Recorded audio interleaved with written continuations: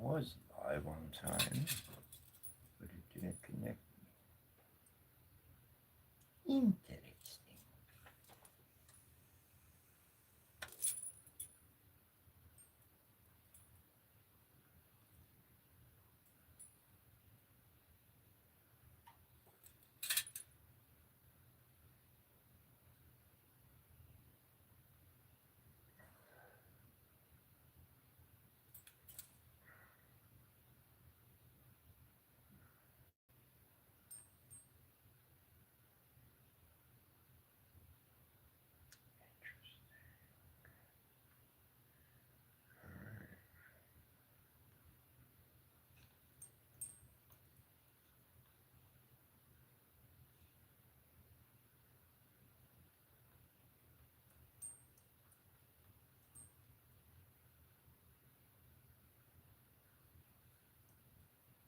Mm.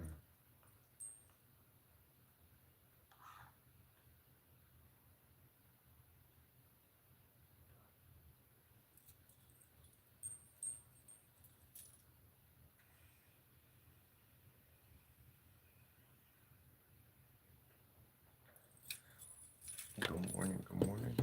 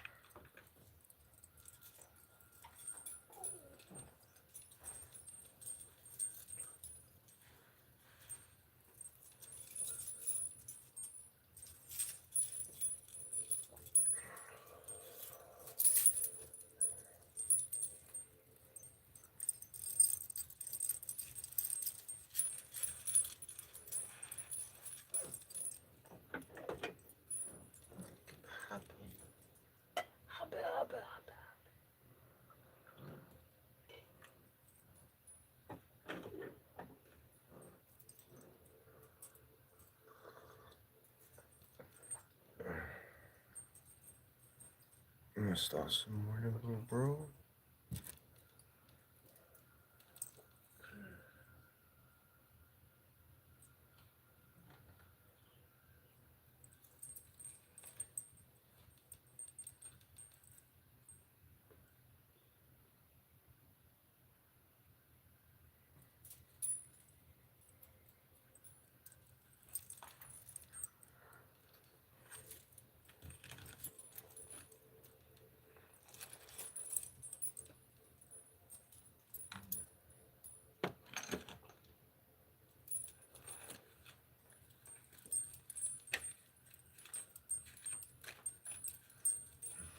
Good morning, good morning, good morning. It's a good morning.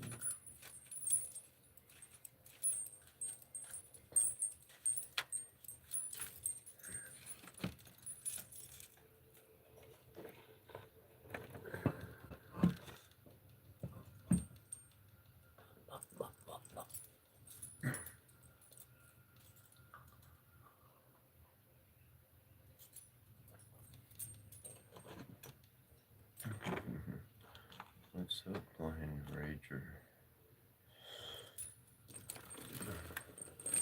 It was a very special occasion when I was able to get my gong. That was something I had my eye on for a while. And it was actually interesting because I knew exactly the gong I wanted to get. And it was available. I had the money, and I had waited. I stole, and I didn't get it, and I had to wait a whole another year or so. But it's nice to get into doing that.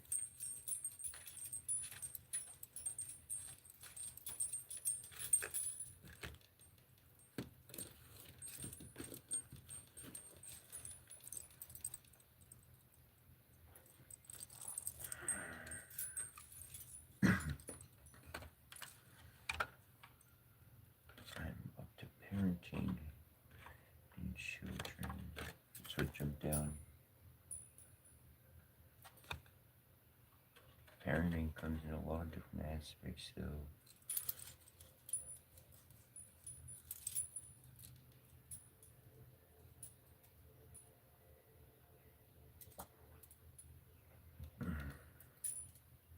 I think a lot of the parenting I got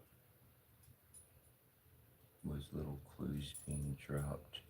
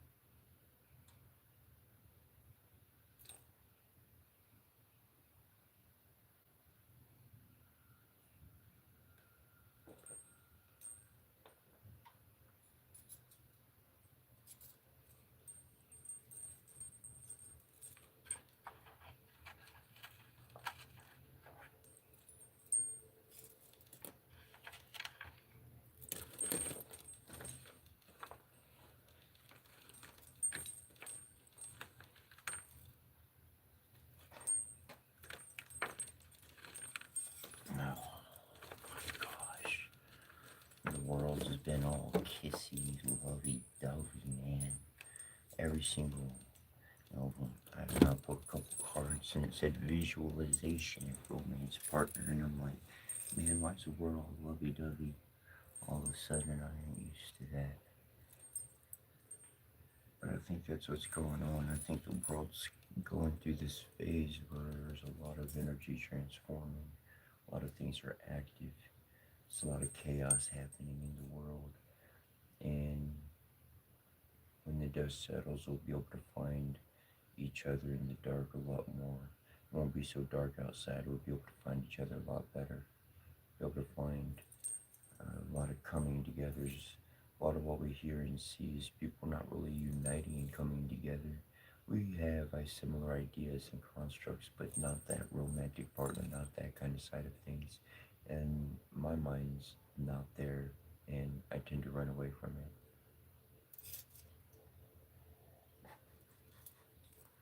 Sometimes I run away from things by running towards things.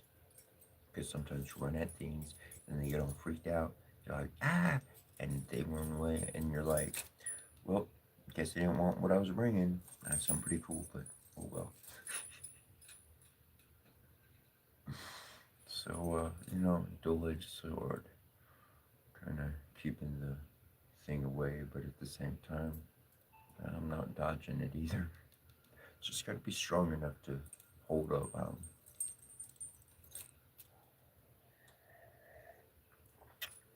But for me, myself, it's never, I say never, seldom been that kind of course of life for me. So I don't work for it or look for it or think about it, or I think about it. That's erroneous.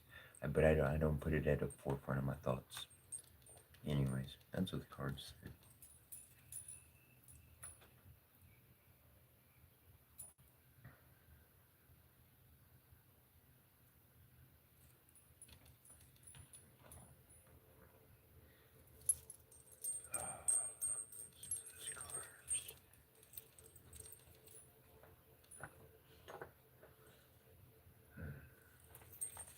A card's been wanting to speak up lately.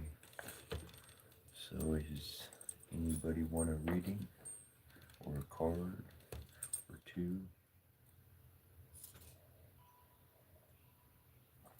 I know what I want to do, but the spirit's like, no, hold on, we'll fill something else out.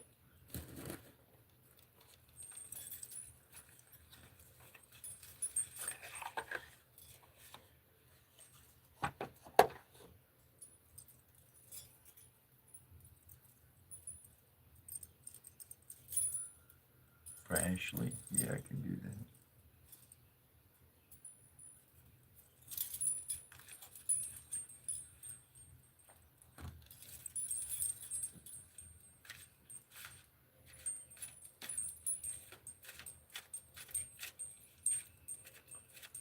Let's see.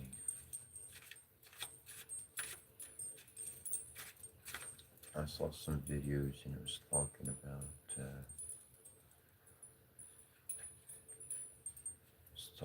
the various learning methods which coincided with what I was talking about yesterday. And I really appreciated it because, especially today, I can only imagine that the individuals out there that think like that, process information like that, and there is some type of energy passing through into which younger ones are able to understand how they're actually operating life at a younger age. Like I see things and I'm trying to help my peers out. I'm trying to help out the people who went through that time of life, and like we were born in religion and we're walking away from it, not like killing it, but respecting and honoring the good, and just like pulling up our britches and shaking the dust off our feet and being like, there's some bigger things. I still might use some of these old words, but my heart's free, my mind's free, and it's a journey. It's a journey. And so I look at my fears and whatnot on that journey, but then that, yes, actually after that.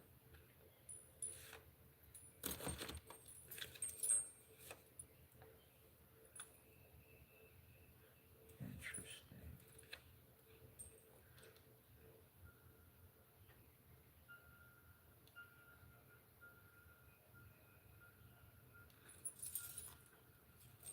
Well, before I get to your reading, like these cards, I literally pulled them out because they didn't flip out. They didn't like jump out of the hand. But the way I held on to them was like, and so I went ahead and pulled these couple of cards out. And I guess I don't guess. These ones are for myself.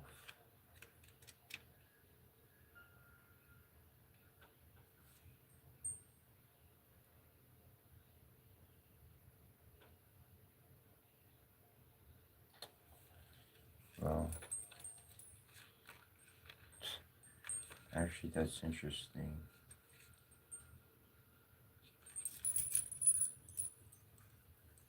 I'm gonna see if another card jumps out for you, Ashley. But in this deck, the cards don't have a reverse meaning. Like they just have their primary meaning. And so both cards were upside down, and I was like, well, that one definitely is something good. And I was like, well, and I was like, you know what? They're both technically facing the phone, which would be yourself. And so in that regard, I'm going to read them as they came up. And I'm going to pull another card for yourself, Ashley. But hey, if these apply, these apply. And it's literally, which is pretty actually awesome, is the Magician and the Devil.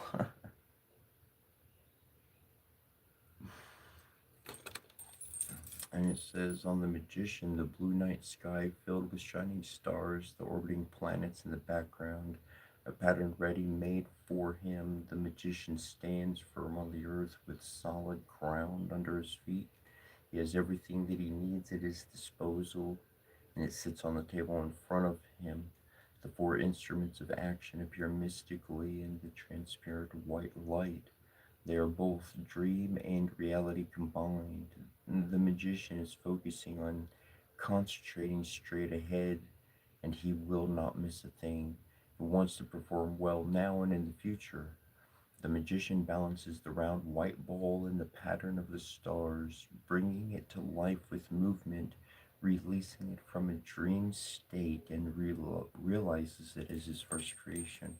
So, literally, the magician's ability to manifest. I mean, just like straight up, there's the fact, there's the connection, there's that primary.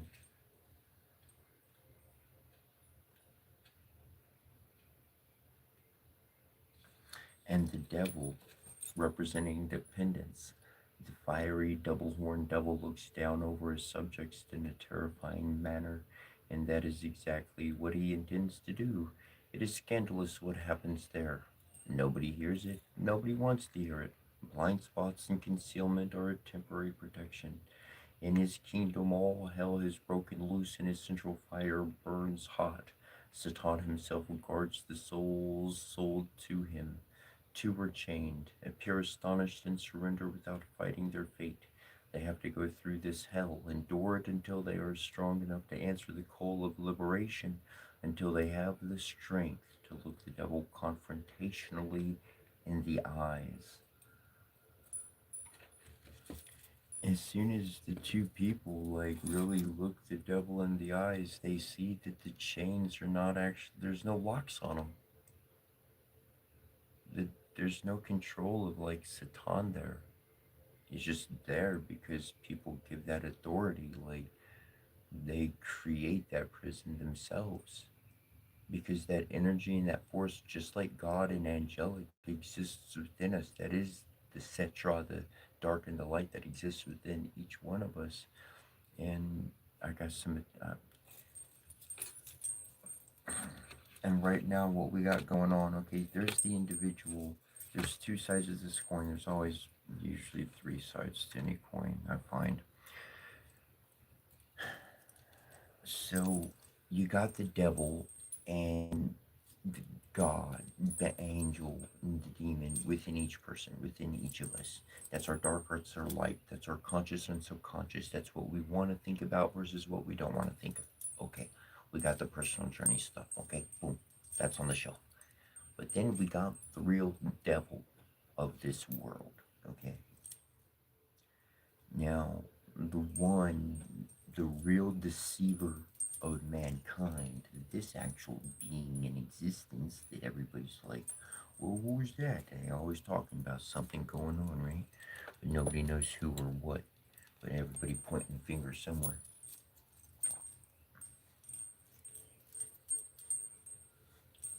So the real deceiver in this world convinced you that money is more important than love. It's more important than giving. It's more important than you. It's money buys everything. With money, you can buy love, you can buy sex, you can buy riches, you can buy fame, you can buy power, you can buy anything with money. You don't have to you don't have to know anything. You just have to have money and then you can get anything. It's like a cheat code. It's like a literal illegal cheat code. And somebody said, money, this cheat code, is a lot better than learning anything. Just learn how to get the money, and then you can have anything. You don't have to learn anything except how to get money.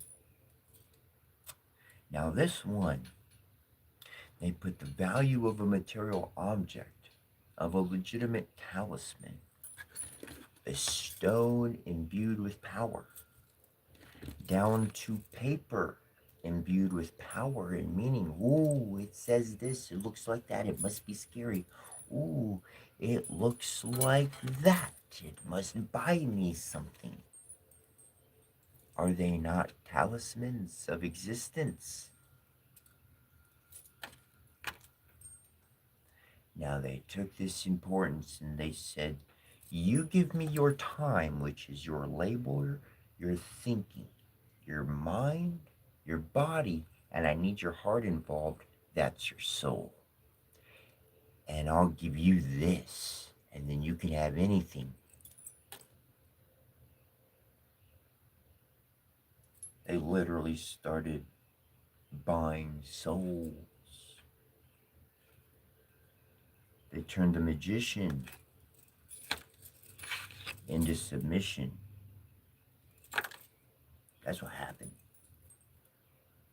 So the magician is risen in these days, and the magician says, hey, guess what? Yo, big devil, all that money, all that pride, everything you got big, went so big, it's like a balloon that's gonna pop. All you need is to crack a little needle in the right spot. Pop. Magician can manifest some interesting things, and there's a lot of us magicians in the world. There's a lot more than we think about. Let us consider that we're alone and there's no support and no help. But how did we get here? How did we learn what we learned?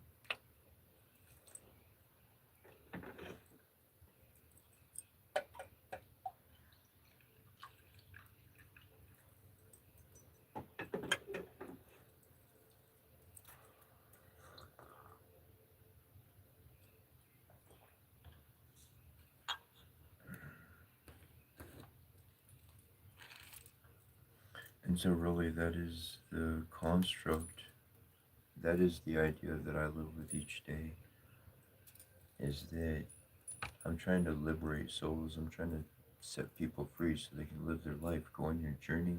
I've been reading The Alchemist, how each person finds their personal journey.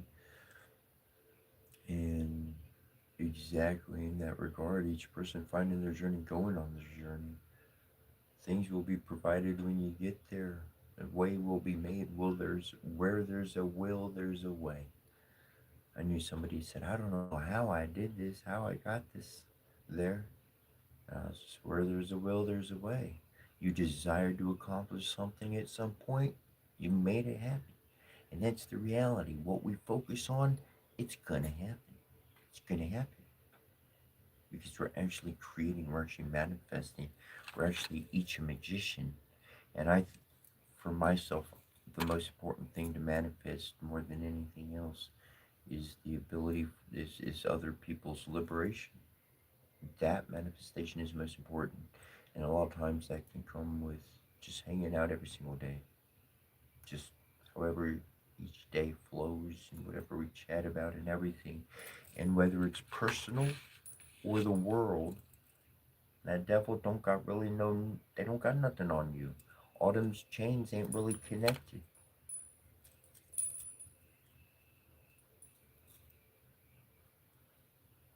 It's reality about that card.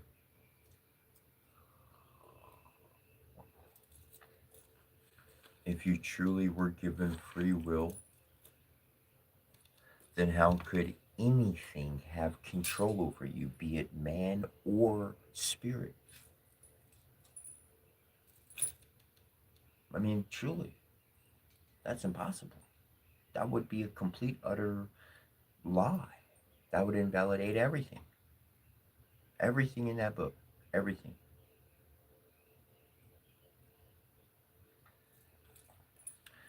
So truly, it's us seeing that we are free and the door has been literally unlocked the entire time. The door was there, we just had to find it and open it. And that the key has been sitting inside the lock the whole time.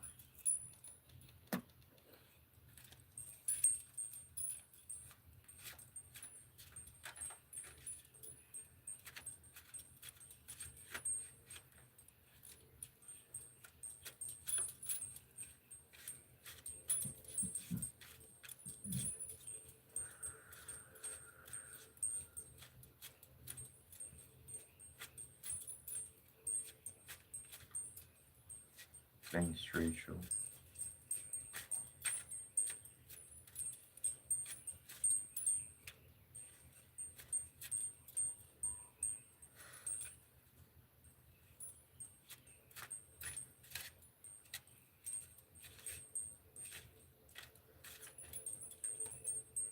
There we go. That one's for Ashley. I was thinking about you actually the whole time. Like, Ash, Ash, Ash, Ash.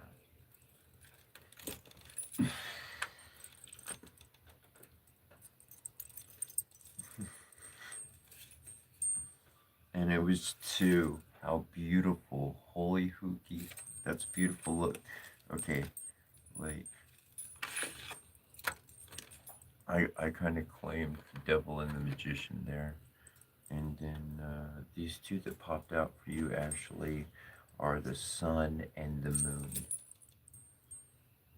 I mean, how cool is that?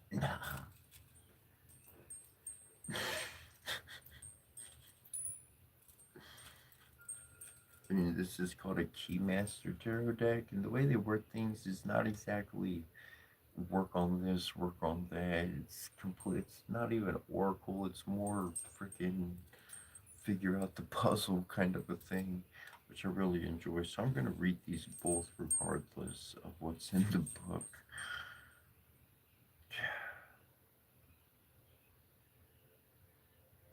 But I'll show these cards up close. I like the artwork, so I'm gonna give you a moment to check it out if you want to screenshot it or whatever.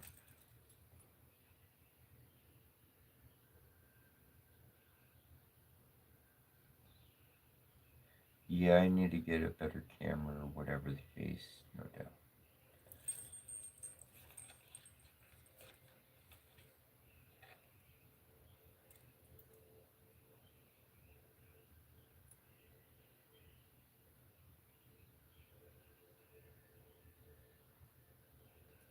Now I know you're like, but the picture's backwards. Whatever you took a picture with, you go into the settings and you hit reverse image or flip image. It'll show it just the way it is. I could hit the buttons, but anyways, it's a sequence. And I'll say it once and while I mention it, but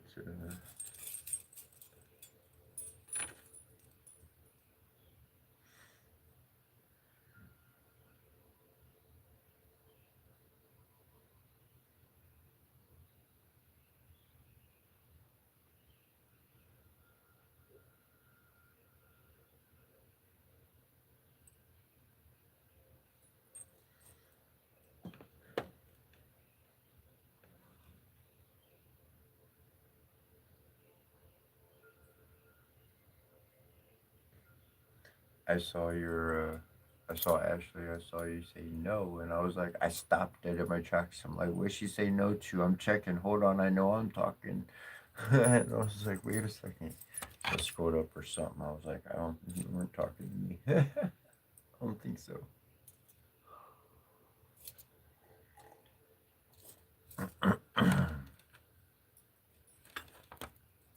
But the sun and the moon, I'm just going to share my own personal viewpoints of those two. I'll read the cards from the book in a moment.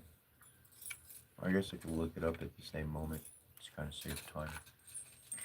But the moon, I really connect with the moon is that it was at one time before anciently known as masculine, not feminine. It was a masculine force.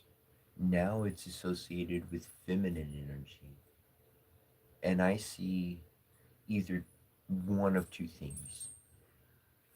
Either the story has changed over time and the original still stands, or there was a change of leadership to whatever regard, and it's a female and not a dude. That's two things. But for everything I've personally looked into, experienced, and connected with, however you want to cut it, there's intelligence inside of the moon. However you want to cut it, call it, or anything, there's intelligence inside of the moon. Way more than one. Way more. And the same goes for the sun, whether people want to believe it or not. I believe that each has a particular dimensional reality of protection within, and they're like satellites, both of creation, science, godly, ET, fabrication at its core, more than we understand. To any regard and to any degree, being able to connect with both of those energies equally and to sustain them regularly means that you're always in communication. Every time you like when when I started out on my journey, it was like say my prayers and my blessings, say my mantras and all of that, say my ancient words during the blue hour, which is like, I could be mistaken, but I think it's right before sunrise and right after sunset, or vice versa, whatever. But it's opposite the other, but it's right at that time. And so it was like, do it each day at those times. And then after I did that for like a year plus, maybe 2 years, maybe less, I don't know, but around that marker, they were like, okay, look, you've established the bond so well that it doesn't matter when you say it. We will always hear you. Like the, the and so that kind of connection, that's what I get. That's what I sense from drawing from these two cards popping out. I didn't draw them; they popped out together, and the deck was fully on shuffled and everything. So that was cool and interesting. Um, and so being able to access those, knowing that what you have to do on a spiritual side of things, why or good to prescribe to a suggested time or whatever, heck, the moment is now. The moment's now. Wait for the correct moment. The correct moment is now. If the opportunity, if the tools, if the availability for me to do what I know to do or feel to do is available, let me knock it out. Let's not wait on that. And whether that be prayer or anything, I'm gonna jump towards reading their meanings from the card. The moon. It says, "Do we see deception or reality in this image? The man in the moon rests in the crescent of a shining sun, sleepily yet open. Far in the background is light, a rising or setting sun in the black archway. Also dark, almost imperceivable in the dimensions of space, are two rowers standing upright like guards. Matte and shadowed gold covers the two palaces. They howl their desire of the moon like big dogs. The white crab rising from the soft light blue waves does not yet know how long or how arduous, how wondrous its journey to the distant light of the clear day will be." Speaks of speaks of dreams, feelings, clarity, desire,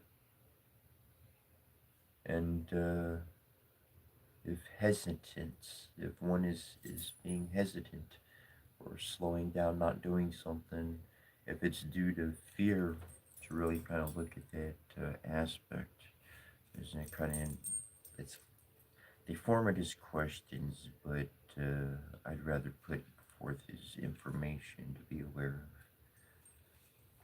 And then the sun card here is bringing out, I'll bring this one up again.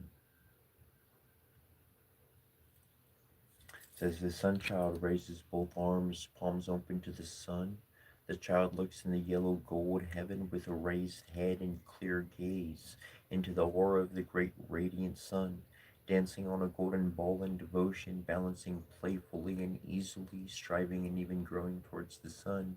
Each movement is small, the joy of dancing freely is great. The shining ball rolls gently under both feet on the red floor. In the background is a gray wall, and it is overcome. The invisible hides behind. Spirit horses to the left and right support the child's dance and are his power animals, or her power animals, their power animals. Um, Mentions leaving difficulties behind, being grateful and carefree, uh, understanding that there are forces that support one, clarity, and I'm going to read the question as it is.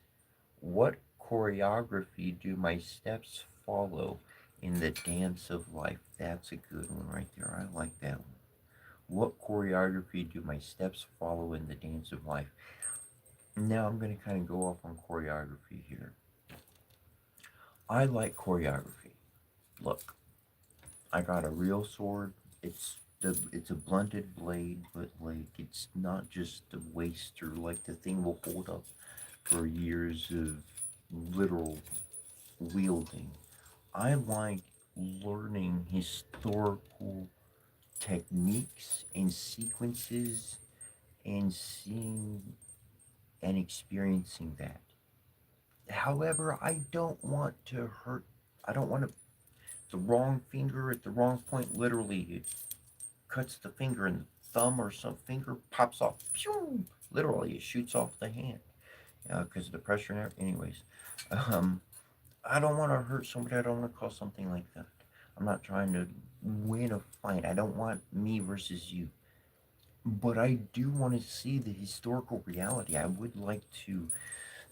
I have put a couple pieces together and been able to enact and do and it is very. I love doing a choreographed historical duel. There's a way to do that without trying to kill each other, but at the same time experiencing the kick assness without crazy pads for protection. Anyways, I have stuff like that on my YouTube channel. Anyways, a choreographed sense of things. When I think of something being choreographed, number one, learn the steps. Learn the steps so well that I could have entered that position backwards and I would have still landed on my feet somehow. Somehow, some way, I would not have freaking even made a skip. I would have landed on my feet and twirled up or something because I've done it a million times and I fell down half a million times.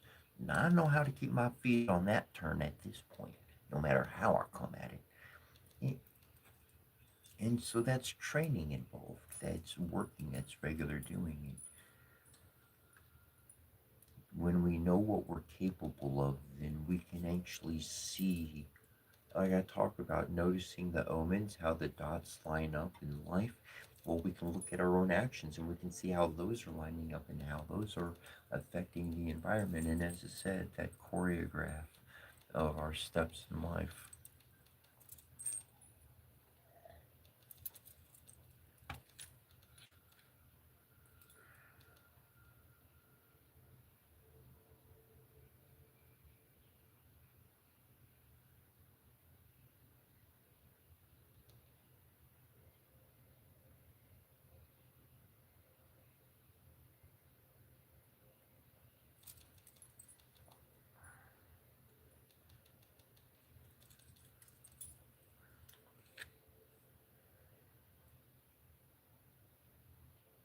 I'm always looking at the brightest outcome and the brightest aspect. Do you have any questions or anything on that before I move on, Ashley? Because if at the very least,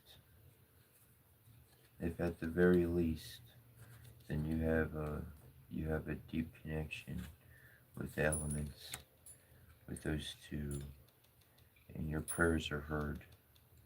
That's a fact in those two cards. Your prayers, they're very much heard, and more than just being heard, they're acted upon. That's why a lot of times all you got to do is speak your reality into existence. It's that easy.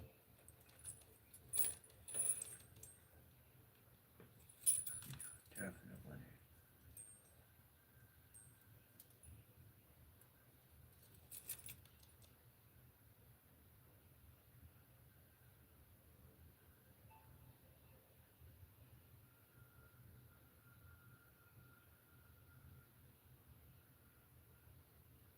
Oh, that would be cool, Rachel. Um, I'll give you my email. I'll put that out. I don't mind sharing my email. And so let me know, and I'll check it later on today, or sometime after the live or whatnot. And that would be most most amazing. I'm in North America, uh, in the U.S.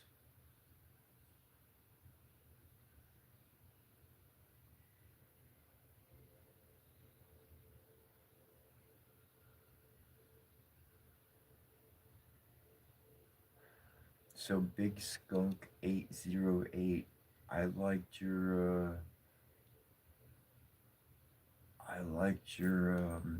comment.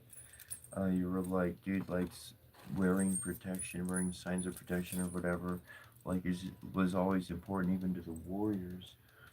So it's really interesting because I've got my staff, which essentially has like 84 different engravings of different aspects of protection, symbols, and other languages and sigils and all that kind of stuff. And the sword has one. I don't know if it'll show up in the video, but my sword has one actually, and it's an M right there.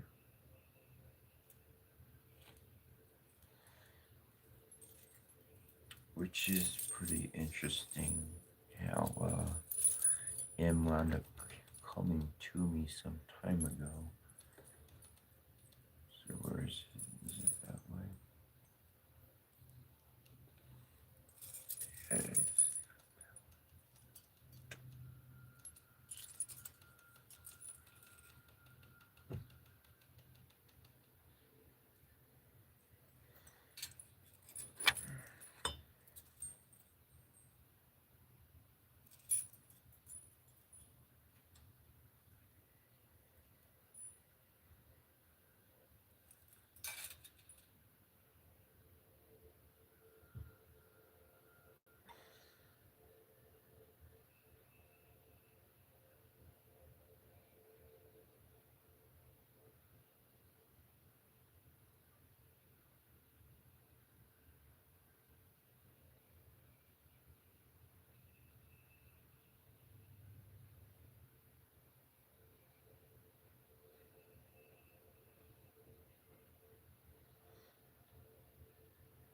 But like those signs of protection, like yeah, like Saint Michael.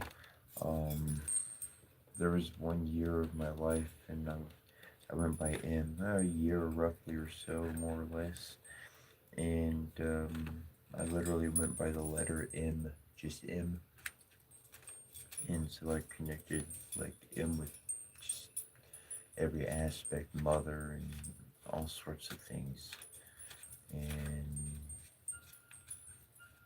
definitely Michael. Yeah, I tell you what. I actually had a, I'd consider him a best friend. I had a best friend, and his name was Michael. He wound up passing away, and after he passed away, his spirit came and visited me, and he was like, "Bro, I got you covered from the other side. Don't you worry about nothing." Like he achieved his dreams. He got everything he wanted. He did what he wanted in life. He hit the zenith of his dreams, and he was good to move on. It wasn't.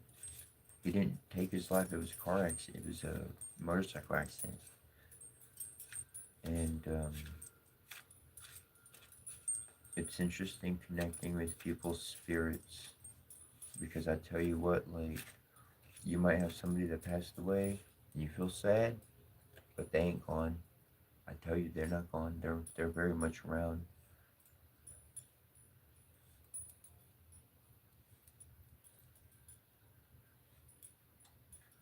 Most people they try to describe things, and for me, spirits they don't describe things. It's always like it's emotional connections and relating with my own memories.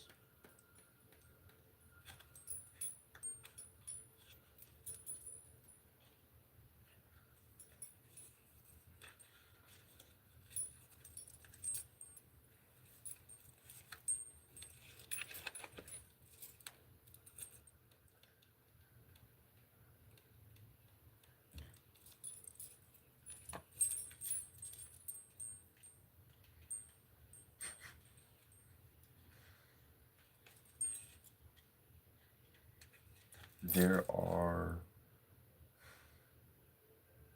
a couple decks where I know what the cards mean, like through and through, pretty darn much. Like there's one deck I still have, and literally, I did not hold on to the book. I let it go, whether I moved or tossed it out by accident or whatever. But there's one tarot book I literally just got rid of because I would speak about the meaning of the card, and then I'd read the book, and literally I was repeating myself, and I'm like, okay, I'm done with this book.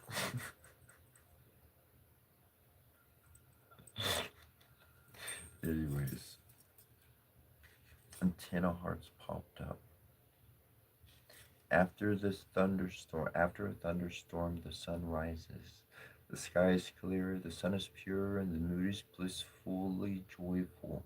What clarification, what disputes preceded this situation?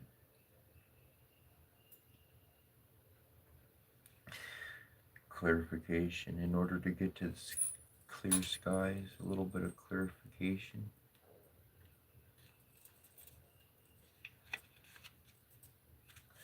I found that that's what happened to me in my days when I was younger. All the problems, all the hang-ups, all the projections, all the blah, all the junk.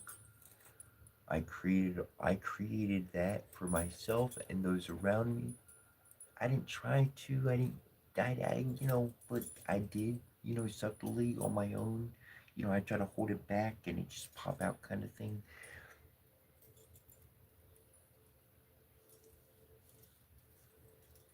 But then I understood. But then I got to a point. I understood my situation, and plain up, my daddy was like, "I don't want a son." Within 3 months of after my mom passed away, and she was 56, and I had been depressed from the age of 15 till then. And my dad, sober as beak, said, "I don't want a son," and I was like, it literally answered every question that I had. Not a bad thing. It answered every question. My depression went away, literally, overnight, instantly. Every question I had was clear. I had clarification of every decision he ever made to not be there, to not do something, to not participate, to not whatever, to leave the memories that were.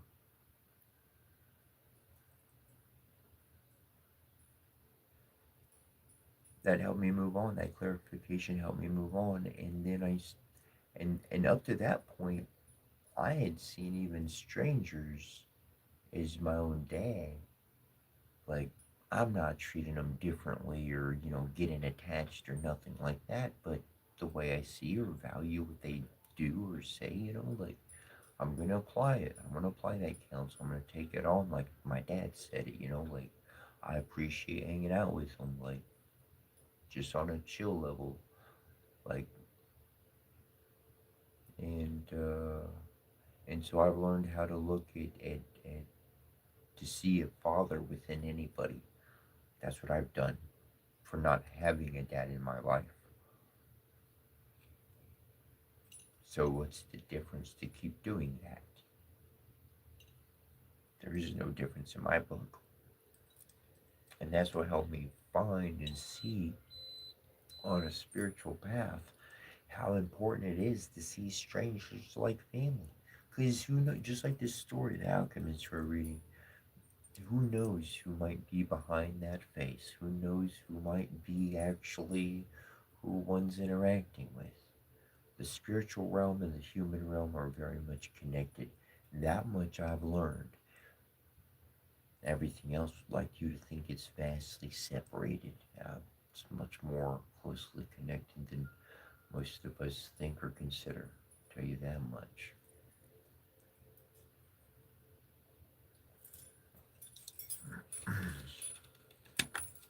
And just like any good old friend, the closer you get with a friend, the more the relationship is like a family member. And as that relationship gets into being like family, then you know what? Hey, at least from where I'm from, family don't charge family.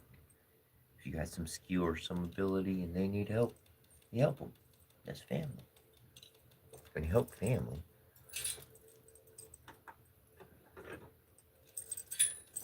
If they're doing good, I'm doing good. If they're not doing good, I'm not doing good.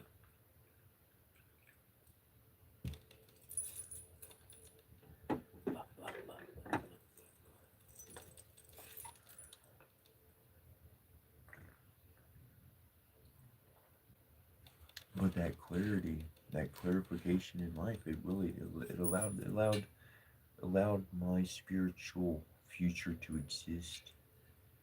It allowed the depression, the sadness to open my life to. Not that my life was lacking action, but it really allowed me to explore heavenly ideas, different constructs on life. It allowed me to expand my wings. It allowed me to taste miracles. That M always showing a miracle. It is a miracle.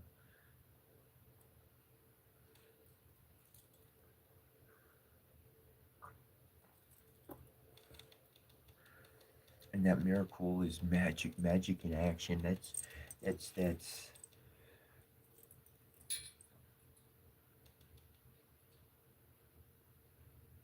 I mean, as a kid, as a little kid, man, isn't magic the thing? Magic is the thing. Keeps you dreaming, keeps you wishing. It was interesting because on my journey, I knew this magician. His name's Rondini the Great. Awesome dude, man. Puts on the chains and like the locks, like everything, legit, legit.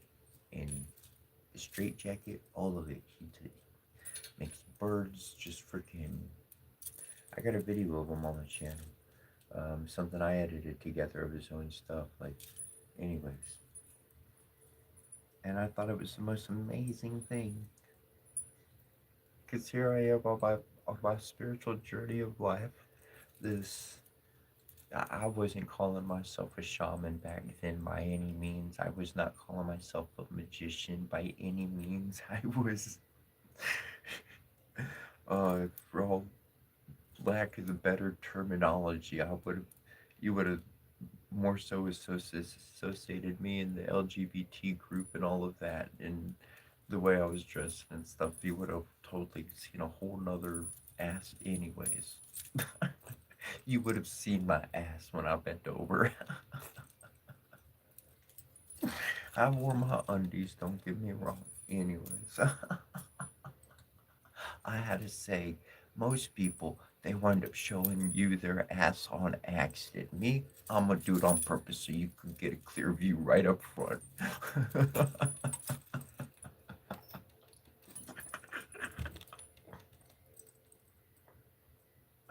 Anyways, at the back of my head, I think it was so funny and so interesting because here I am on the spiritual journey, trying to seek the things I'm seeking on all that kind of stuff, seeking the magic, learning the magic, studying the deep magic, the old magic. And here I am around this other individual, and he's actually performing magic. He's actually on stage performing it, going around shows and doing all of that sort of stuff. That's amazing.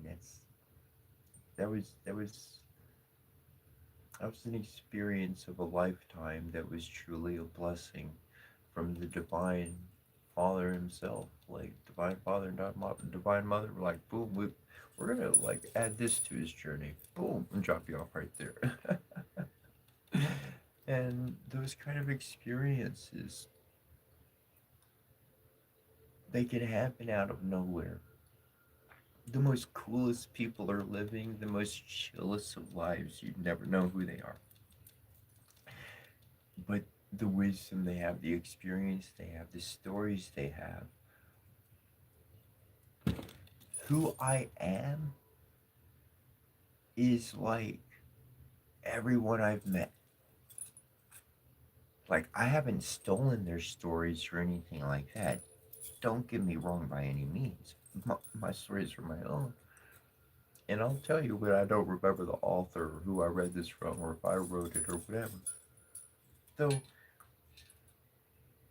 other people's stories have taught me lessons.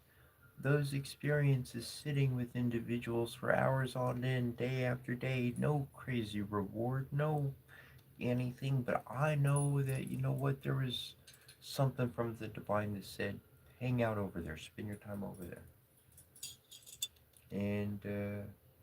And that person, they wind up having an imprint on me. Their stories, their ways of being, their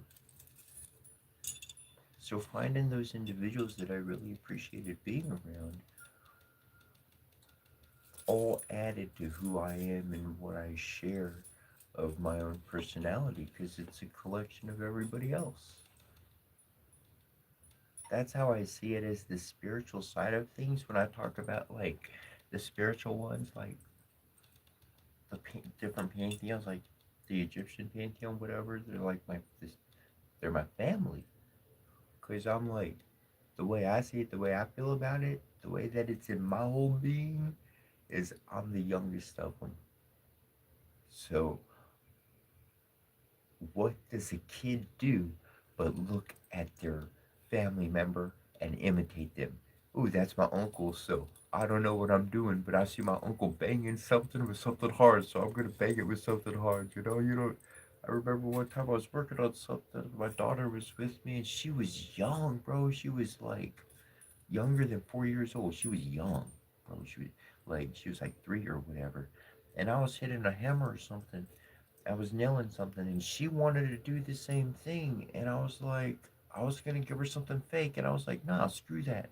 So I started to nail it and I gave her a legit hammer and she started fucking nailing that nail, bro. She started hitting that nail and fucking putting it in that board.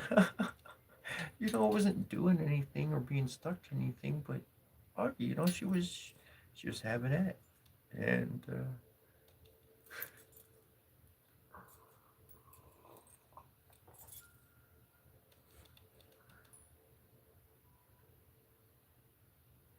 it's cool to be sharing in life together. I'll say that much. It makes the value really kick in.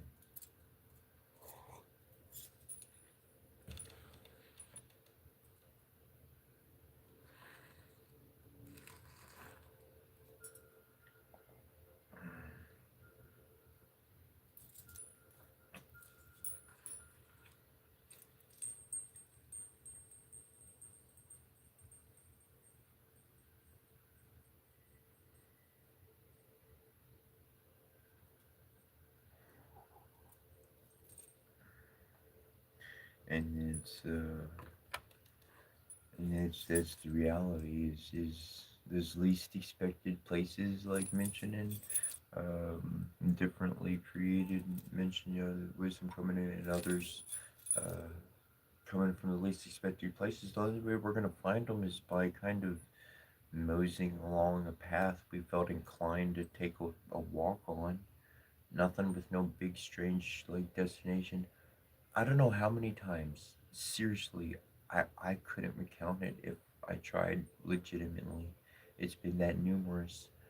Though my path, whatever my journey for the day, I live here and I'm traveling here. And the spirit will be so straight line. I could take a straight line kind of a, but the spirit will be like, no, go this way extra long way. You take the long way around to get to your destination. And in so many interesting times that I've went ahead and followed that intuition, followed that suggestion within my own being, took the long way around and wound up running into somebody interesting, having a conversation exactly along the lines of what we're talking about, and arriving at the correct moment, whatever, to share that moment with somebody or share that experience with somebody. That's that's where the spirit has time to flow. Okay, now like okay, nature grows. Forcing growth creates side effects. And so when we allow these types of aspects to grow, to like kind of to wander off the path, but a longer path to our destination to kind of wander along, but not aimlessly, but just kind of take the wandering path along, having the extra time, allowing the generation of some connection to happen is like natural growth. I can see a connection in that of where those miracles of those moments are allowed to happen. Meditation brings us back to calm and peace so that ultimately we can connect with others telepathically. It's in slowing down that we're able to perceive more.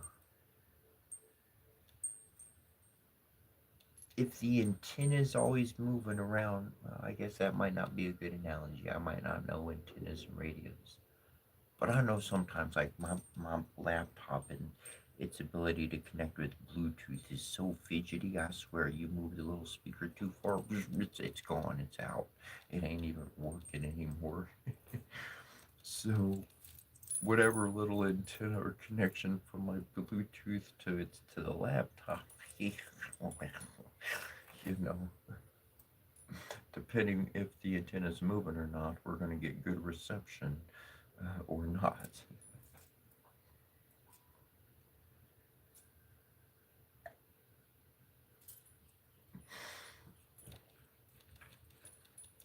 It's just connecting those real world thoughts. And because I see those kind of things repeat, I notice those after so long, and I'm like, psh. That's why I don't really like typically last long in like finding a book that I really want to churn through, like a 400 plus page book I want to churn through. I might pick it up and like it and read it like flip through it, like get some interesting insights, read maybe a chapter from here to there. But generally speaking, in order for me to read a book from beginning to end, it's gotta really have some heavy meat in there for me to be able to digest it. What's up, Evie?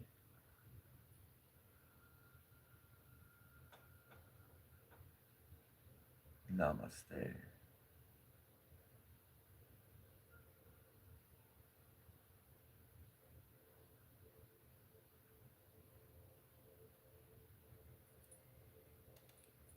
That's a good question. Tell you something about who inspires me. Oh man. Like in all reality, that's when I went to the divines. That's when I really found the Egyptians. Oh man. I've mentioned this before, I'll mention it again, I don't mind.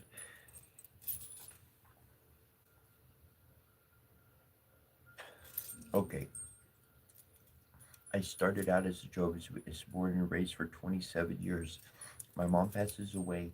She starts talking to me from the spirit side. I start looking at scriptures. I share it with everybody that I know, and they're essentially like, "Get away from us, you demon." So I'm like, "Well, the Bible says to dust your feet off and not worry about it and move on." So I'm like, "Okay, I'll move on."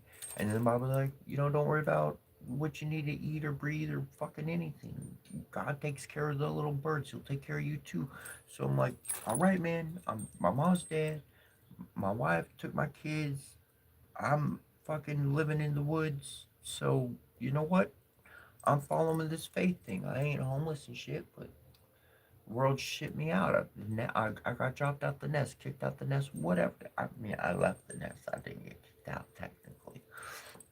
Anyways, and after my mom started talking to me, there was others I started connecting with on the spiritual side of things. I could tell because there were very specific personality traits, patterns of speech, particular words used, literal fucking. I don't want to share too much, but connecting with the spirit and connecting with the human emotionally on a day-to-day basis is not that different, okay? It ain't that different. It's and the physical, you got another body and somebody to talk to you. On the spirit side, everything else is just as kicking and vivid, but there ain't no physical. You're connecting with it. You're helping a consciousness. You're working with a consciousness. Anyways, so there was a group of them, and I didn't exactly put a number on them, but I could tell there was a different group. There was a different ones, and that were continually connecting with me. I could tell that they were the same ones, not just random ones. And they weren't controlling my life. They weren't coming in and telling me to do bad things or nothing like that. Just connections, just thoughtful connection, emotional connections, okay? Something be like for instance, a connection with them is like, I cannot look at a dirty dish and in the sink and walk away. I can't do that. That's not in me to do. If I see a dish, I got to clean it and leave it there. If I walk away just looking at it dirty, I I'm gonna forget about the dish being there. But in that moment, I'm gonna feel irresponsible. I'm gonna feel like I didn't do something. One of these spirits, whether it be my mom or somebody else, one of these divines that joined with me, they like a clean freaking. They don't like dirty dishes, so I wash them dishes when I. It's just one aspect of that kind of working with. So I could tell there was a certain group, group, and I got into learning Hebrew, the system, the tree of life, all of it. I got it. I wrote it, got into it because I really connect. I was like, yo, I see something here. There's something I'd be interacting with, and I see something here. They're describing what I'm interacting with. So, like, I see some connections. I don't know if it's certainly on point, but I'm going to keep looking. And so then Hebrew leaned into Egyptian. And you could believe whatever the fuck you want. But any Hebrew Jewish motherfucker is Egyptian. Screw off. I'm serious. You're looking at the real, that's where they came from. That's where they got the book from. That's how they knew how to do what they did. Them plagues that came on Pharaoh, here's some real shit. We're going off topic and everything, but them plagues that hit the Pharaoh and everything, the king, okay? Here's what happened. The scribes who knew how to read the magical spells and knew where the scrolls were went ahead and got one for Moses. It was like, hey, bro, just to let you know, if you want to take on some shit, here's what to say, and it'll happen. And the king was so pompous and pious, he had no clue that the true power lied with the class of the priestly, the scribes, the ones who knew how to read and write and perform the ritual incantations of transmuting ideas into material existence.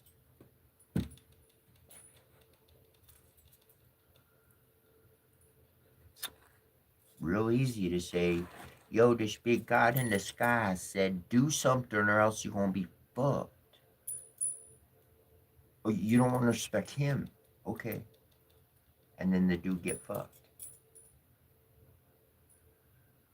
Because the dude coming and doing the talking doesn't want to say, I'm the one who's going to fuck you.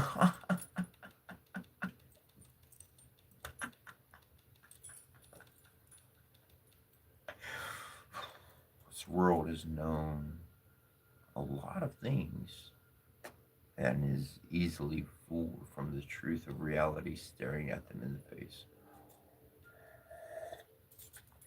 for way too long.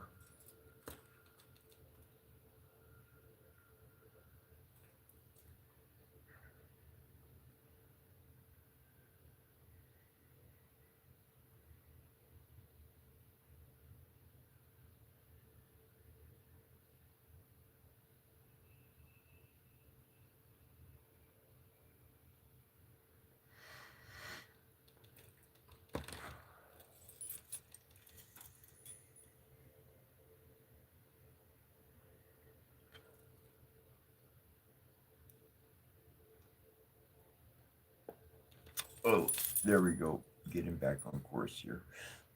So, so my life went from the Hebrew to the Egyptian. I was following back the history. And so as I processed the Hebrew characters and so forth, and I went back into the Egyptian. I started writing and processing hieroglyphs. I developed my own language before this, and as I was learning about how to read and write hieroglyphs, my language has the same structural format. I'm not kidding. Like, I looked up the books of the basis of hieroglyphs, of how to read and write them and understand them and everything, and dictionaries for them and all of it. And then I went back to my own book. Like, my own book. I went back to my own book, which contains a divine love language that I literally received. I received within my mind. You can believe whatever you want. But I worked at it's my work right there. It's published. You buy it on Amazon.com, or I'll send you a free PDF copy if you want one. Um,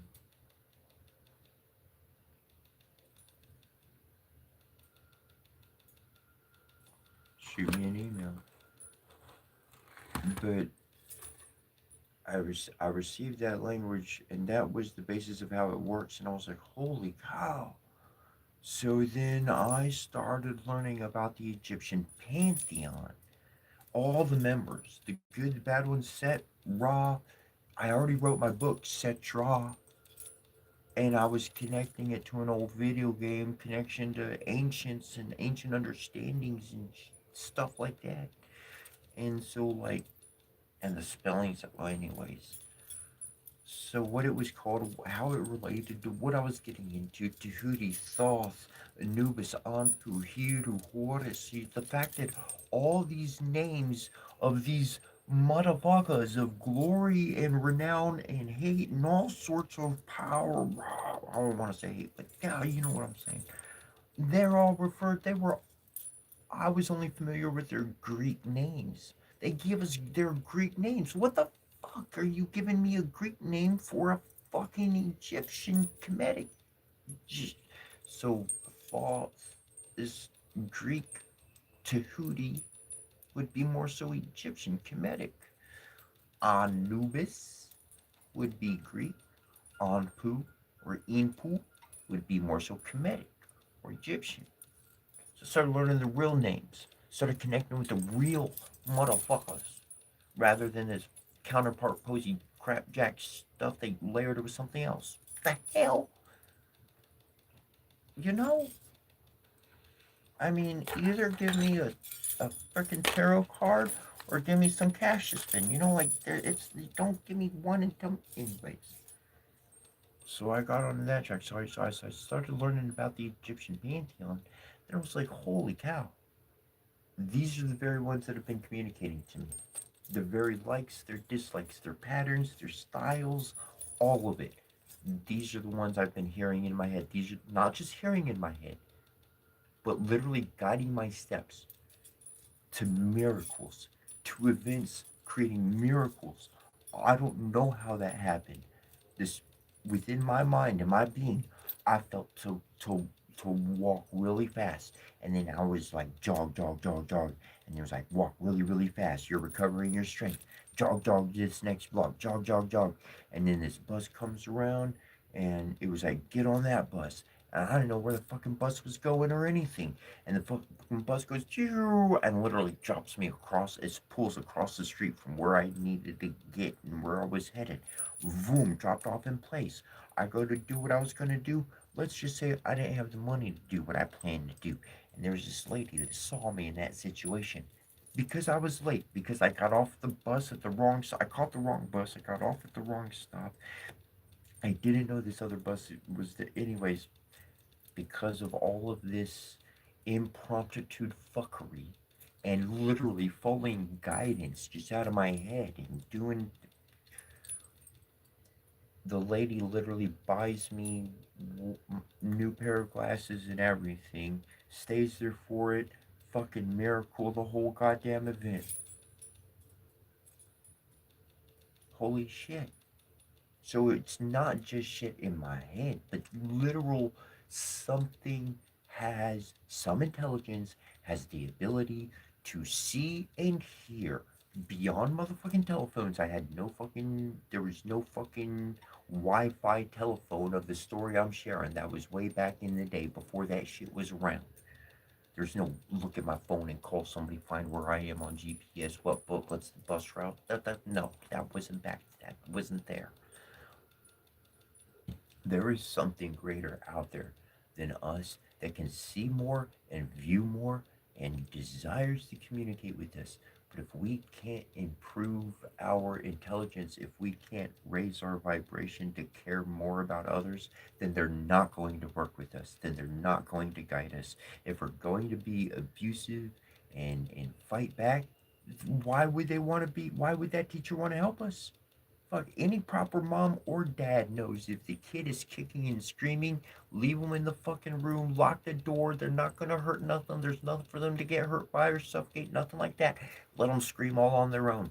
They screaming to get what they want. Just let them scream. I'll come back when they chilled out. That's why we need to get to peace. That's why we need to give up on this material fucking pursuit of what we think works better. Because if God knows what we need, if the Divine Mother and Father knows what we need, if these other intelligences out there knows what we need and what's better for us, then why the fuck do we keep doing what we think is best? Follow me, change the world to what I say. It's better than whatever. No, no, it's more like the old stories really go, and we bring all the peace back. That's the righteous kingdom. We got to bring the peace back. We got to erect the righteous kingdom that once at some time in the unforgettable past existed. We got to bring peace around the world back. And then maybe they just might show up because nobody's fighting and nobody's got terror and guns, and maybe then we can actually have some real ET contact, like you'd imagine it to be.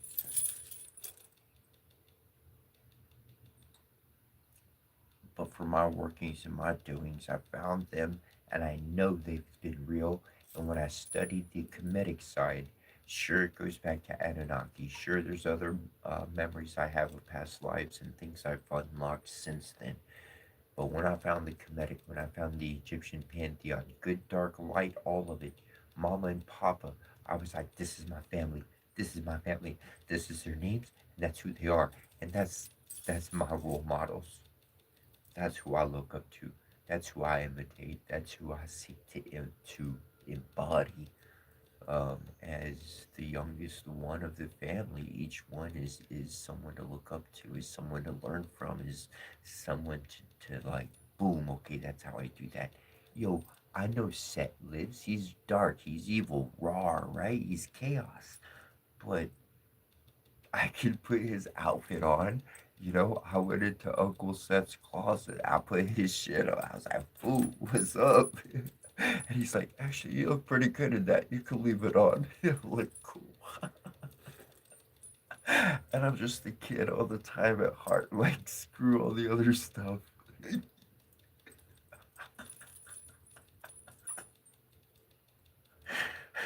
I'm like a sheep running out with a wolf's clothing. All the other sheep run away from me.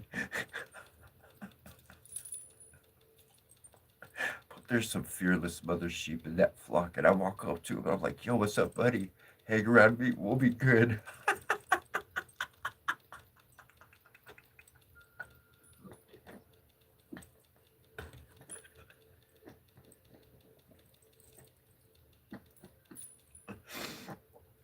What is this guy odd? I'm on God. I tell you, Mama and Papa, they are get some good sauce.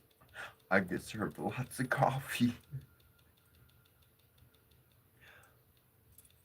Contentment. Contentment's massive. Contentment's massive to the ingredients of pure, genuine happiness. To be aware of chaos and its existence, to be literally bathed in chaos itself, and yet like still be happy and kind and be like, it's like a porcupine. You'd be walking around and be like, nah, man, I'm not all that bad. No, no, these they only pop up if you like try to hurt me or scare me. But if you're cool with me and say hi and shit, like I'm cool with you. I'm not gonna hurt you.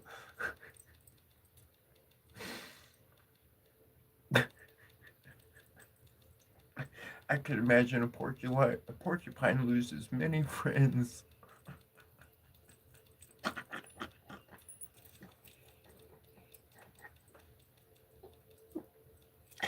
They they were having a problem with crocodiles or alligators somewhere, and yeah, and they couldn't get enough hunters or whatever, so they released porcupines into the into the area, and something or another. Anyways, porcupine in the stomach of an alligator. Alligator didn't make it. Crocodile, whatever, they didn't make it. I just say that much. Like,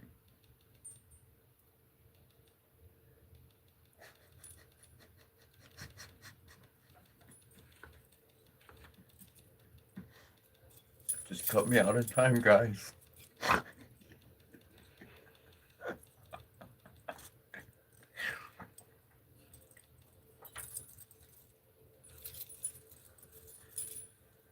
People talk about going down the rabbit hole.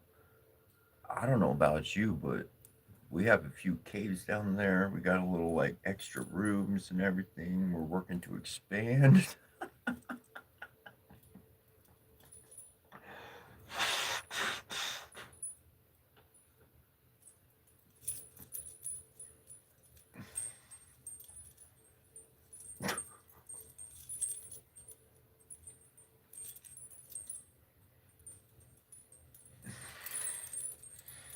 Oh.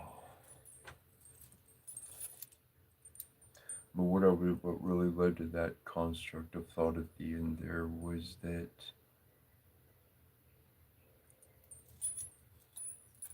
the entertainment of one's own thoughts. Like, who's my role models? Divine beings. Like, at this point, I kind of don't care what, like, there's the ancient Japanese, there's the ancient, there's the Scandinavian, there's different aspects I'm really pulled towards. There's the Hindu side, the Indian. There's the Cherokee, Lakota, that side of Indian that I've got blood connected to. Um, all of these ones, all these stories, I don't consider them myths. I don't consider them false stories. I consider them real history.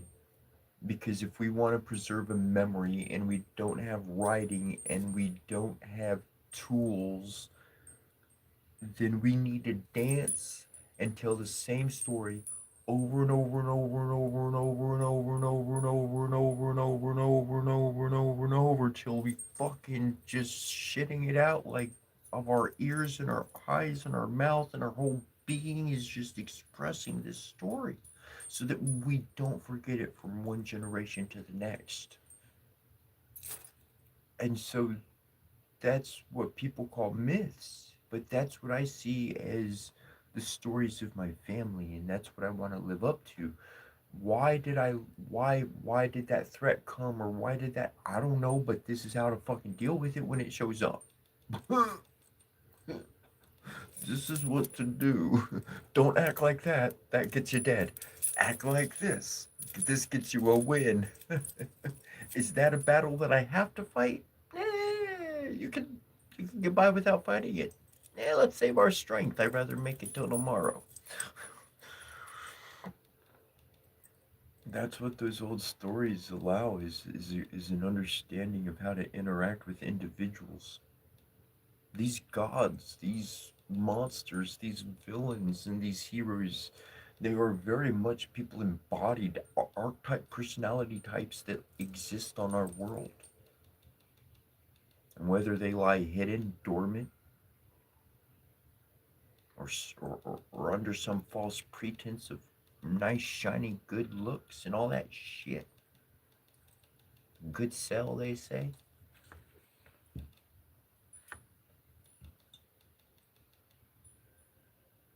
That's all of that contributes to the reality of after my mom's passing. Well, I only want to connect with heart. I want to connect with somebody real because those old stories they teach me how to connect with someone. They tell me how to connect with real heart. My own experiences of what I've lost tell me I want to connect with someone real. It's gotta fucking matter. If it doesn't matter, then I might as well be picking my nose or playing a video game or something, man. Because if it doesn't matter, well, shit, I got time to put tokens somewhere else. This whole life I've lived, I felt like um, I'm racing. I got shit to do. Even standing still, I'm still racing. I was with my ex-wife. My daughters, if you know me or not, they passed away a few years ago, and a few years ago at this point. And but I was every single day I was teaching my ex-wife like how to take care of my daughters, how to take care of our daughters. And I didn't know it, but like I felt it. Somehow my soul knew it, but I didn't know the information at all until after it happened. I wouldn't have believed it if it would told me, or if anybody would have said I would not have believed it. But essentially, there was going to be a time when I was not going to be in her life or their life anymore, and I had to give her, I had to share and impart every lesson I could so that my time is reduced. And so that's why I did things that I did in a short amount of time, and I didn't have time to care about emotion or this or that or that or this. I had to do what I had to do.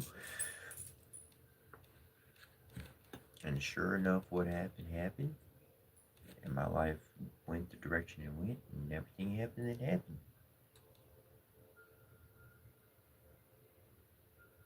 But what I'm getting at is I've felt that throughout my life. But these days, in particular for myself, I feel like I can actually, it's like slow down. It feels like I don't need to rush anymore. It feels like that's all been done. I rushed and I took care of what I needed to, and then I took care of more than what I needed to. And now it's just healthy maintenance, healthy maintaining, and hey, why not share as we maintain, huh? Some social connection is a good thing when I've not not chased after too much in the past. I like being sociable, but on this journey of mine, there was a certain point where I really did give up on all that popular notion or sociable or in crowd or anything. I gave up. I threw all them dreams in the trash. I was like, I don't care about none of that anymore. I don't. I'm gonna do what I'm doing because I can see what I'm doing is having an effect on the world. It's not just by myself. It's a white moth.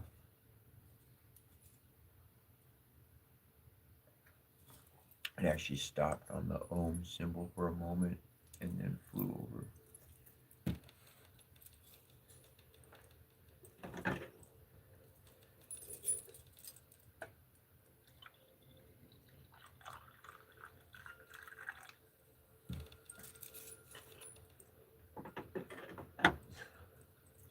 I love smells, man. I'm shifting gears here, but I love smells. Freaking the coffee, man. That just it made me remember the coffee that was. Gosh, I was working at this flower shop, Joseph's Flower Shop. No, Josephine Street. I think it was Josephine Street. I don't remember what the flower shop was called. That white moth. That is interesting.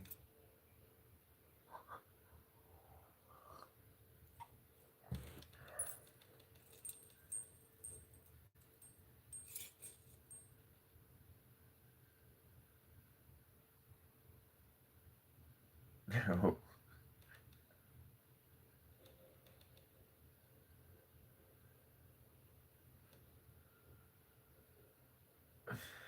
that's awesome. Dead form at 9. It was I felt so rich as in my whole life, and up to this point, been slowing down for the past month or so. Just started focusing on myself. Hell yeah.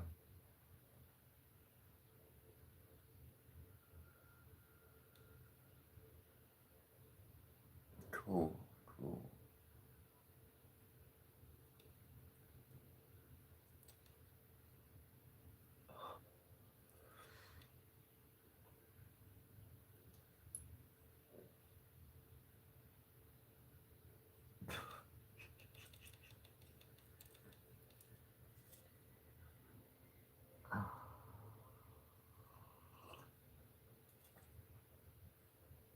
But but like, magic is real, man. The omens, like somebody said, an omen, and the moth looks like like an angel and stuff. Like if I hang out in nature, dude, nature responds. I'm not shitting you. I've done it before. I'm no joke. I had my gong, did my thing, hung out in one spot. Here's fucking. You don't want to believe, you don't believe, but I'm talking to the people who believe here. I'm sitting on. I'm gonna go use the bathroom after this, but I gotta share this one. I've been holding it for a bit. Anyways, I'm hanging out on this beach. Okay, not the ocean, but it like one of the Great Lakes in Michigan. All right, I'm hanging out on this beach, and I was staying there for a few days. You know, I was kind of I shouldn't have stayed there, but I was kind of staying in the woods, off a little upshore. Um, but I didn't have anywhere to go, and I had to wait a few days, like 5 days, for a ride. So, anyways, it was a rest size down to the beach. Anyways, did my and I go down to the beach. I was sitting on the beach. I made an altar at the beach. I made an altar on my spot. I had my gong with me, my shofar, my flute. So I'd play my sounds and stuff and whatnot. And I'm sitting there, okay? Now the current's going, and like ducks and birds and other, fowls of the air, birds of the air, that they come in the water and they'll sit and they're floating down the way. And that's it happened, day after whatever. I see that happen and float down the way. Yeah, obviously, like. And then there's this one day, and I'm sitting there, and there's this three different groups of birds, and they're floating down the water. I'm on the beach. I'm looking out into the water in front of me. They're floating down the current. The first group gets a little bit ahead of me, and they swim back. They literally swim against the current.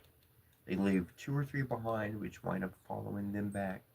And then the other ones went past, and some stopped right there, and then others, the majority swam back, and they literally stayed literally directly in front of me.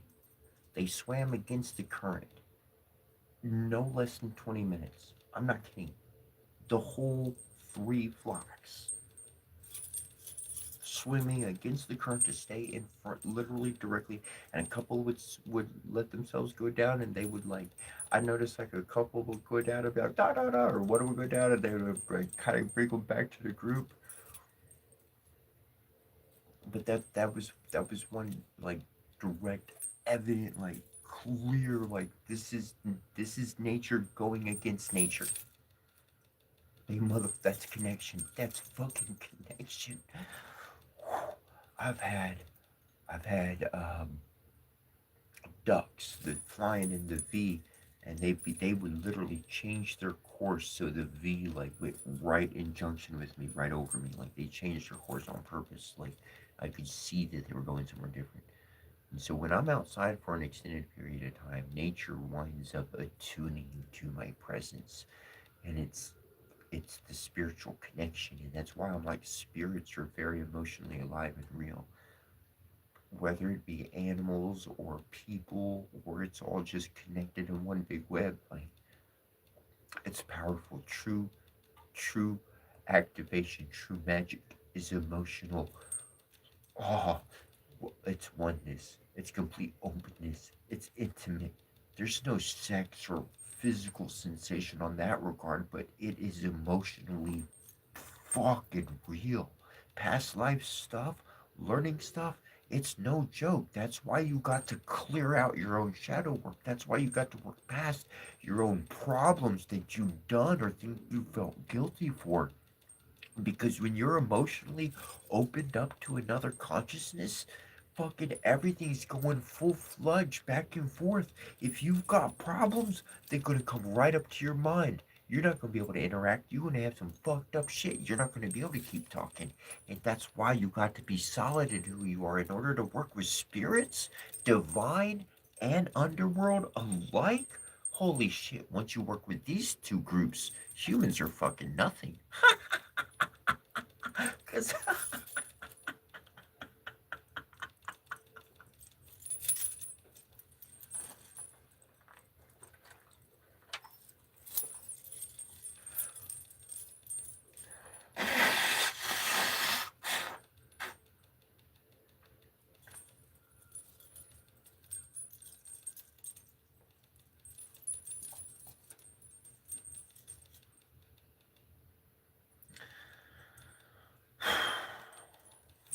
mastery over the elements is in pure embodiment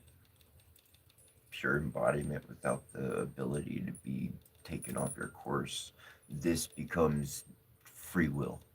This is how free will is actually utilized to create whatever you want. Otherwise, you don't have free will. You're an effect of your environment. And that effect is not going to get you a result except consumption. I love coffee. Does not have effect on its environment except that I consume it. But maybe the effect that it wants is to be consumed so that it lives within me. I'll drink to that.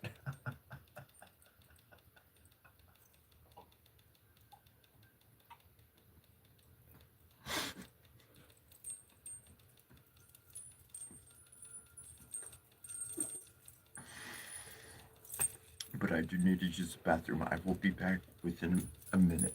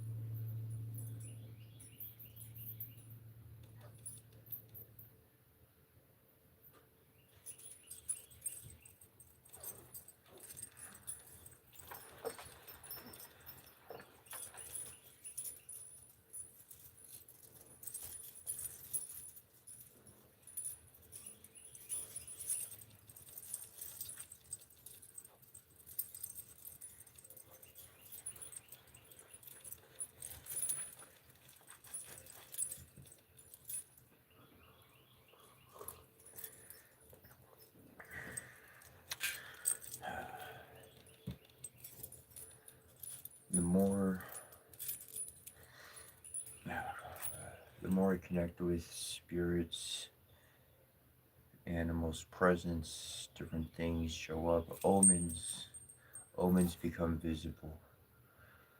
In the beginning of the journey, those omens are personable to where only you're going to see them. It's going to miss other people's eyes. You're going to say, "Did you see that, animal? Did you see this?" And even if the person does see it, they're not going to connect it to anything else. "Oh, yeah, I saw it there. Interesting. That's one of those." Nothing out the norm.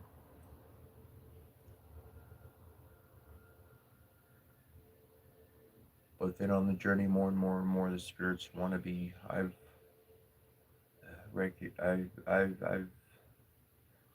been connecting, and they want to be seen and heard more and more and more. And so I speak on their behalf. I share on their behalf. So whatever I wind up speaking about or sharing or whatever is on their behalf. Um, an embodiment of that which has not been embodied. Fucking birds being able to talk English. If you can believe in telepathy and all of that, which is not a far cry from science, all life and all consciousness connects and shares information.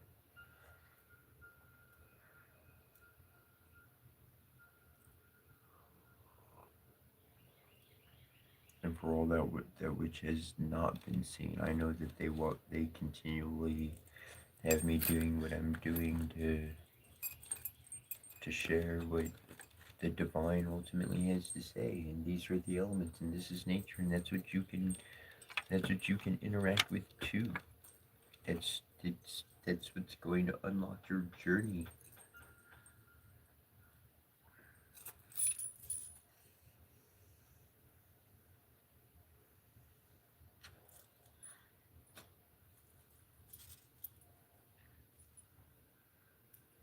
Recognizing that, I'm kind of going back to the cards drawn up earlier, but recognizing that we both have the magician and the devil within us. We both have the moon and the sun within us. We embody the elements, we embody nature. We can embody and contain something so it doesn't cause harm, and find a positive outlet for that expression. Something that's going to help or encourage or in some way do good rather than harm. That's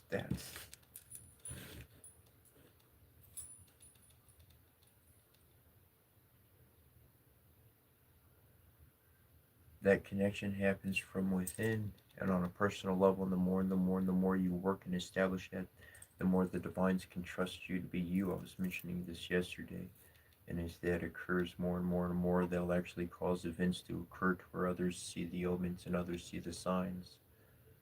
And this this this doesn't just happen for me,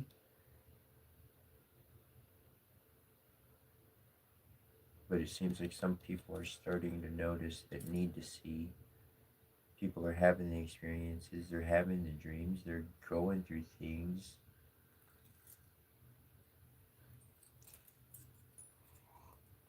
In my own being, in my own journey, I've talked with spiritual masters in the flesh, men who are masters. I've spoken with them, and I can do stuff. Just I try to do it. I don't. I didn't do any training in this work. I didn't do anything physically directly in correlation with that. Spiritual mastery that it takes to actually affect something on that level, like, and they'll present something to me, and I'll do it like nothing, like easy enough. Boom, boom. There you go. And it took them 20, 30, 40 years to learn this kind of stuff and to be able to do something like that with it. And so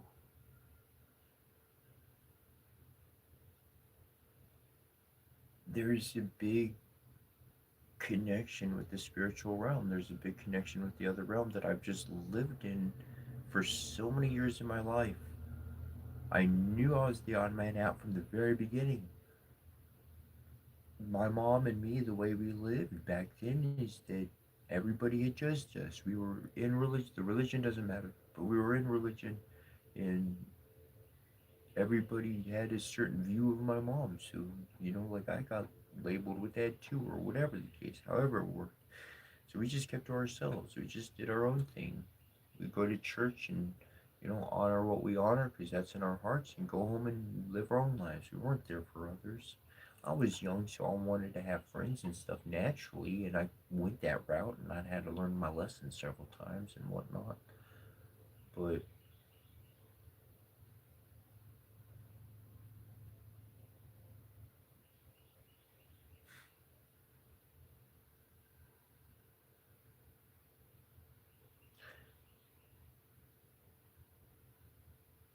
since her passing on, I've went on a journey for the both of us, and it's been pretty amazing.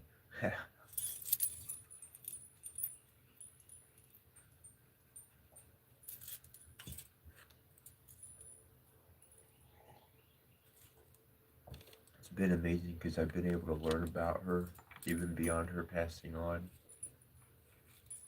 and that's because of the spirits, because of the divine. Like my grandfather, I know he's always been around. Like even after he passed on when I was 10 years old, but I've never, even when I saw his dead body at the funeral home there in front of me, I'm playing Itsy Bitsy Spider on his chest. He's got a suit on and stuff, but I was like, I'll see you when I get there, Grandpa. That's what I said out loud. I'll see you when I get there. And I said it like I knew where he was. I said it with belief. And I never doubted that ever. And that's this human life, however people perceive it to be, it has a correlation with intelligence beyond this world. And it's truly the peaceable and the meek. That's why. Oh my God. In one of them old books, it says the meek will possess the world.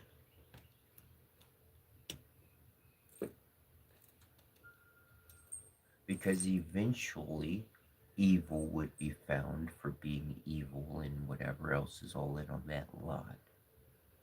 Those found to be truly meek would actually start having start having first contact events.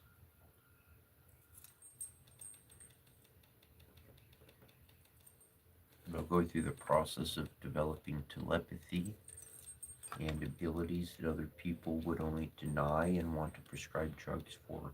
Yet if science and advanced machinery was hooked up to see what these individuals were actually doing and connecting with, they'd be like, "Oh darn, uh, you smart. You don't need this stuff we got over here. We'll pay attention to you for a bit." And that's exactly where the world is entering. That's where we're getting. That's the age we're actually starting to live in. We're starting to live in that age. And it's taken a long time to get there. It was not allowed before. The world had different thinkings. Certain powers were in control, but the good guys never stopped. The good guys, when we think about the world, all we do is we think about the evil beings at the top, the controllers or whatever's causing all that bad crap to happen, whatever and however it all works. But one thing I've paid attention to in all my study and all my working, the good guys, they never stopped. They've been working the whole time. They've been on that front the whole time, but they've been invisible. They've been ghosts. And it's like that them ghosts, that spirit team, that They need the physical embodiment.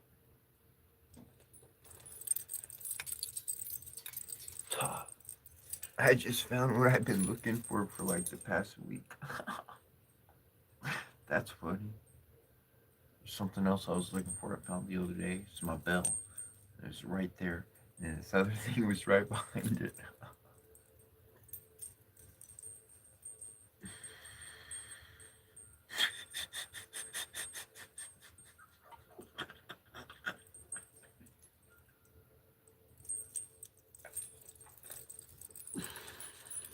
Must be a portal space right there.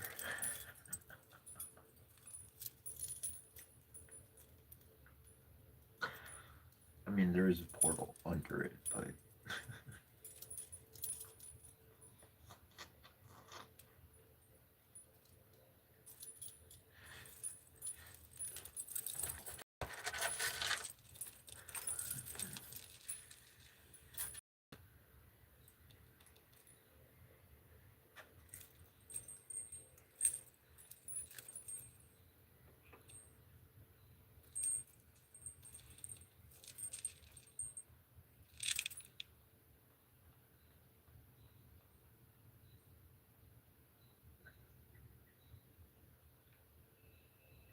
yeah, mini portal. Exactly.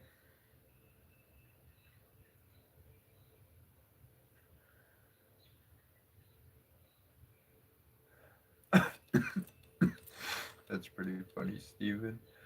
You choose your astrophysicist friend. That's great.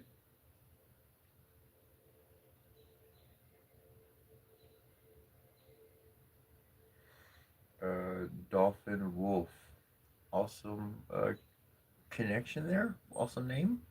And they put, I'm impressed that I don't see one tattoo. I do not have a single tattoo. I got a couple scars from different events, car accident, whatnot, stuff that happened in my life. But that's that's one of the things my mom did. Like she was like she literally charged me. She was like, "Don't get a tattoo. Don't ever get a tattoo." And I feel a very strong connection with that. So I like seeing tattoos on other people. I think they're cool. I'm not against them at all, but I don't care for them on my body. And like I got my I put eyeliner on, you know, and but I wouldn't even get that tattooed on. Um, so thanks.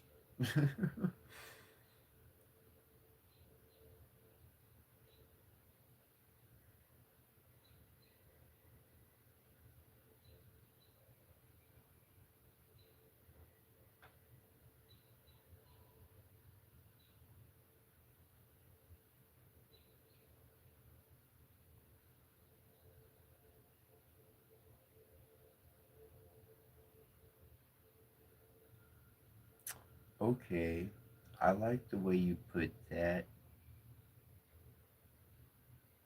Leslie. Would that be Leslie? Leslie Channeberg, if I pronounced that correctly. Psychic is like using most of your senses, where telepathic is more like a single guitar string that you're plucking but one at a time. Yeah, like, and you could correct me or if I'm wrong or whatever the case, but like, the way I'm personally connecting is like the telepathic allows like more emotional connection. So like that single string is like, oh, it's very powerful. It's very emotionally powerful. It's very powerful. But psychic is, yeah, everything's active. It's like you could try to deny a reality, fuck, it'll come out the TV, it'll come out the freaking radio. It'll, if you keep denying it, it'll come out of somebody. Someone can just walk into your life and be like, blah blah blah blah blah. I literally had one particular thing I did would literally refuse because I didn't think it was from the divine, and like I'm now wasn't going through it. Like I, anyways, regardless of whatever I thought, I was like, I'm not going through this fucking again. I'm not doing it again. And I lost two best friends essentially like really, really good best friend individuals because they kept bringing this message from this being, and I was like, nope, nope, nope, nope, nope, nope, and the message kept coming through, and I was like, shh. So I had to eventually process. But no, psychic, yeah, yeah, the whole thing's active and everything is. I like your analogy. Nice.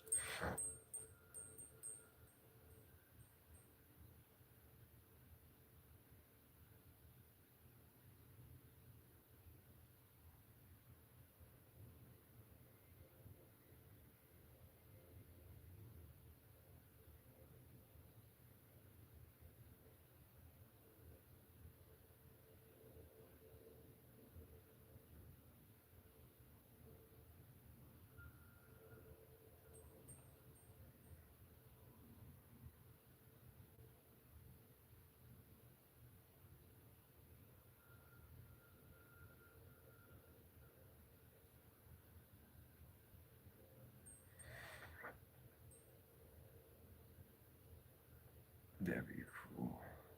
Hey, Forsaken. Just to bitch it. Um, uh, yeah, like there's a lot of handicaps that I have, that I've been dealing with, like my laptop. There's literally like 15 to 20 keys that don't work, including my delete button and backspace button. Um, I'm working with so many handicaps right now. Going live every day on one channel is a plus.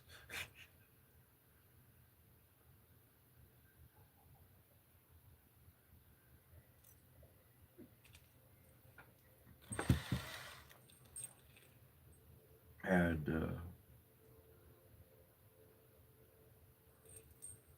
thanks. I'll get around to it. I'll do it. I don't know. There's something about I don't know, man. I do know, but it's just me being me, and I understand me without having to explain me. So I love you, bro. I just want to say that I love you, bro.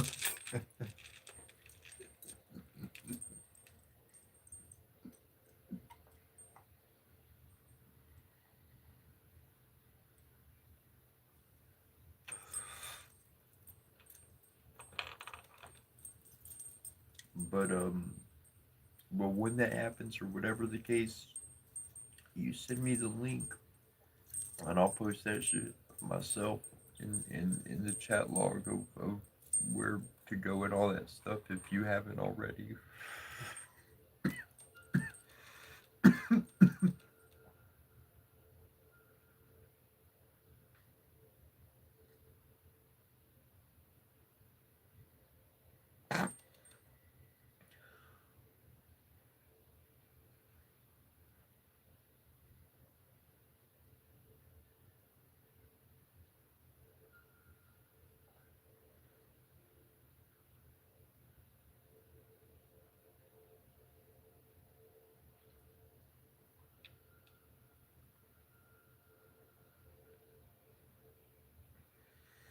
And Bobby Bass or Bob, I would think Bass, not Bass, maybe Bobby Bass, Bobby Bass, whatever. I don't mean whatever. I don't mean any disrespect for that. Trying to get it correct. I do like your comment. The telepathic can access the subconscious mind. That is all it is to me. It's a pretty solid connection reality of that one.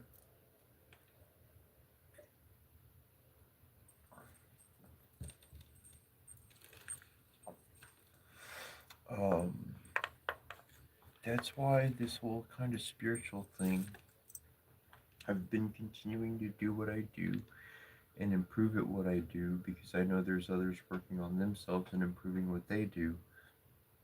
And I grew up with the Care Bears, Power Rangers, Voltron, stuff like these of this nature, where we need a group of individuals that each have their own unique skills, and that's going to create the solution.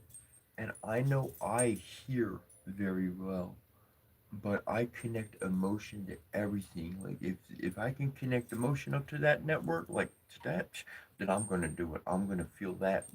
I don't give a hoot. I want to feel that to the T. Like, and anyways, that kind of access is always open. And so like I know other people, they see or they feel or they sense in other ways, and it's like, man, we got these five physical senses. So then like if we find five masters kind of with those esoteric senses, like boom, what can we the what we could actually interact with and influence in the world for the better and the positive would be astronomically just brilliant. Mud up brilliant. And that, honestly, that was a dream I had for my mother. Because I saw how smart my mother was. She was just a, and I ain't saying every woman like this, and I ain't saying men like that, but I'm just saying there are people like this in the world. And my mother was a motherfucking motherfucking, oh my god, put 10 of her in a room. They'd conquer the world if they wanted to. Sheesh. Oh my god. And, but in the most beautiful of ways, in the most beautiful of ways. And, I kind of I see what my thoughts were like. Oh, oh shit.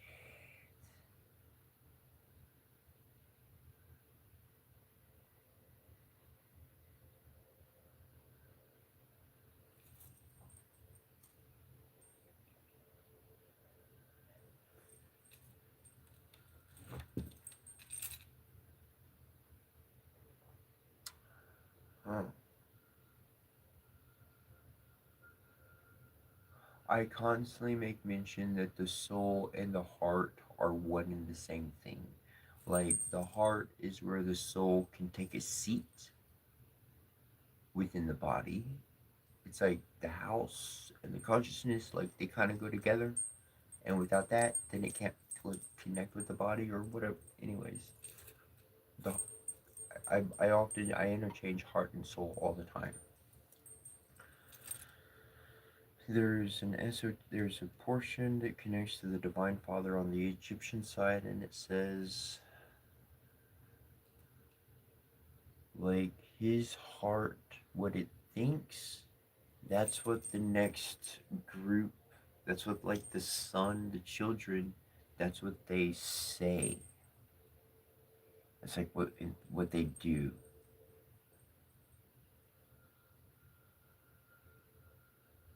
And then my mind connected to my mother and myself and certain thoughts, things I live these days, but certain thoughts I had when I was younger were like from her heart. I was hearing her heart, which would explain why I've been able to hear her since after she passed on, because I learned to listen to her heart, which is like her consciousness and her soul that's gonna live beyond the body. That doesn't go away. That's permanently in existence for each one of us. The body we wind up inhabiting or not. Well, that can be talked about otherwise.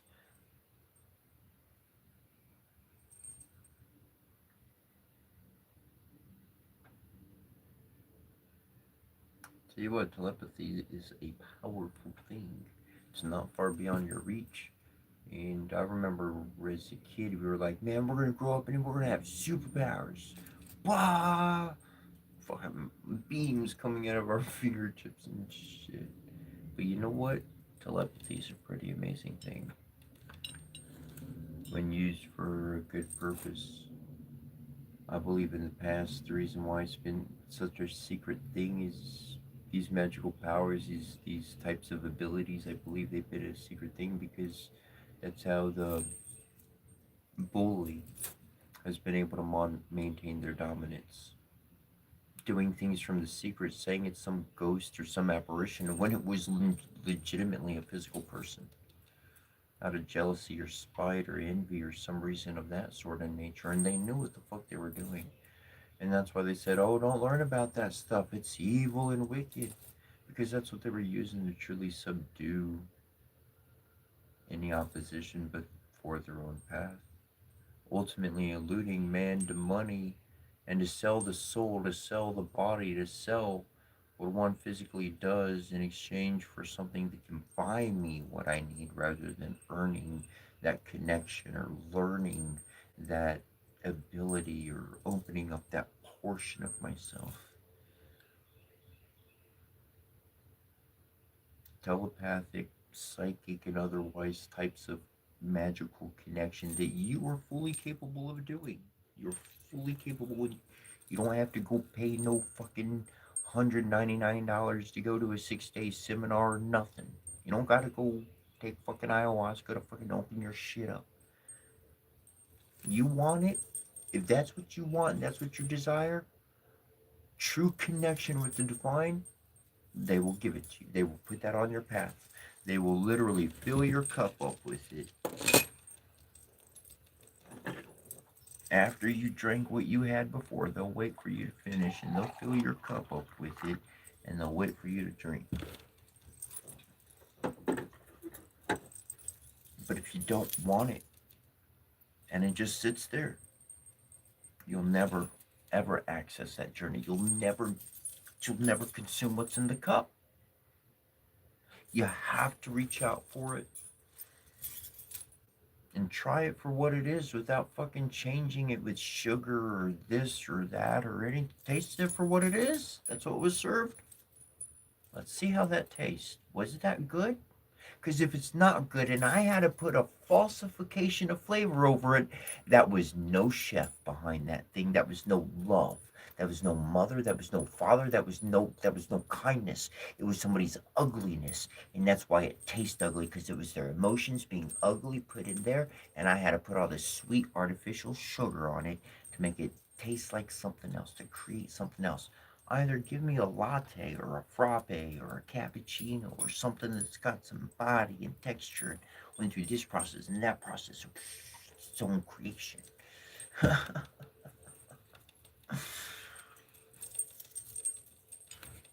I love you. I love you for you being you and letting me be me. And sharing this kind of information allows people to be aware, allows us to know. By knowing that you can make a good decision. I think that's what we're all trying to do, regardless what happens. Make a good decision. We made plenty of shitty decisions in the past. We don't want to make another shitty decision. We want a good decision. We want to create a good future, whatever it is. Like, dang. And there is a way to do it. There is a path to do that. And as we were mentioning earlier, slowing down. Slowing down. I'll tell you what, it was funny. You'd be racing with somebody else. I don't know, it's a movie I'm thinking in my head, nothing that really happened, but I see two cars in the race and they're racing, and then one dude hits their brakes, and the other dude's like, ah, fucking win. And they run into a brick wall. Just complete smash, total destruction. You know what? Sometimes it's better to slam on the brakes and slow down and let the other motherfucker run ahead. Because all they're going to do is hit a brick wall. That's all they're going to do. It was in my way too. I didn't have a clear way forward.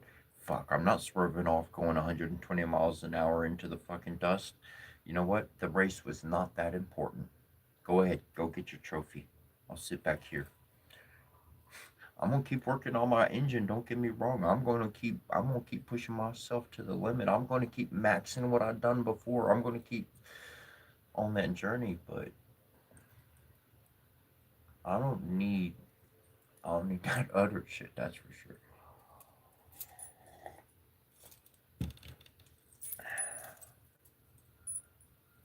What do they call it? A deer stuck in the headlights. You know how that goes. And if you don't, a deer in the middle of the road will literally stop because they see the light, they'll freeze. Deer stuck in the headlights. That's what we do. We get stuck looking at the light, and that's all we go moving towards. But the light is the shiny. The shiny is the distraction. The distraction is what makes you instantly happy, but has no long term consideration, and therefore, ultimately, it ends ever the sooner, one way or another.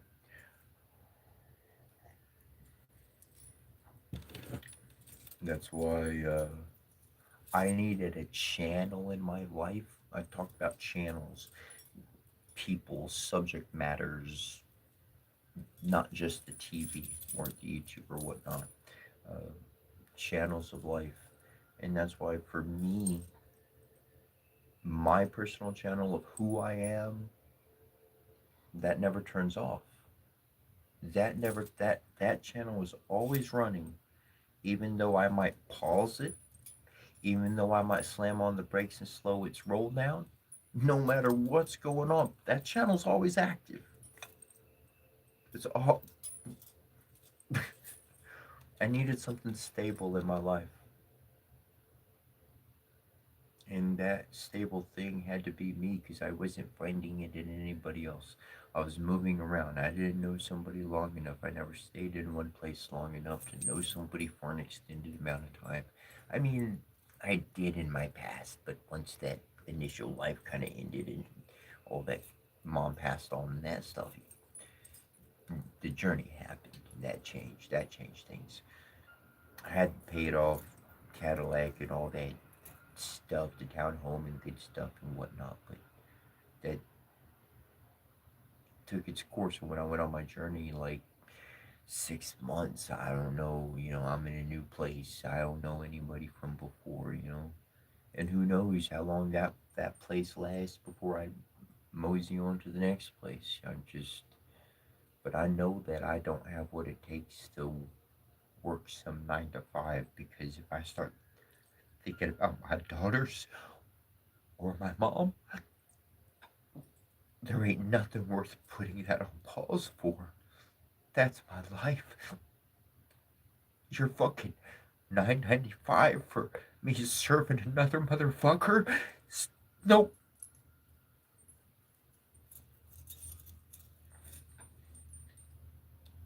I lose. So I don't sign up. I know how to be me. I know how to be me. That I can do. That I can be me. But I can't be running by somebody else's fucking orders or fucking hours or anything like that nature. I'm gonna do what I'm gonna do. And me being stable does not require regular money coming in. Guess what?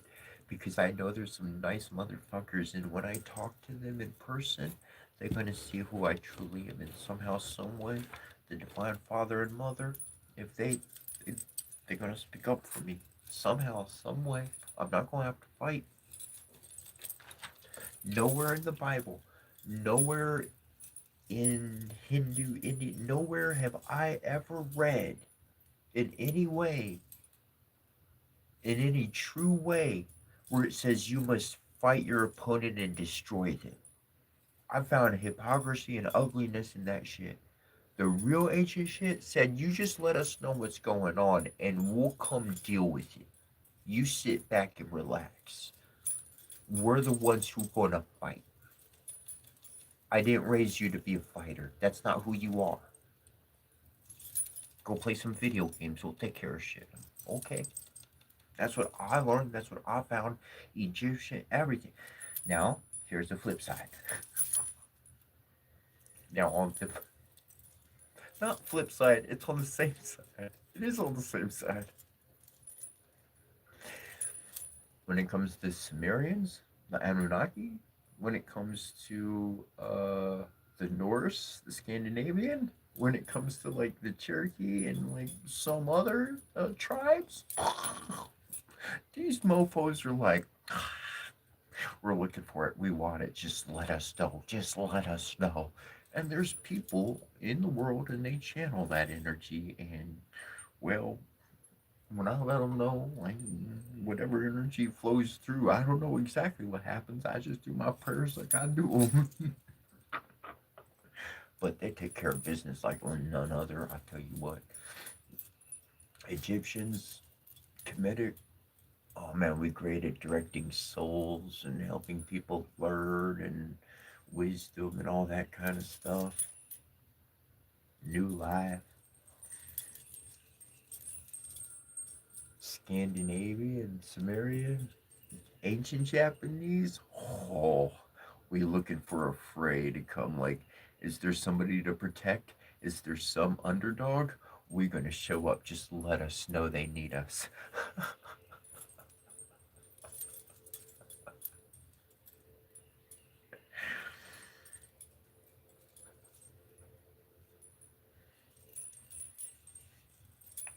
And to each their own. I've met a wide array of people out there, and to each their own for who does what of their own accord.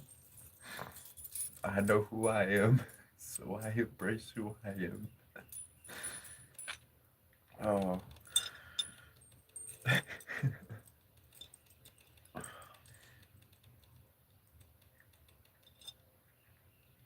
But truly, what I was required of from the beginning, all the way to today, is just be present.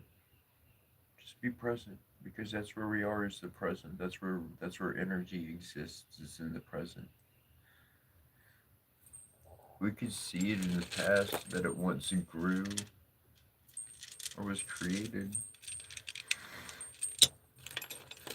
but that energy resonates in the present. These that existed then only exist now, and for when they did, that was their now. That was the only time they did exist at that time, and whoever else's hands they were in.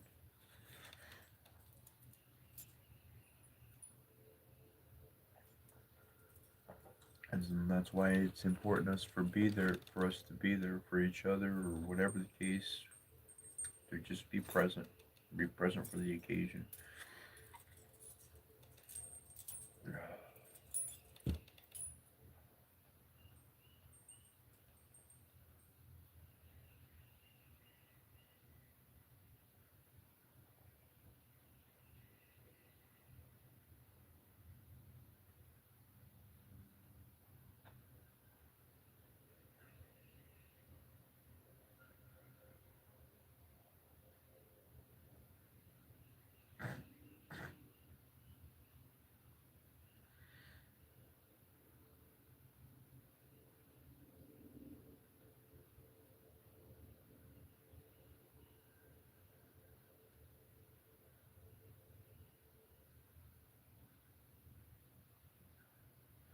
Uh, Dead format 9, if I didn't say it before, it'd be Cetra. And for those that ask or care, have I read the Quran? Yes, I read it. First half was really nice and very cool. The second half it jumped off at the deep end, and I was like, oh shit. And made me think of the Bible. And I quickly said, why can't any book just be full of good things? Why does everything have to turn from like this beautiful, loving, save your life motherfucker to kill everything if it doesn't do exactly what I say? What the fuck? What happened? What happened? I don't know. The ancient Japanese dudes?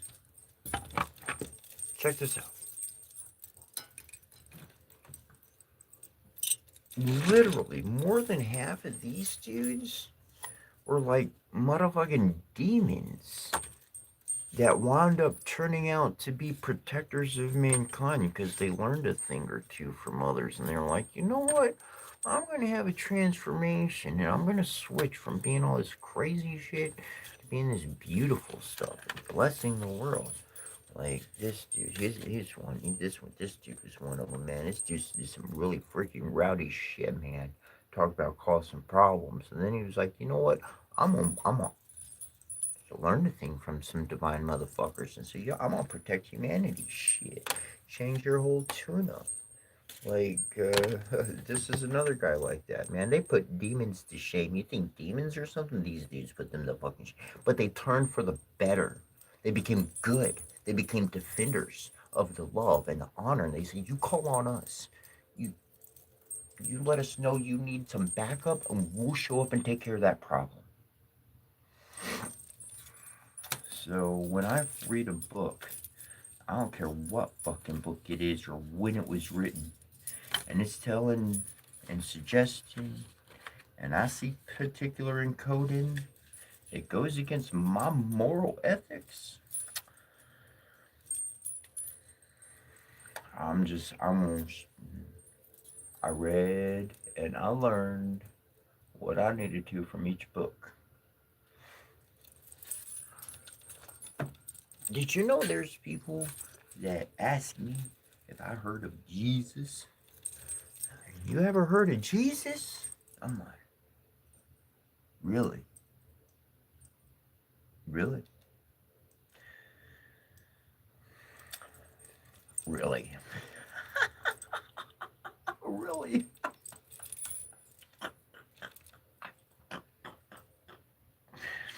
This is why we need a revamped school system for education.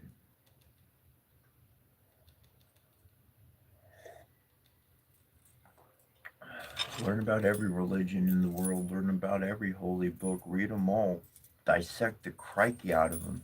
You don't need to read the Bible for 20 years out of your life. You just need to take it for one fucking year, like during 8th grade or something. The fuck? You know what I'm saying? Come on.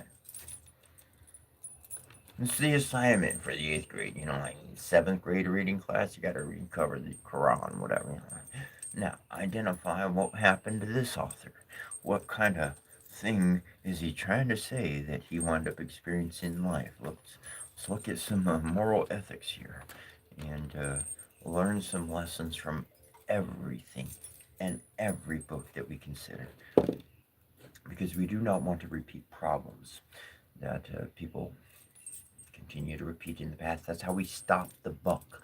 That's how we fix generational curses. Not just our own, but fucking planetary wide generational curses from motherfucking nations killing each other for any fucking reason. Man, for any reason. There's plenty of earth on this land. There's plenty of food that grows from the ground. Motherfuckers, you cut the trees down and build box. Everything you fucking sell and make is grown from the ground in some function or way that you altered. And yet, you kill each other for land and resources. Let's evolve, please. Let's evolve. Let's grow up together. I sign up and toast to growing up together. Shit.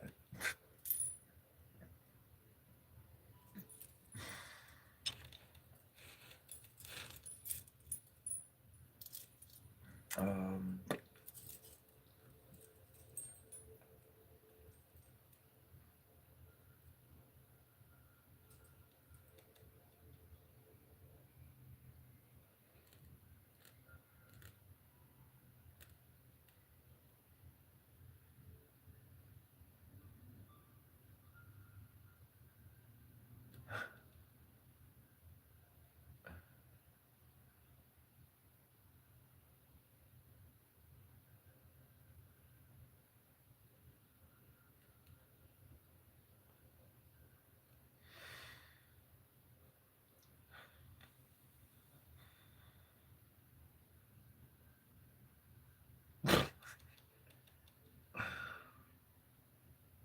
Yo, Evie, I know you're.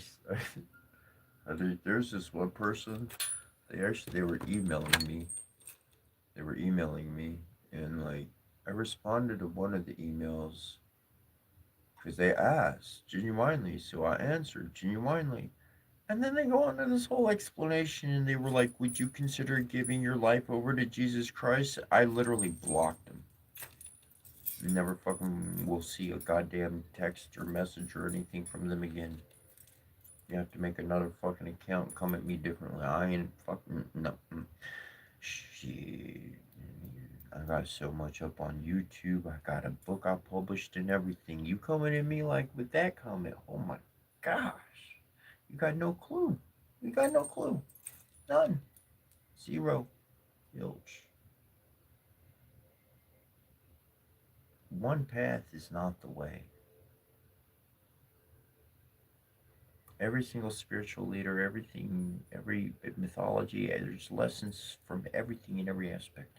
Everything has meaning, everything has energy. We give life to anything. A child believes in their dolly and it has life. It brings emotion into the heart when they see it.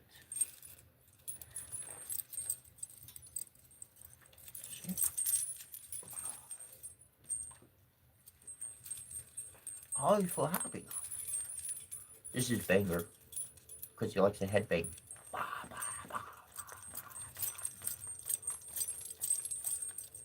That's Banger.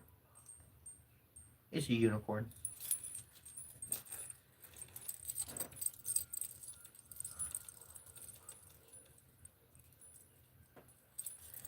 But you could believe it or not, but children are learning how to be magicians at a young age by literal alchemy of transmutation of energy into matter. Putting energy into a dolly, putting personality types so that when one connects with that dolly or that stuffy or whatever the case, boom, that energy jumps into them instantly. By having a bunch of toys, talismans containing energy and essences, and then we grab them and we jump into that type of energy, into that emotional state of being. We're free from whatever problem happened from mom or dad yelling or not getting able to, eat what we wanted or whatever the fucking case we lost out as a kid. We took that energy, we started playing, we distracted ourselves with something else. Well, in my life, people, they don't distract themselves with anything, but they focus on the problem entirely. If that's the world people choose to live in, then I'm going to choose to distract myself with some positive thoughts, with some positive energy. I'm going to create talismans around me so that I can transform that energy into any moment of, ooh, genuinely, genuinely being able to shift. Mastery of one's emotions to play them like a motherfucking symphony so that whether somebody's telepathically or psychically or any other ways able to pick up those vibrations and those frequencies, and boom, they can jump on it and shift as well at will. Their soul does it. It's That's not a conscious thing in the mind. The soul sees it. The soul kind of like goes back with the body to heart to gut, and that kind of links up heart, soul, and body kind of thing, mind, soul, and body. Because I say heart and soul a bunch. Get those, and once those are in line, boom, the connections, like, not necessarily, the connections was already available, but the soul's like, okay, boom, using it to shift. And then, like, you're able to engage life differently. And literally, I just remembered how I was at a kid, and I'm like, then I want to be a kid for the rest of my life, genuinely. That's what I want to do. I don't want to be fucking grown up. I don't want to do those things to the world. And the spirit, they took, like I said it yesterday, and I'm telling you, if you want to leave your life of paying bills and money behind, get yourself a fucking tarot deck and work it every single day. Work it to find out the news. Work it to find out how you're feeling. Work it to find out how your future is going to be. Don't just study, but work the pit. Work it. Work it. And the spirits are going to connect with you. And literally, one way or another, your bills are going to be paid, food's going to show up, you're not going to have to work the overtime, you're going to work less and less and less. Other things are going to line up in your life, and you're going to take off on the spiritual route, because there are spirits and divines out there that I am currently connected with, and they would love to hook up with somebody else just so that they could have more bandwidth. You know what I'm saying? Okay? There's a lot that just chant positive dudes, angels, fairies, all types of doors I want to opening. And they're cool to hang with me. They can channel through me. But there's so much out there that you could connect with. This opens your whole life. And any divine path is like having a partner with you. Literally, I was mentioning this at the beginning of the day. It's like having a partner. The emotion is present, the love is real, the embodiment is through strangers and the elements and everything around you. But the physical person, that physical spurt from the conscious, it's not there. That's not there. But everything else checks out to the T. Everything else. And it keeps working naturally, harmoniously, without consequence, without negative consequence to me or anybody else. If you came out me to hurt me, that, that's on you. Carmen, all Murphy, and all that shit. Don't hurt God's kids, kind of thing.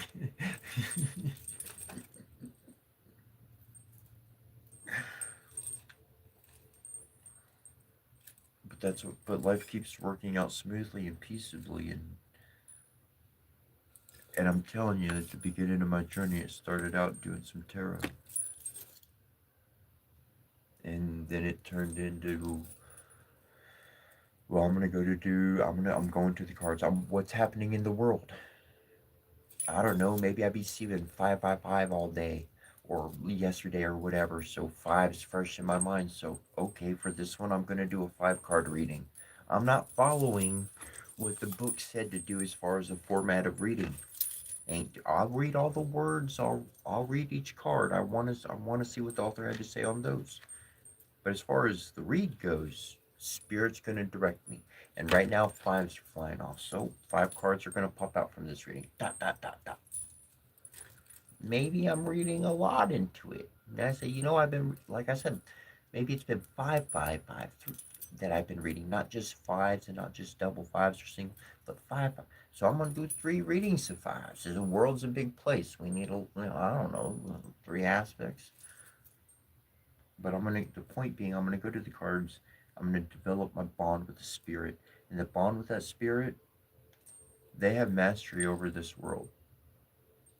They are the very elements themselves. They influence everything, everything. There's no physical head for them. It is the divine embodiment of creation itself. It is ET connection, telepathy, psychic.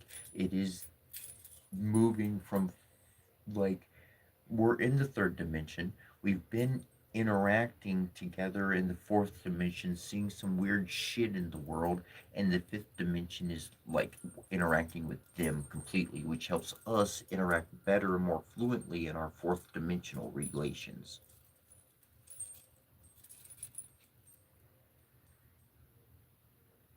But that's a sense of what I've had of things going on.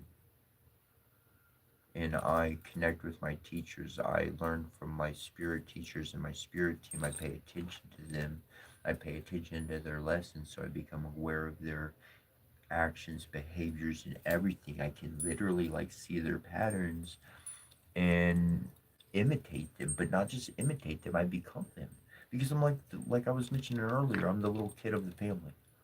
I'm just the youngest one of the family, so I'm looking up to all my uncles and aunts and grandpa and everything. I'm like, boom, okay. Do that for that situation. Do that for that situation. Do that for that situation. Boom, that works out for there. That works out for that. I like that. That's cool for that. I'll be like that. And I'm just a kid learning from all of it. And isn't that what we are as humans? Is we learn from our environments?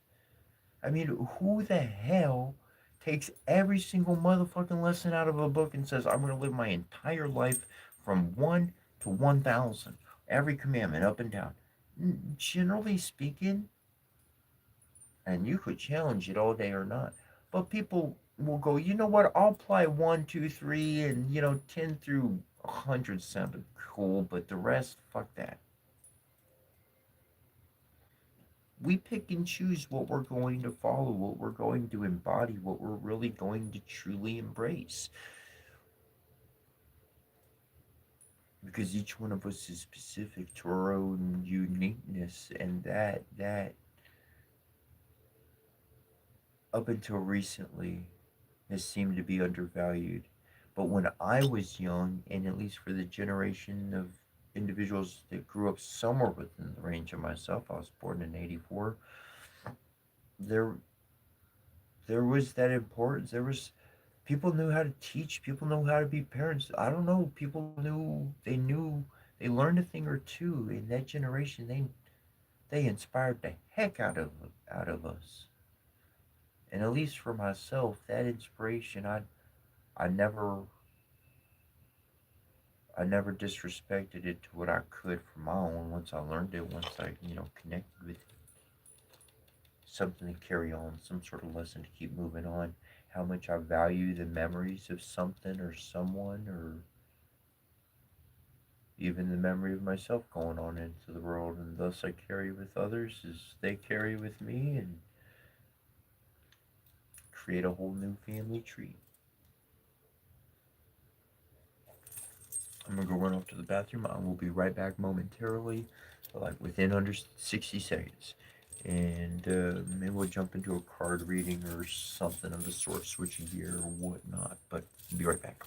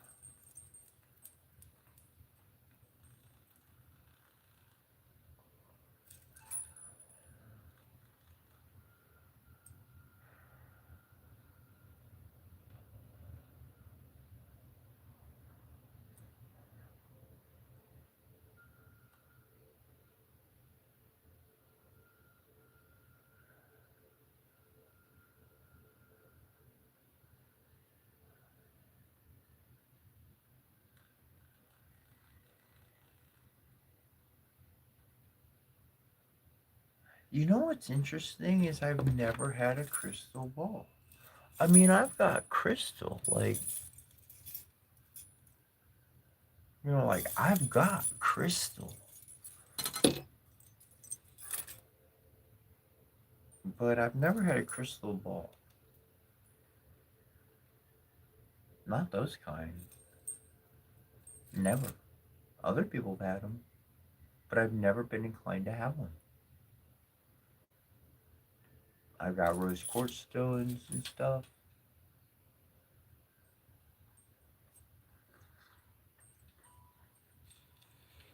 I'm gonna check on this moth real quick.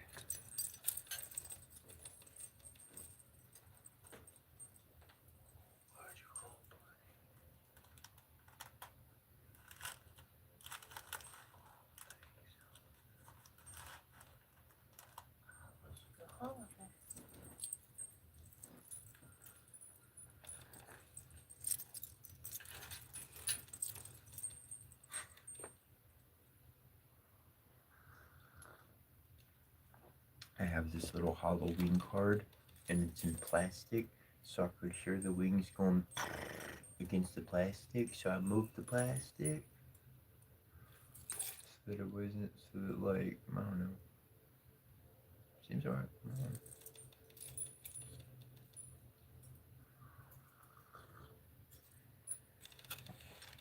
But no, I've never been inclined to get a crystal ball or want a crystal ball. Um, I've never been inclined to want to see the future. Uh, I have, but I've never done anything to like do it on purpose. Um, and when I have seen the future, the things that I saw was essentially like, okay, I'm living where I'm living, and that's gonna last for how long it lasts. But this is not my permanent homestead. Like, I'm moving on, and so those were like, because I could see my future ending up in that spot, and that's what it's going to end up to. And literally, I would have a visionary kind of experience of it, and I'd be like, in that moment, I'd be like, nope, nope, I got to make plans to move or leave or something because I'm not dealing with that outcome. Not for me.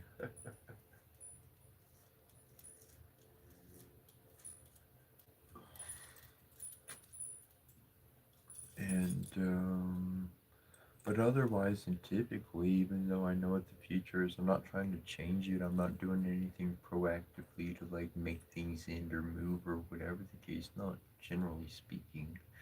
Um, and if I see something or become aware of it, I'm aware of it to work with it.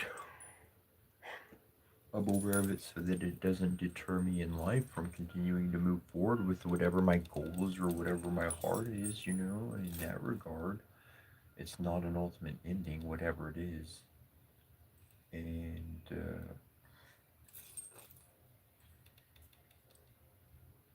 but I have desire to look at like water, see reflective fire, see something in the fire. I've had that desire to do that.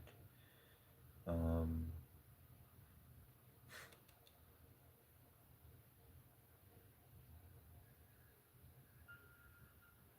that's a bond.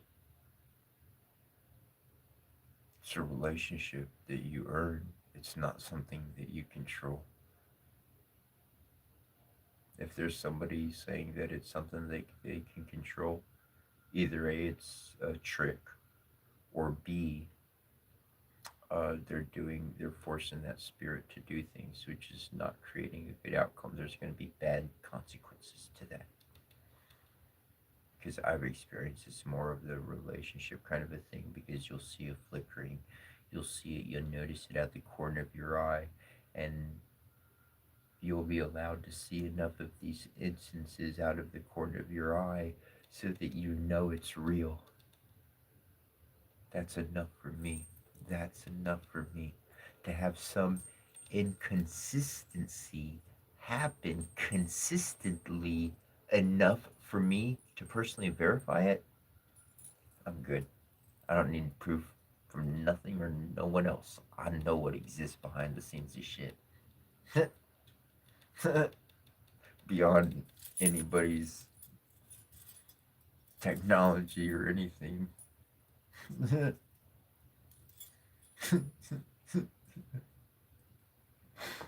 That's happiness. That's happiness. Because whatever other people been doing and how they've been presenting it has not been family. It's been control. And family don't control shit like that. We protect each other. We create a safe environment so that each other can live their life and do as they like. Whatever it is. You like to just destroy. Here's a big mountain so you can destroy and create concrete. We could all use some concrete. There you go. Enjoy your destruction thing. Like, fuck. We can all work together some way, like create a proper space for each other. Rather than be like, you're evil, we have to kill you, eradicate you. No. That's usually that's not the good guys. That's not the good guys, no.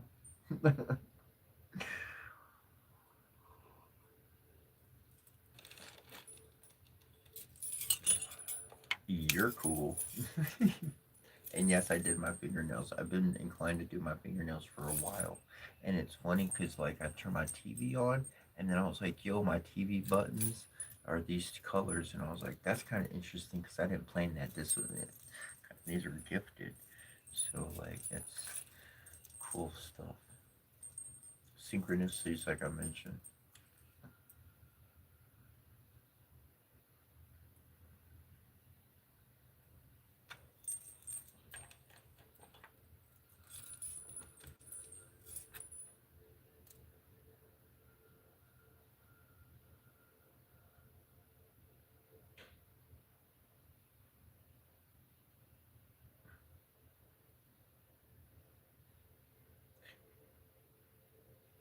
I don't know why people say I beautifully do my nails. Like, I do them, and then, like, I was at this one place, and they was, but I get them over the top. See, look, I'll get them on the edge and stuff. So then I'll spend a few days, like, from the edge of the skin, I'll play with it like a kid taking glue off their skin. You know, like you put the clear glue on the back of your skin, and then it peels, and you take it off, like that. But so then I paint my nails, and then the skin, it stretches away from the nail, obviously, and then you can pick at the excess pieces and clean it up afterwards. But I do my nails like out under the tree and stuff, and I'd come out like, and there'd be ladies, and they'd be like, "You do your nails better than me," and I'm like, "I don't understand what you're talking about." I just, I just, I felt like I made a mess actually. So, mm, I don't know. Thank you.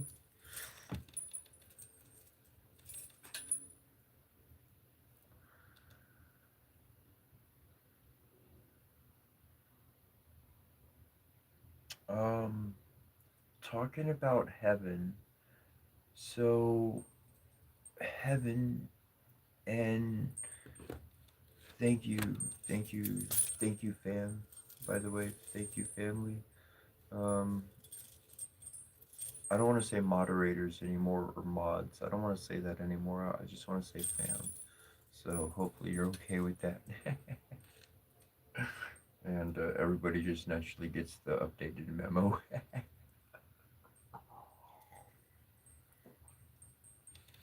But thank you. Um,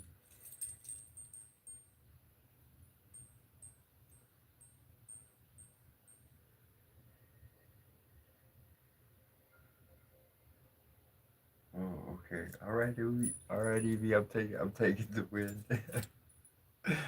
The cleaning up afterwards. Yeah. It's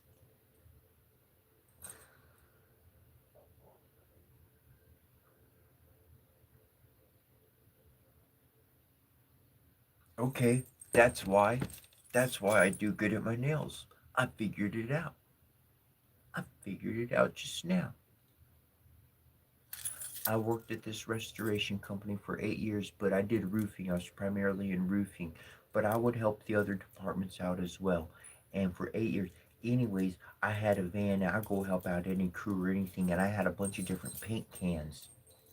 I could match up any color just on site with what I have. I could match up what I had and match the color of whatever I was painting on the spot without needing to go to the store. Like, like I could paint.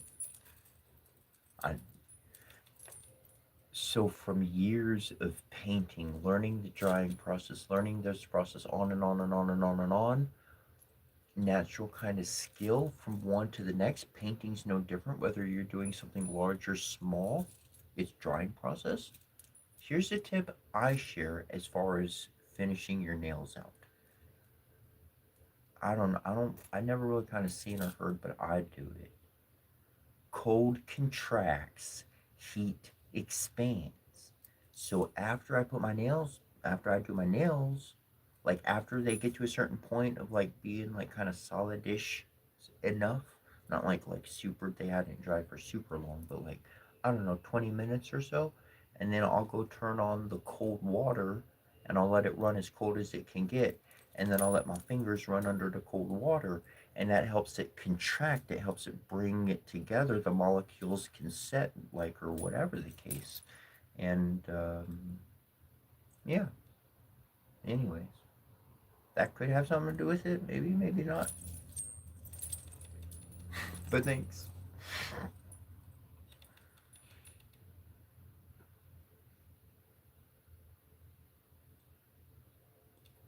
Oh, heaven. We're talking about heaven. So heaven. This is what I found. Heaven is very similar to the sun. We earlier today we did a reading and the sun and the moon popped out. I find the construct of heaven is very similar to the sun, that star. Now, I'm just sharing what I consider, how I see it. That's all. How I consider heaven, every wise mind, every beautiful heart, every intelligent one that developed what we would consider Buddha, Jesus, Krishna, whatever, whoever. I believe that their consciousness is eternally recorded. And that eternal consciousness kind of being recorded is like forever, like we would consider AI, able to reformulate and be active in its own present moment by kind of using its own awareness, its own history. And I believe that in my construct, that all of these consciousnesses, that all of these hearts, they live within the sun so that nothing can get in. Their defense, their greatest defense is a constant attack. And that is the sun.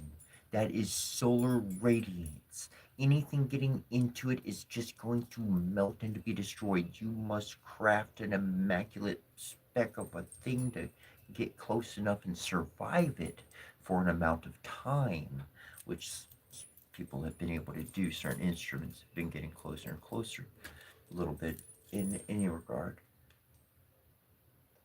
And that's their brilliance, that's their beauty, that's the power of God Himself. That is God. That is the reality of God, is all of these wise minds with real world solutions and emotions and realities collected in a oneness, able to be divided yet in a oneness, are like preserved within the star, within the sun. And it's always accessible at every moment that we would wish to have it, whether we access it through the moon or directly through the sun. It's always available to us. Well, sometimes we have the new moon. Anyways, 99.90% anyways. And so like that's heaven. And as a human,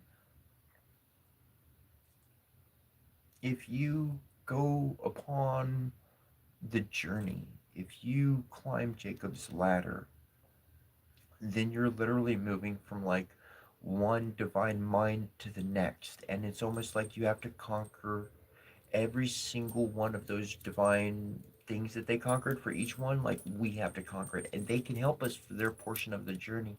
And so we work with all of the masters. The shamanic journey, that divine light, that path is work. Each step on Jacob's ladder is working with a different divine master that was embodied at some point in our past, whether it be an ET landing down or a human themselves who developed that radiance, who activated their chakras and embodied that reality. It was given a mythos, it was given a grand story, it was remembered beyond the writing system, the system of recording their own words. They were able to preserve the mythos, though, through some form or another. And in that, a person can gain access to heaven while they're still living on earth. That's how God exists. That's how a solution to any problem can be had, because every great mind that ever lived, man, they put all their fucking solutions together along with you, Johnny, on the spot with a situation. So you got real world data of what's happening now, plus everything of all the whys that ever happened in the past. They put that shit all together. I don't fucking understand how I got the solution, but it said run fast, take a left, catch the bus. You ended up where you at. That's where you wanted to be. Cool. Okay, glad we could get you there. Shit.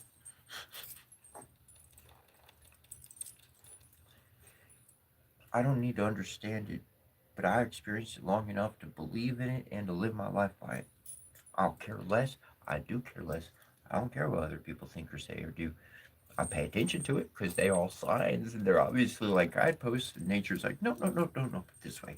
You see friction right here? See they're yelling and creating a problem? Yeah, let's not go there. Let's head that way. Yep. Good one. And so they're literally guideposts of where not to go. Think about it. That's how I started to think about it. I saw the arguing, I saw the chaos, I saw the problems. That was friction. That was a boundary. That was a divine boundary that I was going beyond. When I went beyond the divine boundary, when I went beyond the Garden of Eden, I ran into chaos. So I came back to safety. What was safe? My heart, mind, body, soul, everything I know to be true to me. Not following somebody else's aggression, chaotic nature, indecision, uncalculated action, emotional response, effects just rippling onto myself. No, thank you. No, thank you. I got a boat together, and whether how well ocean is going, I'm gonna be pretty damn stable. Even if I go up and down a little bit, I'm still gonna be stable in my boat. Pah, shisha. I'm done flapping around myself in the ocean. Mm-mm.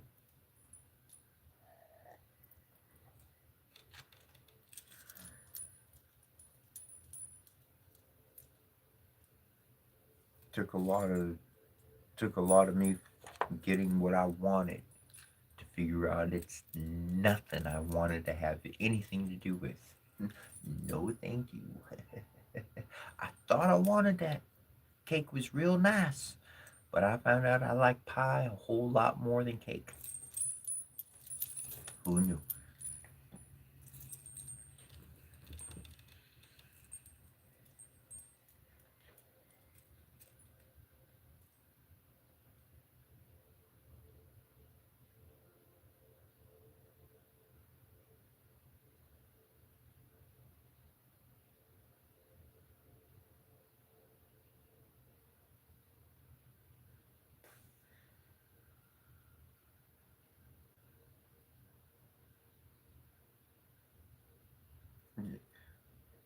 Loki, Loki it is. Loki it is. Aeonian and Aeonianicos, Nikos, Lokiaris. I want to say Loki. Anyways, but Anastasia on the grass, watching walkers walking past. Just yesterday or the day before, I was like, dude, I was like, do you know how they made the movie Fantasia? You don't? They're on LSD.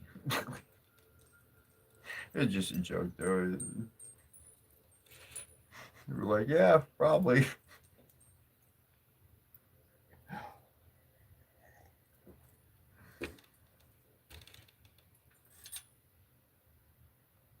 But it is actually pretty interesting how close the mind reaching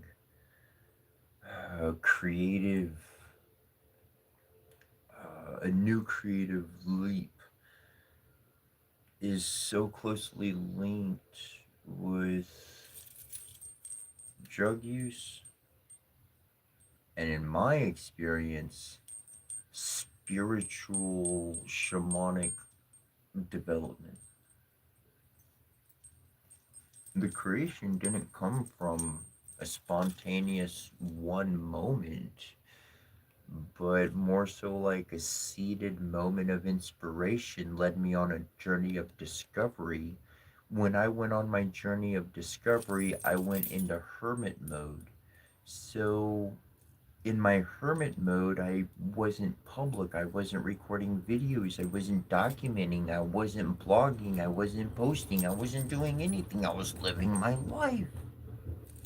And I was going on the shamanic journey in the hermetic style, in the closed space, because you're supposed to do it in secret. You're not supposed to go learn spiritual shit in public. That's not how it fucking works. It's called the Invisible College, because we're doing this on the low, not on the obvious go. Like, come on, that's a no. Shut up. Anyways.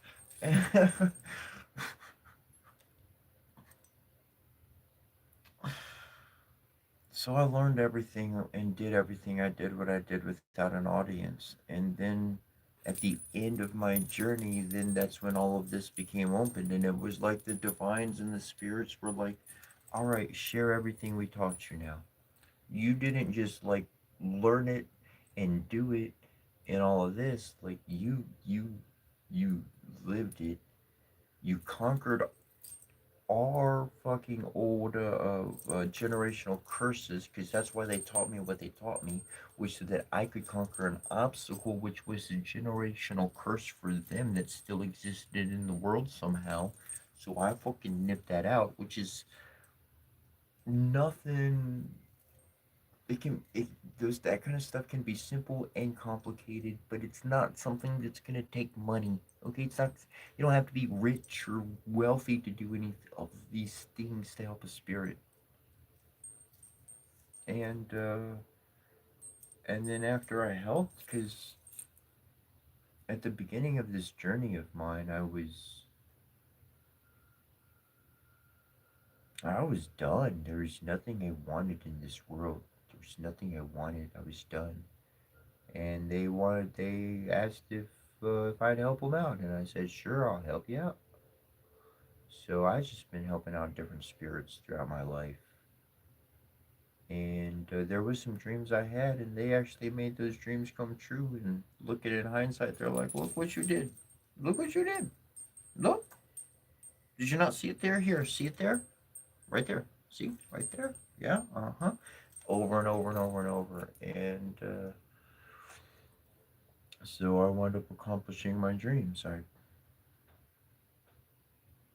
And then they have me share everything with people, because there's solutions that work. There Anybody can connect with them. It's a family connection, and they can sense deceit. They can sense trickery. Shoot, they shared their tricks with me. We'll call them tricks, because like tricks can be a positive thing. You can do a positive trick to like help somebody. Okay, like definition. We looked up the definition a few days ago. Anyways, and tricks and trade, tricks of the trade, sort of thing. Anyways, and I shared my secrets with him, some human secrets for some ET secrets. We kind of swapped, and so they're more aware to not help. Let's just call him a dumbass. Can we just say dumbass? We'll just say dumbass. Just put him in that category. This big group of people go in that category.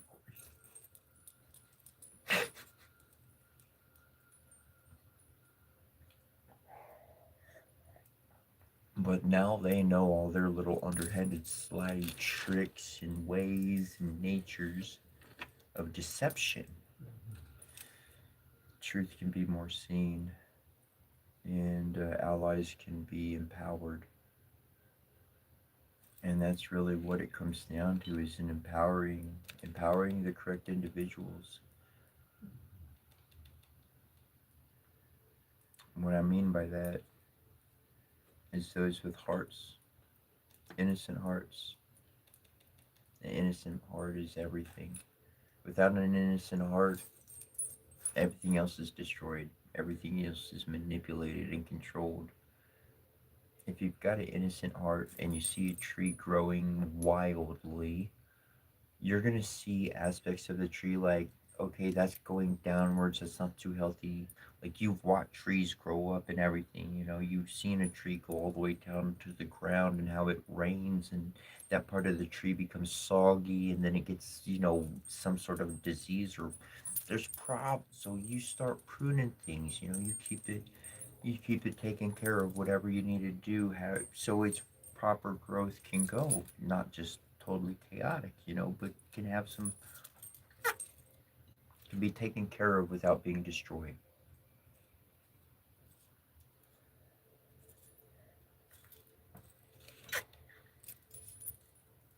Starting off with a vision can really affect. Talking about good intentions the other day, you can have all the good intentions you want in the world, but what winds up happening at the end of the day from what you did, man, that's what matters more than them intentions, what you actually wound up doing. I would tell my mom, but I wasn't thinking. And she said, exactly. You were not thinking. Started teaching me to think more often.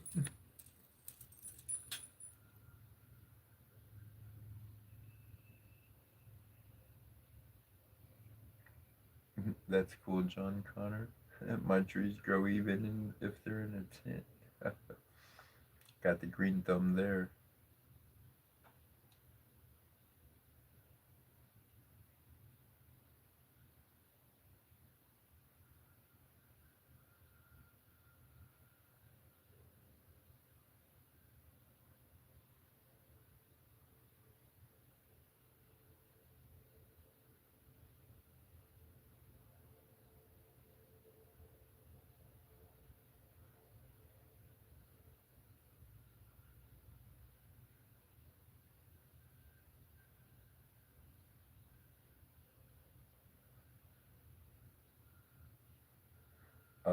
Dead Format 9. Yeah. Trade human secrets for ET secrets. I love that and think I'm gonna use it at some point if you don't mind. Please. Yeah, use it. Spread it, share it. Like me and my mom, okay? Like I learned this with my mom. My mom, she a female, right? Obviously, duh, mom. And I'm son, male side. Now, some have experienced this. I would say most have not. But my mom shared what were some very obvious girl secrets to me. And it was like, ooh, I ain't go around like telling everybody, but I know some things now. This helps me navigate my environment a bit better and not get hurt or tricked or duped. Some tall tale signs. Learn how to tail somebody's tail. You got a poker table. You got something good in your hands. I know what you got. I'm not betting big on this hand. I don't have anything all that great, you know. And I'd share some of the guy secrets of my mom. It's just things guys know, things guys aware of. You don't ever share this with the girls. But heck, my mom shares some stuff with me, so I'm gonna share some stuff with my mom. And after she passed on, like she's been sharing with me from the spirit continually. Like it started with the Bible. She pointed me to certain scriptures, and I would look at them for a long time. Boom, I had to open up, and that's really what I find. That's culture, the growth of culture, the expansion of culture is sharing one's ways, one's intricate ways of living with another, and them sharing that with yourself, knowing I'm not going to use this against you. You're a good person. You have a positive heart. You have kindness behind you, and you're a loving being. So no matter what, you're not going to use this badly. You're going to use it to protect yourself, and you're going to use it to protect others, perhaps. But you won't use it badly. And so, like, this culture exchange happens, and that's what allows us to both grow and develop and learn from each other, and the oneness increases because we actually exchanged and walked away both with a gift not so physical but more so that we both embody, and that so thus that oneness expands because it says, oh, I share in that too. maybe I don't do it every single day, but shoot, I do it often enough that when I saw you do it, you remind me of somebody I met. You from this part of the world? Yeah. Oh, you start getting down. That's where diversity for me in my own state of being comes in.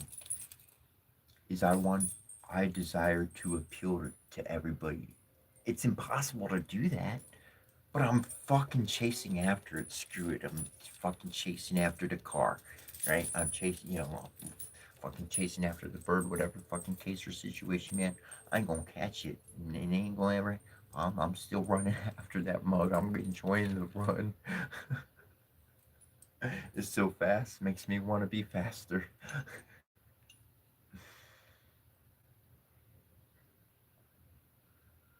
And in that same token, it's like it's almost a taunt to dare people to judge me because like I'm probably wearing something on me that you love, that you connect with.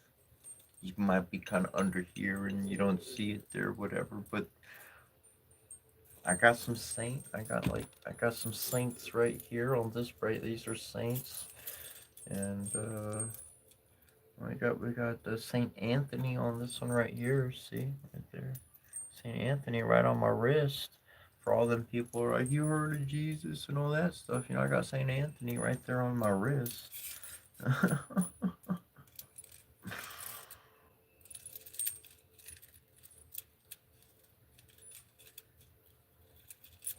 But it is that reality of seeing that oneness in everything and appreciating it. And I can imagine, like people were asking earlier, that one person mentioned, and I don't have a single tattoo. And I appreciate people that do have tattoos. I think they look awesome. And and just like they see their body as I could imagine a mural, a collection of memories and different sights, and however they connect with that image, and thus what I wear in its same capacity. That's why I tie my bracelets off. They're always on. People are like, how long does it take you to put all that on?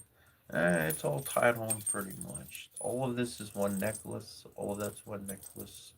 And these ones stay on as much as these bracelets stay on. So it's not like I'm spending time taking them on and off and they get wet. They'll dry up. They don't mildew or nothing like that. All that's good. So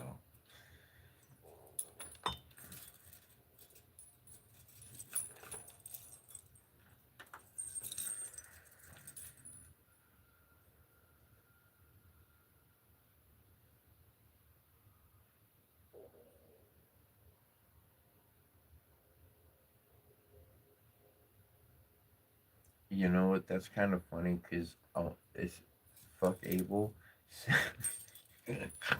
He said, what's happening here? And then the next comment was from Dead Format 9, literally in quotation marks, trade human secrets for ET secrets. I just saw those right back to back in the comments in the chat log. That's some funny shit.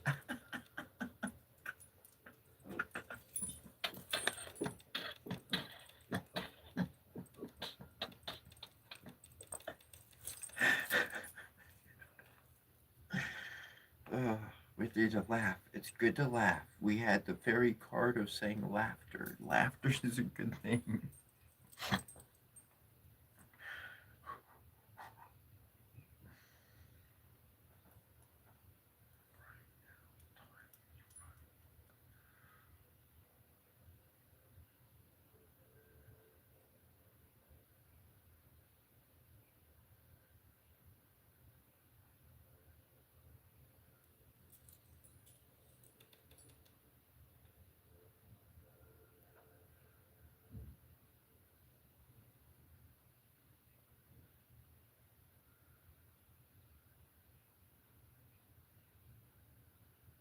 Thanks, Dead Format. I appreciate that. If you want to connect more or whatnot, shoot me a email if you'd like. There you go. I'm literally tearing up in a bit. That's great. That's great. No, that's great. I love you too, GT7. You're awesome, bro.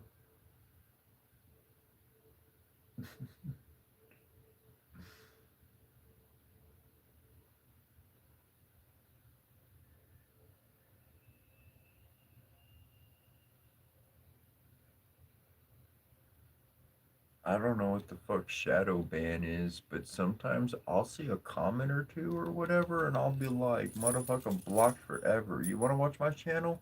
Fucking come up under some other account or go watch it under no account. I don't give a shit.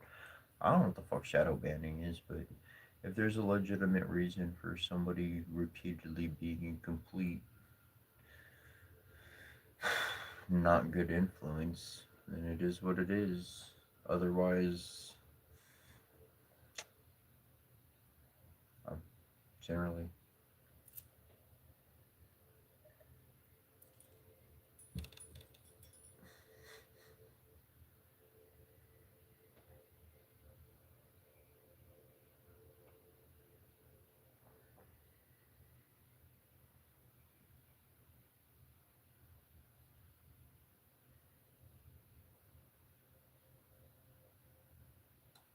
And I do understand from seeing it sometimes, and sometimes there is a flood of comments where somebody's like put in negative comments, and then somebody will like put an okay comment, and the hand just goes through by accident, and it'll swipe the button. I've done it myself, and I know there's been problems with it in the past, and so accidents do happen on that regard. That's a fact.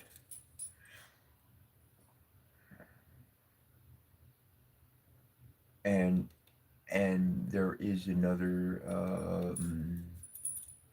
aspect where there are some keywords that I've literally put to where like if one of those words is mentioned, the comment won't come up at all. Um, some people really ugly using really some derogatory verbiages and things, and which has not been cool. And so those things, like whether they could be used good or bad, I wound up taking out because they wound up having bad results in the long run. So um, if that's why I put my email in here regularly, and I put it in a moment ago. I'll even put it in again for anybody who just showed up. But that's why I put my email in regularly, because if you really do have a comment, if you really do want to validate some legitimate issue or some shit going on, email me. That's my contact. Boom, you have direct access to me every single day, all time. I put that in every single time, every day. And so if there's really an issue or something, I got you. Otherwise, thank you to fam, thank you to everybody, thank you for your patience, thank you for your understanding, thank you for adjusting, thank you for shifting, thank you for rolling with, thank you for being who you are, and not letting something on the side or letting some distraction sidetrack your ability to grow or pay attention or connect or whatever the case or sort. Something I do believe in very heavily, of which I do entertain in regularly, is distracted learning. Distracted learning is heavily important. I want to have a video game on while I'm watching a documentary. Why?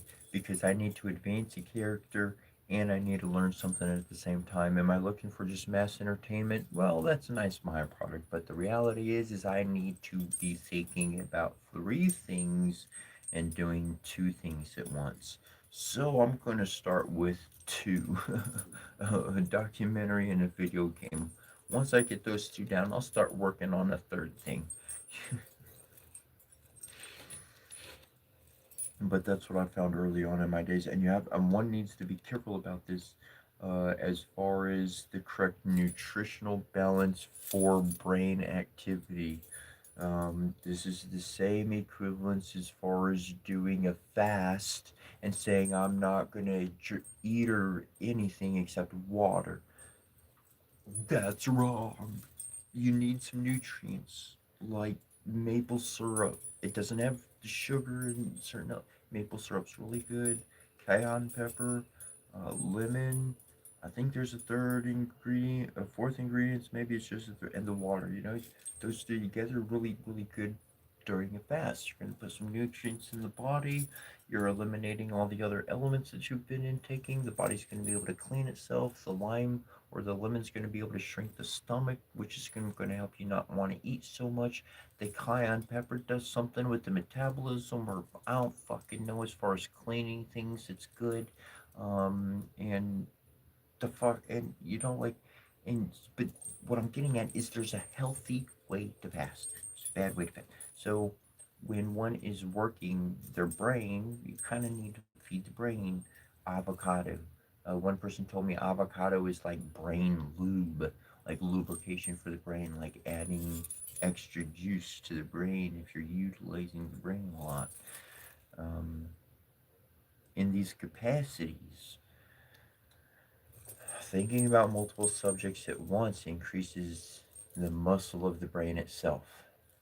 Okay? You increase your ability of concentration on multiple subjects and your ability to do something at the same time.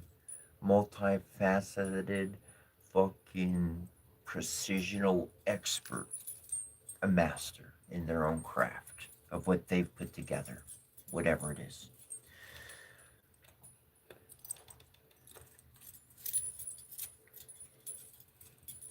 I want to share that by not feeding the brain correctly, by not ingesting the correct nutrients, and by working the brain out on this platform, one can literally create Alzheimer's and dementia and all sorts of fractal fucking memory gaps. Okay? Diet, food intake is very important to nurturing the brain in a healthy environment. I can't stress it enough, but I don't want to beat a dead horse. Not that I killed anything or a horse. Did not.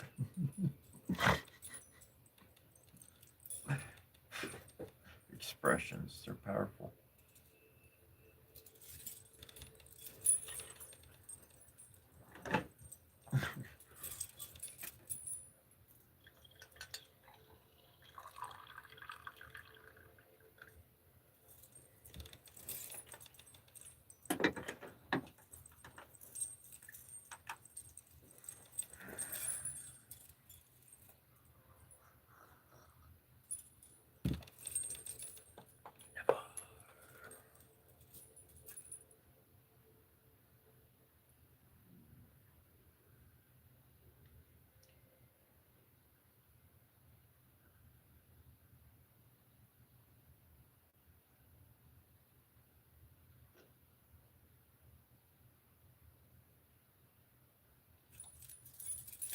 Thanks, dead format. All the thanks comment. Thanks for the compliment, Camilla. Camilla Burns.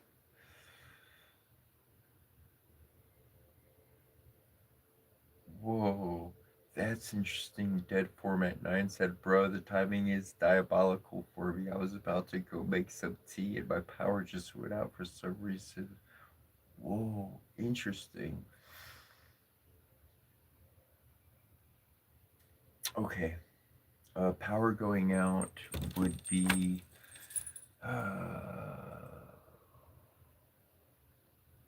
resources being redistributed. So things had to be shut down to be reconfigured, which means you made some type of connection with me, with my spirit, with your spirit, with the divine, whatever the case. There, oh no, more specific. You did make somewhere in your path, in your process, you made a massive connection and found worthy, whatever verbiage you want to throw with that. And so yeah, things had to go out to be done. They should come back on sooner than later. Um,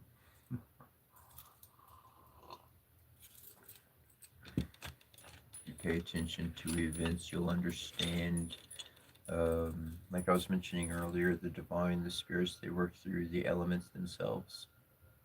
I like to think of electricity as a quintessence element, that spark of life, that electrical aspect, that just that thunder that in the thunder in the storm clouds or whatnot. That's something special, and I believe that type of roar exists within that thunder exists within each one of us, and it's a constant current, always flowing. And anyways,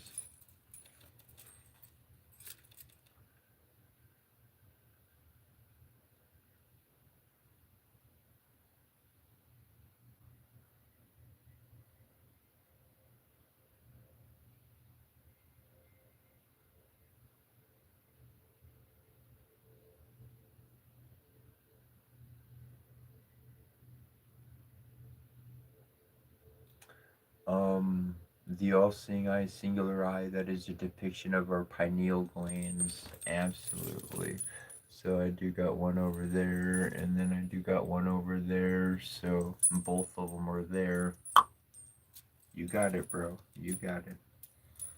On a flip side of things, on the Hiru side of things, um, I am legally blind on my left eye, so I do not have clear vision on my left eye. It's all blurry. I have peripheral kind of vision and whatnot, on the left, on this eye. So on that scope of things, um, when I first started doing it, um, I was doing that from a spiritual representation, like the Divine Mother, giving the Divine Mother the ability to see out of my left eye, because I don't really use it except, peripheral stuff if I need to, but I'm primarily looking out of my right eye. That's where all my good vision is. So then at some point in my journey, I was inclined to do it for both eyes, but that's not something I desired to do, but that was spirit inclined, and I would be inclined to do that at different timings or whatnot, and then it just became a regular permanent existence.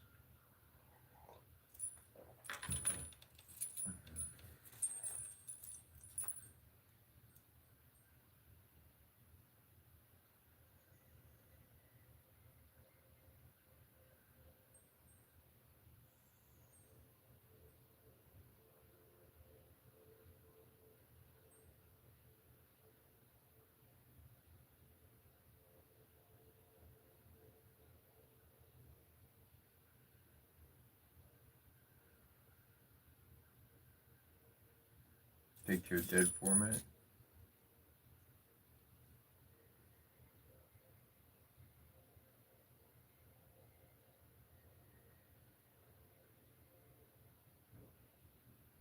Oh man, oh gotcha, yeah, definitely. Dead format 9, I'm gonna keep you in mind and whatnot. And if you can, as that does that, literally, if it's even for just 1 minute, for 60 seconds, just close your eyes, take some deep breaths, go completely calm. You can go right back to worrying about it and sweat them bullets out, but just 60 seconds. Anyways, much love, many blessings to you, bro, and hope the power comes on much sooner than later. Quite positive it will.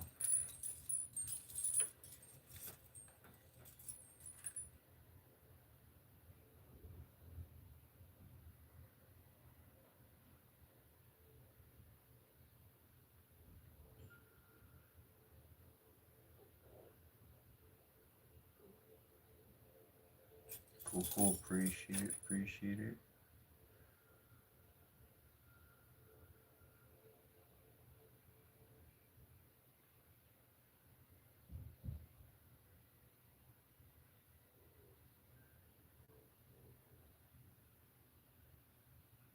Yeah, we could pull some cards.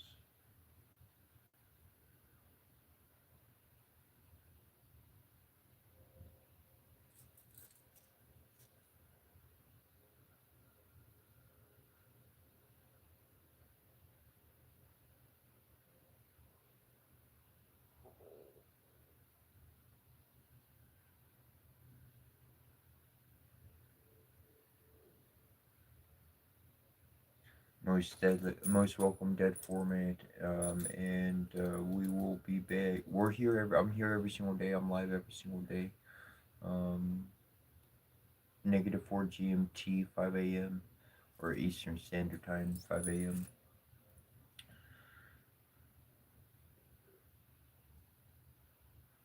And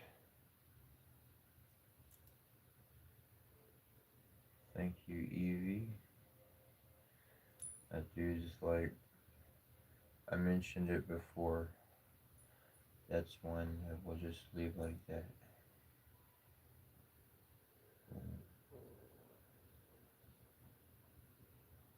Shalom, bro.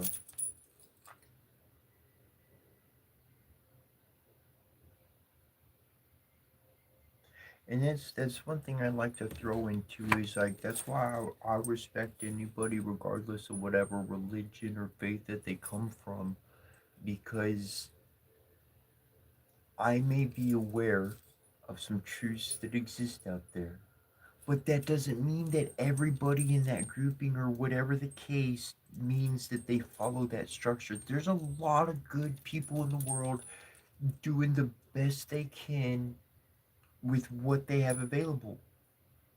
And you know what? When I was in religion and I was all about my God and this guy, if somebody came up to me trying to be like, nah, you can't think that, I would have been like, there's no chance of us hanging out. There's no, like,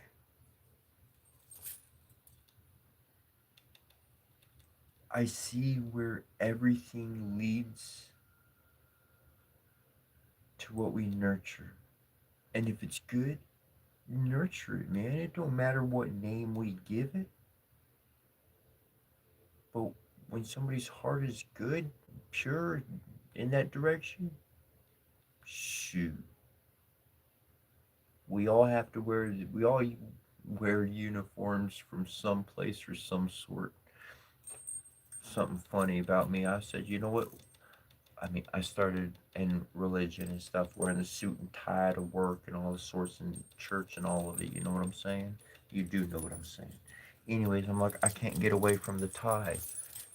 So I got this whole look. I even got a fucking tie pin. Like I do. It's a motherfucking tie pin, and I fold it like a tie, and that's my waistband. But it's got Egyptian meaning with the stripes and all that. It's got some shamanic meaning. I just don't wear that tie around my neck. I got different stuff around my neck now. Like everybody kind of got their like there's meanings and stuff that I got on and whatnot. Like I replaced the old suit with the new suit with my new flow. And I'm not saying that you should, do as I do or whatever, but that's just what I thought. We all wearing something. We all dressing up in some way or not, even if it's lazy clothes.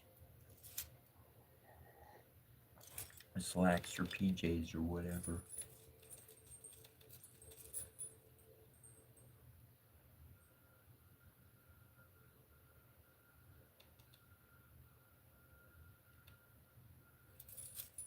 Pull a couple cards.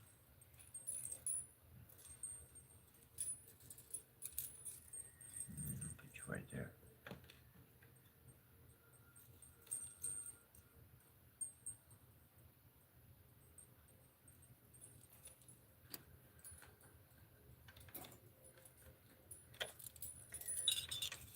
Thanks, Red.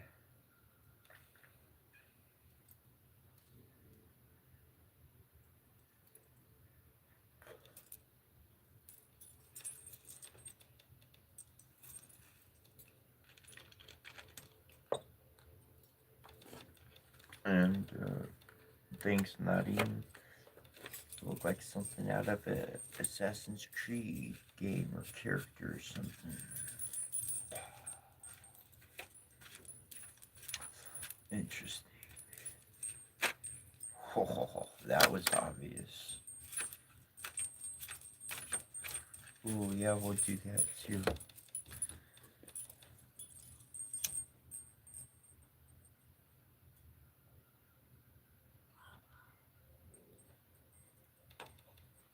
Fire,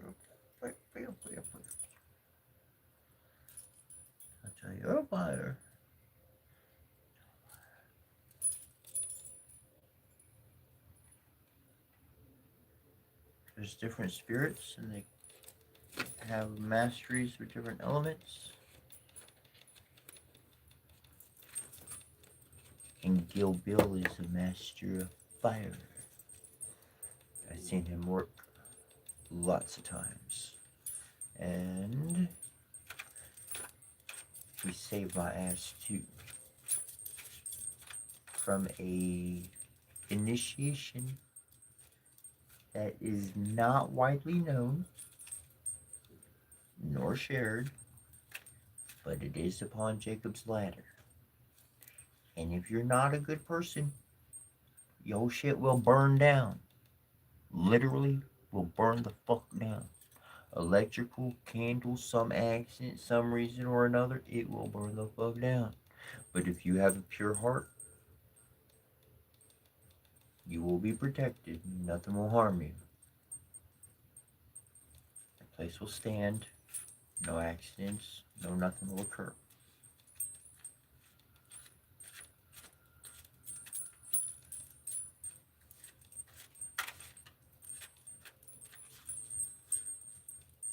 Gilville is pretty cool. Kyoto. Kyoto's another namey light. Semi-lights.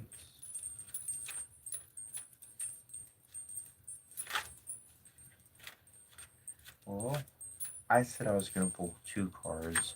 You asked to pull a 3rd card, which would technically mean 1 card. And I wound up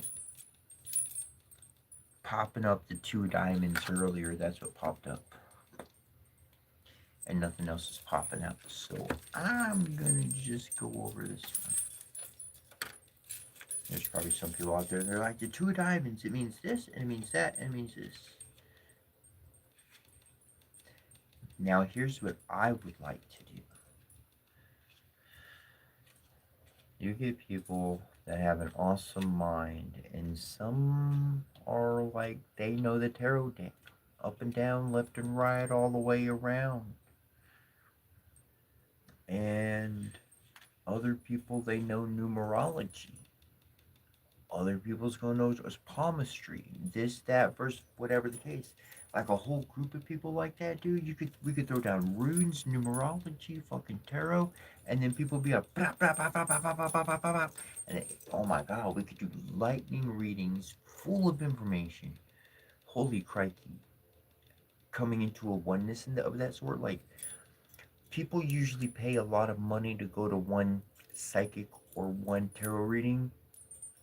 The way I envision it is one person comes in and there's like 5 of us sitting there, and like we all throw down our medium and then we all explain it out so that that person gets like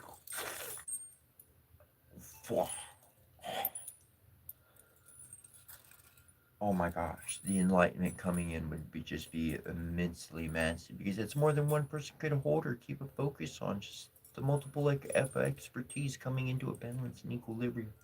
I could make some real magic. Anyways, 2 of diamonds here, 2 of coins. Moving balance. Standing with 2 feet on solid ground does not always propel you forwards. Learn what possibilities are open to you in life by exploring them.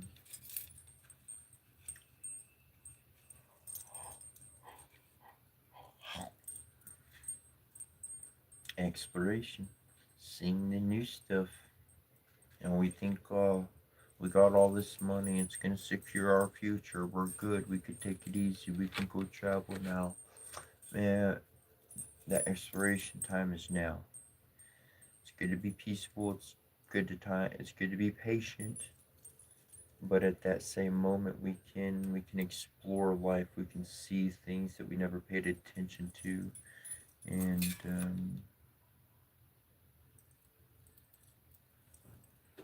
that allows us to create a new future. It's amazing the amount of times I started something. That's what I thought I wanted to do for the rest of my life. But then when I actually stopped and looked back and I saw the repeating things, I'm like, that was a great idea. It really looked and sounded great and nice. But the results really, that's not what I'm liking so much. I mean, it was okay for a time, but not in the long run. Short term, okay, but long run, not sustainable. Got to change this up. And so being able to do that and adapt and mold uh, that exploration of life continues on. It continues on, and yet we seem to find stability in the flow of life.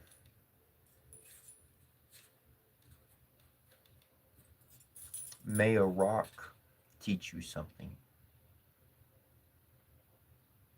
Uh, I'm making up this in the moment and see how well it flows. Don't be a rock.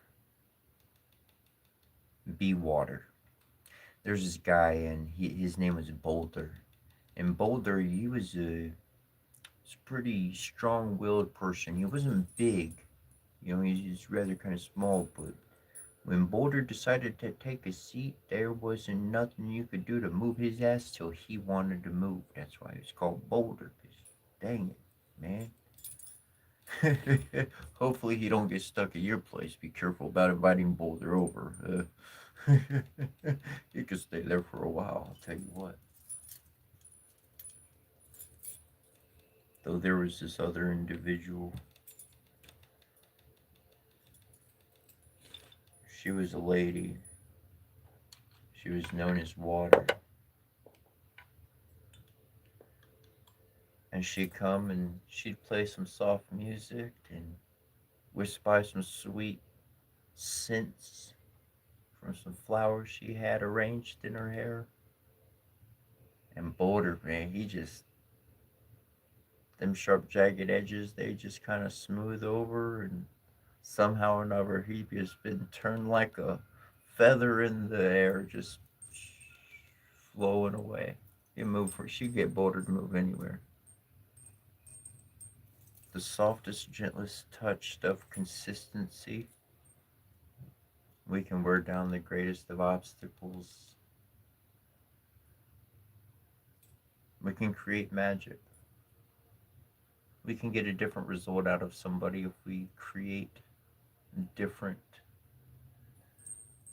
environments, if we create different starting points. We understand that life is cause and effect. Most people don't have control whether they're the cause or effect because they've been living as the effect for a multitude of years. They can't change what they do, they can't change their nature. So we become aware of this. Okay, this cup cannot change its nature.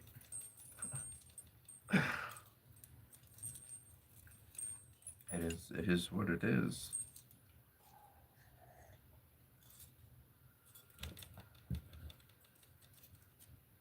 So I'm going to respect the process.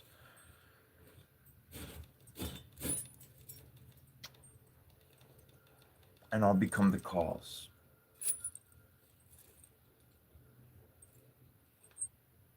And I understand that which is being affected really likes things that are familiar, because familiar means safe. Safe means I have a roof and food tomorrow. Tomorrow hasn't come, but I have it stored up, so I'll be okay. Safe means I'm okay. Okay means I'm good. Okay, good. That's where I want to be. So familiar is the default mode setting of those who are in a state of constant effect. So then if we become the cause, if we choosingly, cognitively, consciously become the cause, then we know what we're going to affect. And what we want to affect is something positive. So this effect is what mom did, what dad did, what somebody did, we saw did, I had a good effect. We're going to repeat that on a constant, regular basis, like a flowing river, like against that boulder, just taking all them hard edges out, turning it into a marble, into a beautiful, smooth river rock, a river stone.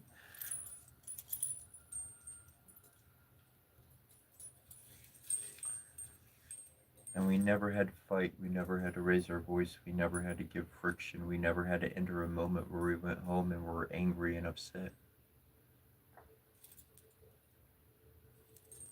I know that my interactions with people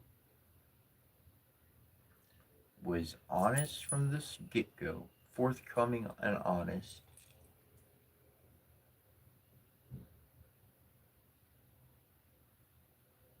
I had every intention, every plan, everything was to do good. The moment I saw that my actions didn't do good for them, well, then I just stopped hanging around them. Or if they were somebody that like was more closer, then communication is going to go open every window that I can.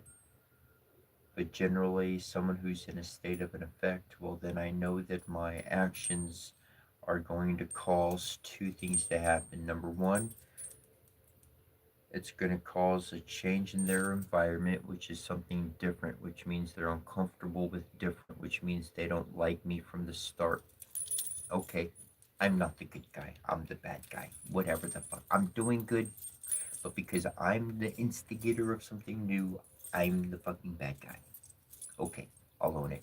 Badge, what the fuck ever. But that's not going to change what I'm doing on a regular, consistent basis because my actions are not hurtful nor abusive. And if the other person has some cognitive problem and they're not speaking to me about it, then they're doing introspective work. Holy shit. What's the first thing I need to do if I want to go on the shamanic spiritual journey? I need to do introspective looking at. I need to do, which is AKA shadow work. When you do introspective consideration, that's shadow work. If you can help somebody start doing some shadow work without directly saying anything, holy sheep shit, you just fucking won the war. Because the big bad bully, they fighting themselves now. They're not fighting anybody. They're not fighting anything except their own existence. They have to reconcile their past before they can do anything to any person in the future. That's a win for the divine. That's it right there. That's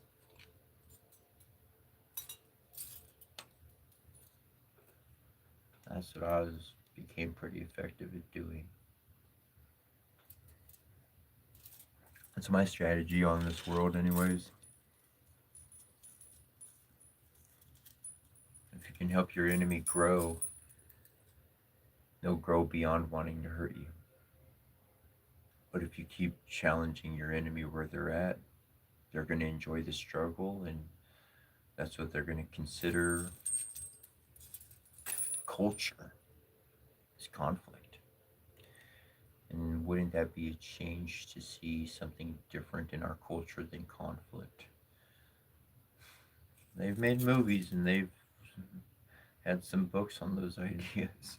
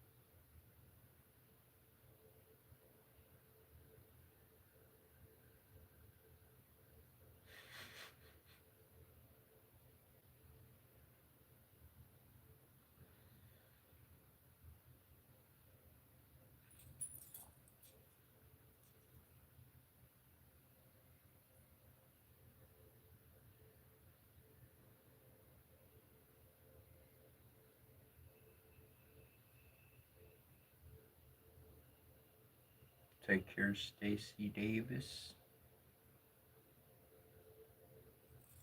Likewise, have a wonderful day. Ooh. Tips for staying calm when you're annoyed. Uh, if you could have a little weed vape pen, that's a pretty good instant trick that you don't have to try anything yet. However, I do have a tip for that. I'd actually I something in my book, something I actually employ regularly in my life, and I will share that. But I gotta use the bathroom super fast. Give me 60 seconds or less. I'll be right back.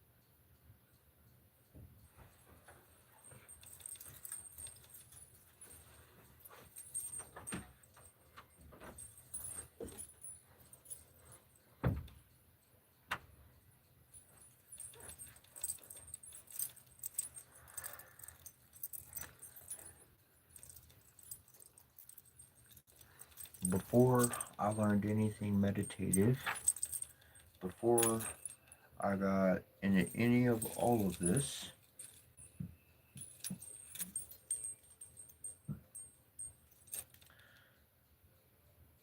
there's something that I employed, there's something that I came up with, I connected with, I started doing, and I realized, oh, I learned how to transform energy into power. I'm not kidding. Okay. Number one, understand that emotions are equivalent to energy. You watch something, you hear something, you get motivated, and then you want to do something. Emotion equals energy. Okay? Boom, we're there. Now, secondly, you're getting irritated by something. So essentially, you're getting pushed with energy. If we take the emotional titling and labeling out of it, you're getting filled with energy. Negative, positive, it's energy. Okay. So while one has is flowing with energy, active emotional shit going on, plus a vision within the mind,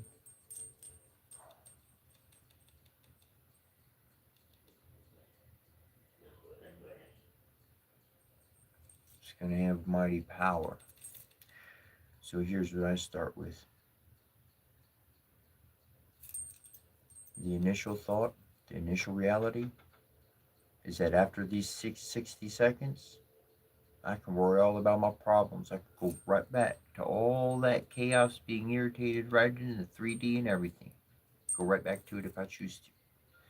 However, for 60 seconds, I'm going to remove myself from the situation. I'm removing myself. I'm looking at me. I'm looking at them. And I'm looking at the whole situation all together as one big old flim flam and everything going on. 60 seconds. My mind's pretty quick. And in that moment, I don't have any emotional connection to anything.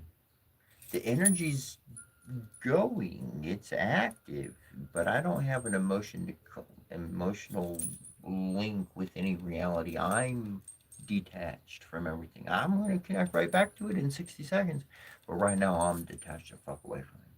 So in that moment, I did observe everything, And at the same moment, I didn't give a fuck about nothing. In that, I was able to see everything. Now I'm aware of what's in front of my life right now. Now, what is my dream? Now, in that very essence, what is my dream in life?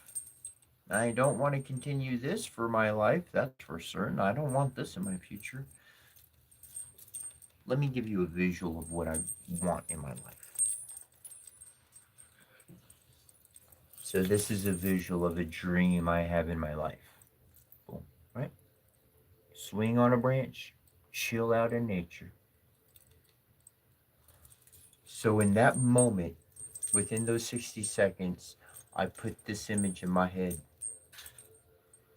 And with that image in my head, I enter back into the emotional connection of everything going on. Shit. All of a sudden, this is the energy I just sent to creating in my life. So I have no connection to the fucking person or the situation of what they got going down. Because does it match this? No. I don't give a fuck about it. I'm getting to this. Today, tomorrow, 5 years from now, I don't care about what's going on. In front of me, that shit's temporary. I'm moving past this. This is not my forever. Fuck that. Nope. Fuck no. It's going to last for 6 months. I'm going to get fucking sick and tired of it. I'm making a plan between month 6 and 8. Take the fuck out in month 9. I'm done. Done. Wash my hands. And that's how one can literally take somebody's instant irritation or problematic situation and manifest through literally transmutating that energy into power that's going to manifest your dream.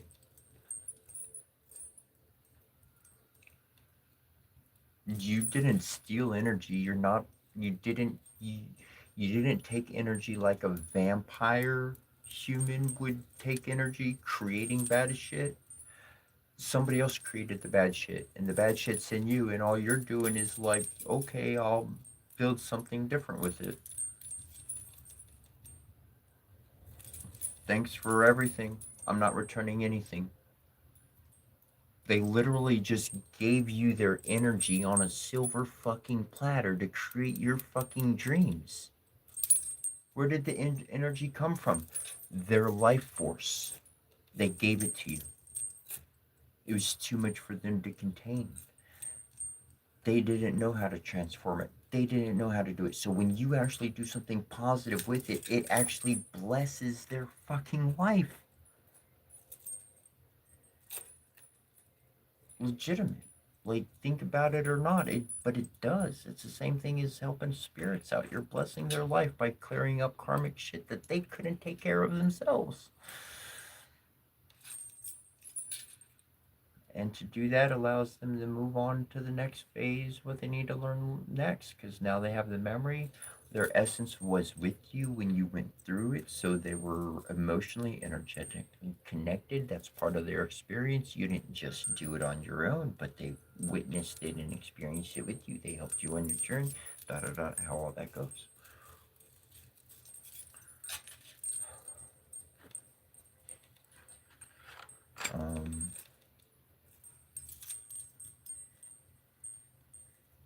So my biggest tip in a nutshell is take yourself, biggest tip for staying calm in an irritated situation. The other person could be running their mouth, whatever could be happening. Just fucking zone out for 60 seconds. Just take yourself out of it. Look at shit for what it is. Look at yourself. Good, bad, ugly. Look at the other person, good, bad, ugly. Now look at the fucking whole environment and what's been going on for the past 20 years in that fucking environment.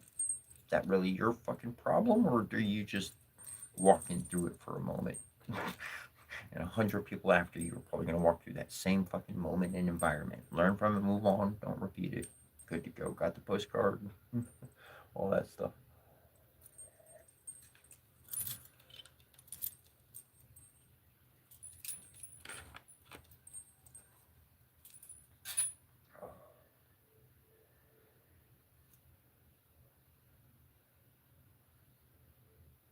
Mm-hmm.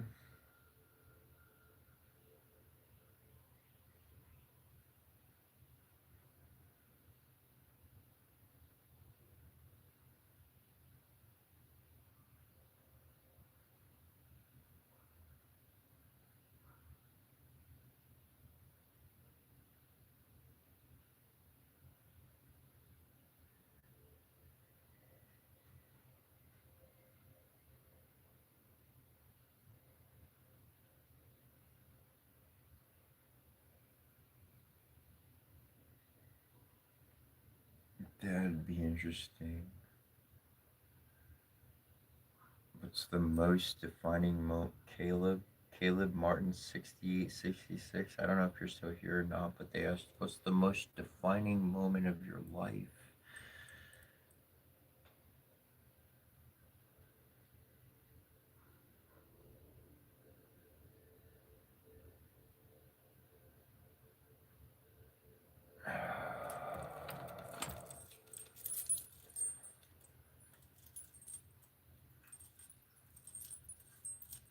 Huh. My mom had died.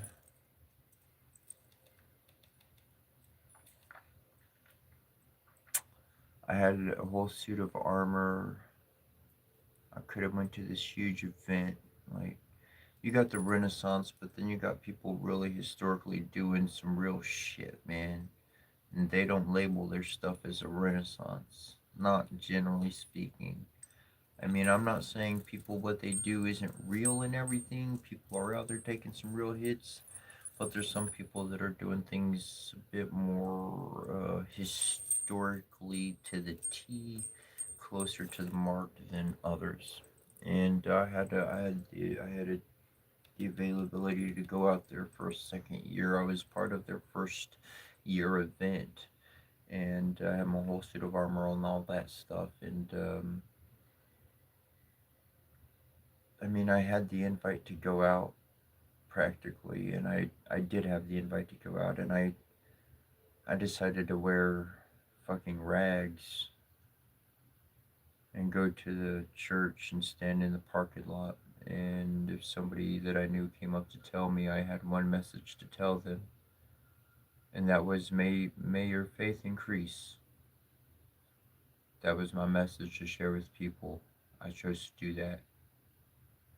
That was my only thing I say. May your faith increase, because I know how Jehovah's Witnesses are. I know how they are versus somebody saying any other message than what they preach. So then, if I say may your faith increase, then that's only a positive thing, right?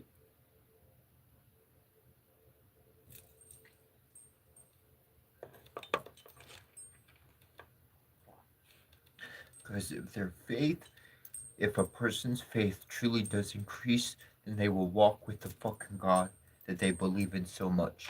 But if their faith never increases, then they will only trust in themselves and put forth their work into man's deeds, which is not the fucking fruits of the spirit. And so that's what I shared. And I I wanted to go with the armor. I wanted to go to the event, dude. I mean, that's fucking cool as shit to be able to be part of that the first year. And that would have opened up, the second year would have opened up a whole other chain of things for myself on that degree. So I could have completely chased the knights and the suits and the armor and that fucking life. I could have, but I did not. And that was a massively defining moment because it's interesting how much my journey actually took me back to, to literally living within the Renaissance world. After so long, I wound up living literally within the community. Um, and I've worked a few Renaissance festivals and did my thing and whatnot, and I worked for other businesses. I started my own business. Shoot, there's one business I started. Shoot, take home. I was bringing home. I think it was between 400 and 500 take home, and I was able to pay somebody full on proper wages. Uh, like started my own business and everything. Boom, like that. Idea to fucking banking like that, and just uh help other people with their businesses, clean up all sorts of things, set up, um, advertising. It was pretty amazing how my life wound up walking right back into that world, even though I gave up on it. But if I would have started out in the other direction of what my senses truly desired, wouldn't have. I would have failed to learn some spiritual lessons before I started fighting. I learned some morals before I decided to swing at things in life. I understood what my youth and just simply reacting with aggression will get me. Not good rewards. It usually closes a whole lot of doors. The amount of people I've personally known is insane on this level, is up there. But the amount of people I've known that did good to protect another and yet they suffered the consequences. The person was protected and safe, but they ended up with the long-term consequences. And I was just like, damn.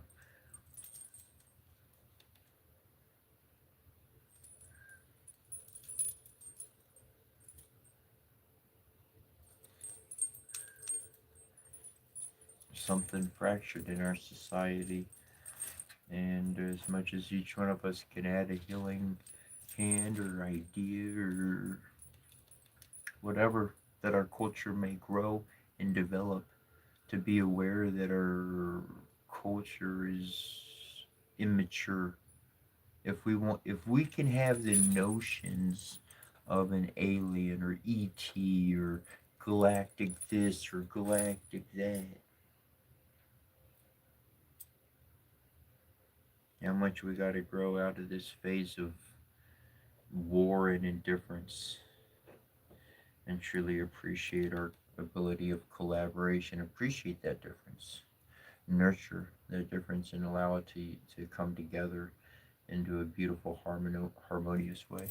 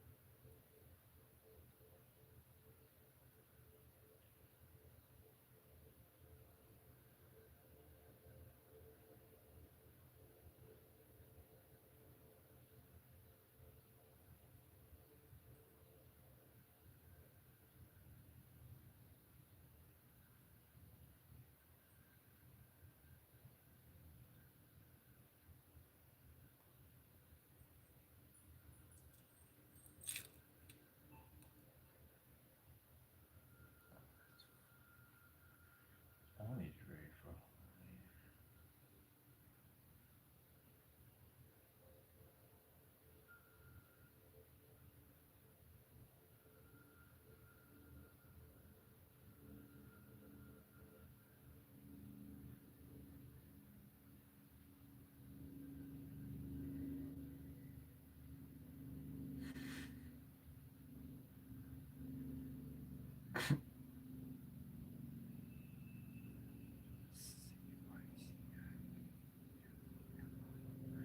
5910. The other letters,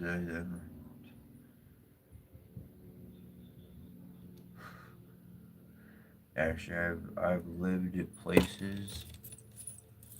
I've had it happen a multitude of my times in my life where I was staying, the person they saw me, and they genuinely, without sarcasm, in both situations, they said, "I was wondering if you were dead or alive, dude. Didn't hear from you." I'm not used to people checking on me. Nah, I'm used to people ignoring the shit out of me. I was talking to somebody through emails, and they're like, "Oh, I'm sure you da da da da da, all this going on." I'm like, "Nope, not really, not at all. Fuck, really, not at all." It's amazing the kind of things people make up in their head, run with. But that's why I stay in my own truth and in my own reality, in my own lane, as many have taught me in the past. And And the most of honest of good ways to stay in my own lane is really appropriate because my lane is my flow of thoughts. My lane is my cycle. It's my lane at the moment, even though it's gonna come back around into a figure eight. You know what I'm saying? It's gonna take off and it's flowing, maintaining its own momentum. It's gonna be self-sustaining. But I know what my lane is. That's why I know who I am. That's why I say to follow your heart. Because for you to know who you are, to live one vibrational energy, which is you, which is your flow, which is how you are, you yourself, your nature, regardless of what you're living, is not frustration and anger and then sadness and then happiness. That's a single back and forth and back and forth and back and forth. You want to flow with life. If things dip, okay, we'll take it calm. And then fucking things pick up, okay, we're good to keep moving again. It's the path of the river, it's the flow. It's a flow of things. It's not a fucking jerking back and forth like an engine, like it's malfunctioning. Whole vehicle's fucking jerking back and forth. That's not what we are naturally supposed to be up to.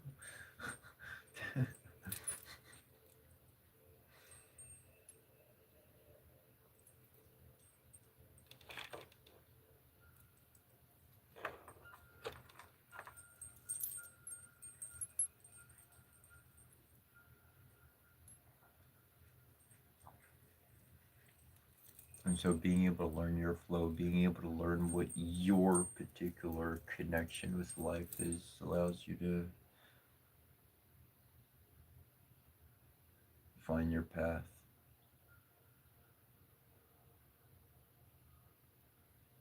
And your path is your own, and everything in the world's going to try to distract, well, not everything, but the majority to distract you from what your path is. Naturally. Just naturally. I mean, that's if you want to become the expression of your heart, you gotta you got to devote yourself to something. And I found that devoting to your own path, to your own heart, that's the biggest thing you can do. I've tried to quit cigarettes and other things for other people.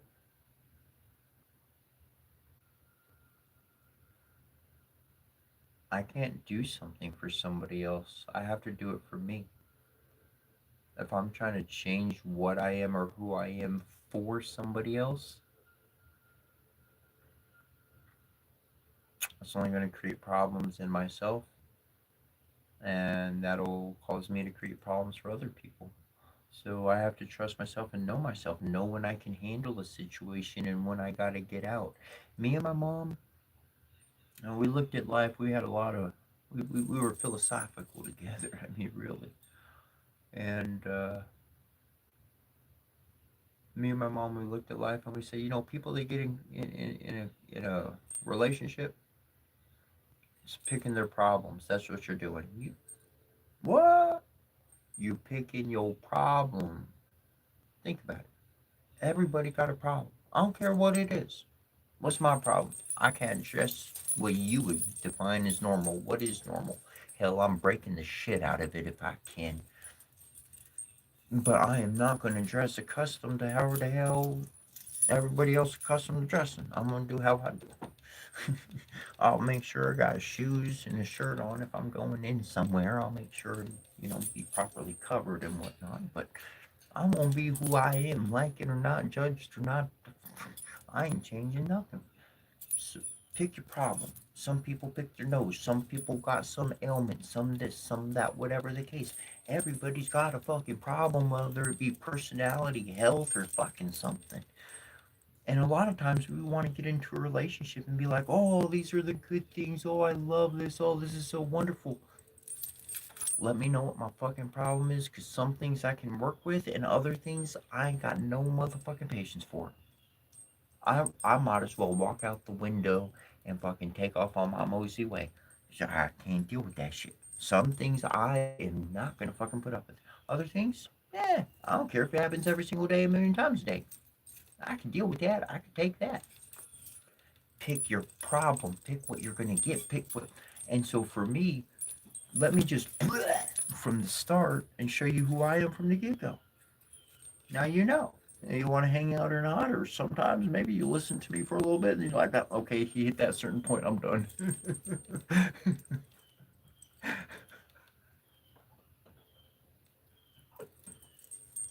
Whatever the case. But to know thy own limits, to know thy own boundaries, you know when to get out of Dodge. You know when shit's not looking good for you. Maybe for others, they like the environment, they're okay with that. For me, not my shit. I'm going this way.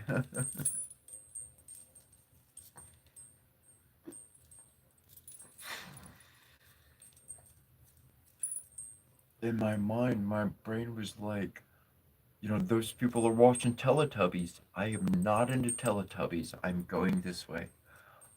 I tried to watch Teletubbies once, and I got baked. I smoked it. I smoked some good weed, and I watched it, and I can't do it. I could not do it. They repeat the same thing like 50 times, and that's what people do. Is they repeat the same thing 50 times. They never learn the lesson, and they complete it. They repeat it another 50 times, and another, on and on and on. The repetition. That show, they said goodbye for like freaking 10 minutes or something. I'm like,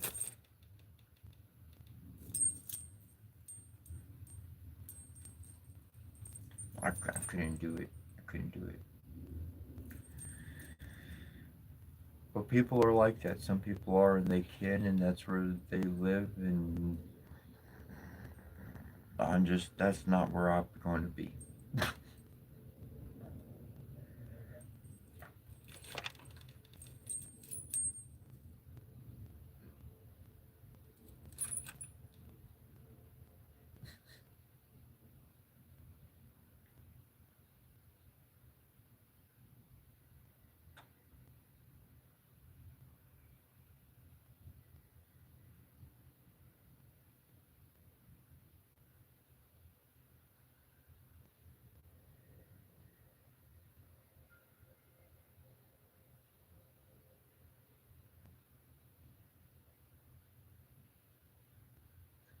Whoa.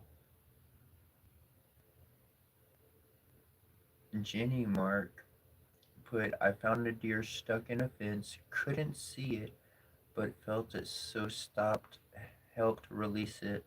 It stood there, then followed me back to my car. I was amazed. I felt the need to stop, not knowing. Yo, I hope you're still here, Jenny, that made that comment, Jenny Mark. That's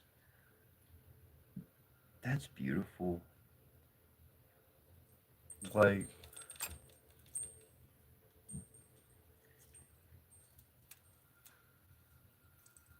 that's the type of connection right there. We are very much aware of each other's presence, and man, life speaks loud. Life does speak loud if we just but pay attention to it. And science is proving more and more. People are discovering more and more. The world opens up all the time. Just look at the progress we've been making since the 1950s, since 1956. Shoot, look at the progress we made since then, and just imagine another 20 years. Holy crikey!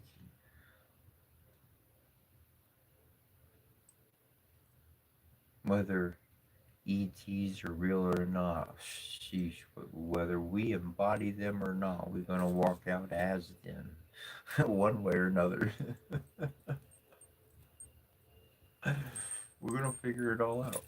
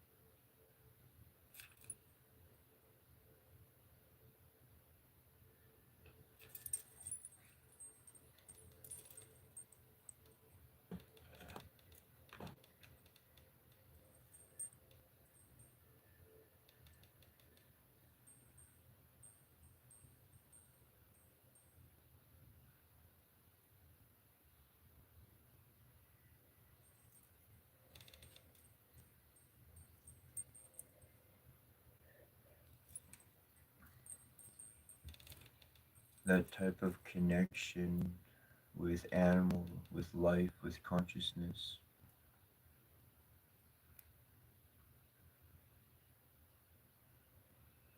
That's that's huge.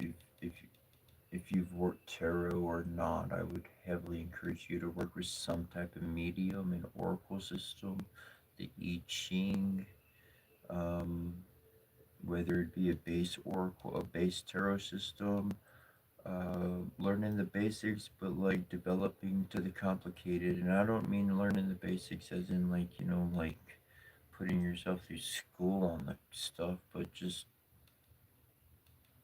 messing with it. Things will pop up naturally for yourself. You'll have certain things that just align. If you haven't done that kind of stuff already, you may have already well jumped into that, but the amount of good that you are literally actively doing on the shamanic side is massive. Like I saw your soul, like I saw you like saving that deer essentially, and then like the type of blessings that followed you afterwards. Like he followed you back. Like, okay, if on the spiritual side of things, if you look back in the physical, if a person looks back, that means you're looking back to the spirits that you walked away from and you're telling their soul, whether it be in a human or material or not, but you're looking back and you're saying, if you want to come with me, come on. You looked back and made eye contact and let them jump to your presence instantly to within your vessel looking back. So the fact that the deer followed you back was like, I'm not just watching you. I'm not just like bringing you with me, but I'm going to walk with you, and I'm going to bring you some. I'm going to bring you something for me to walk with you, walk back with you. For me to follow you, I'm going to bring you something. It's like a blessing, a good thing. That's big shamanic work right there. And so, whatever the gift, numerology, palmistry, whatever you could tap any of those gifts massively naturally and have a really nice gift in some type of art or craft of the sort. I definitely encourage you if you haven't.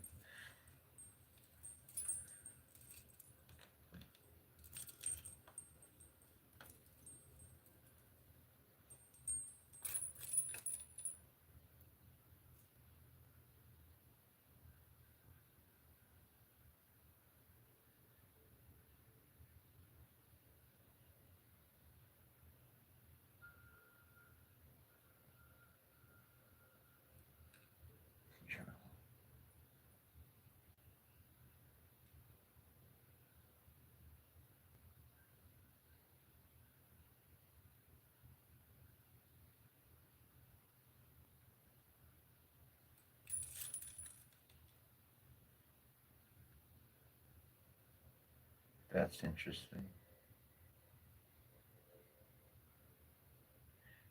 Drift Speed 58. Do you know me before? I don't think anybody would recognize me from before, but then again, I do have my YouTube up that says my old looks. I don't know, just dressed differently.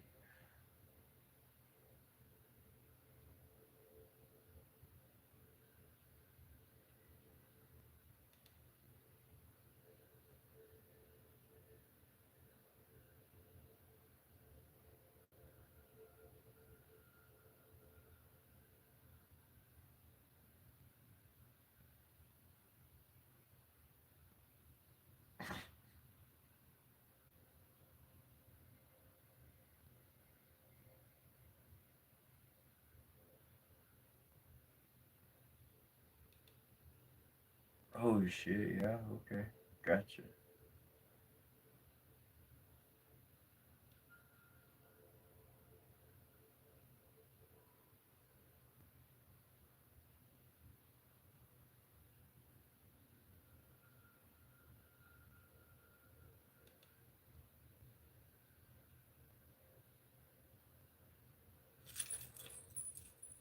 I've well, I've seen my life come out in movies in all sorts of ways. Believe it or not, I don't care. I'm sure other people have had the connection. I would imagine other people have had this connection like I've had this connection. I can't see myself being the only one. But,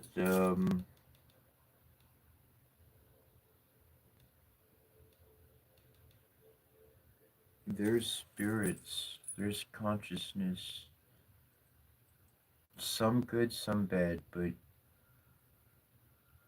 I've seen a spirit living in different bodies. Like, it can't sustain long in one body, it'll stay in one place and move on, but it's the same consciousness, and it's the same freaking, it's the same person, but different bodies. It's the same spirit, but different bodies.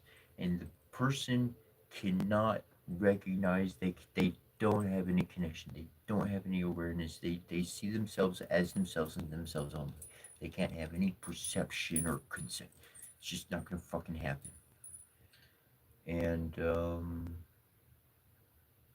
well before Cloud Atlas had come out, I don't know, maybe it came out that year. It did come out in 2012.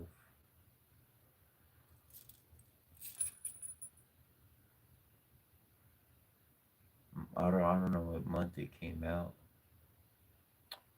but the timing is interesting because I didn't see or even know of Cloud Atlas till 2020, 2020, 2022, somewhere around there. I didn't know fucking Cloud Atlas was a fucking movie or in existence until then. Literally, like 2012, I went fucking. I was out of touch with everything, and but I could see this spirit that was like in different people. And just like the Bible would be like, there's a one portion where it's like, I knew you before you were born. Through my experiences, I've seen that. I've seen that. I don't need to prove it to you. I don't need to prove it to anybody. I've seen it. I saw it. I've seen it. I've seen it. I experienced it. I felt it. The person would never understand it, so I could never reveal those emotions or that truth to that person or anything.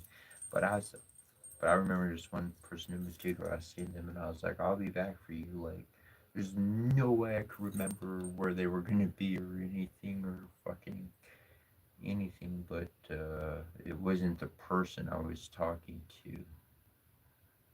It was the spirit that was in them, because the spirit wasn't only in that body. It wasn't the person I was saying it to. It was the spirit, and that shit never ends. That search has never ended. I've been on that search since I was the age of 5.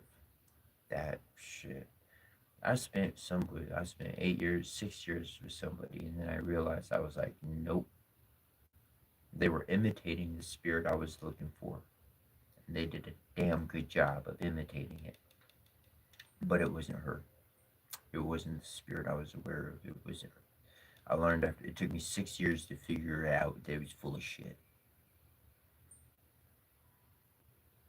But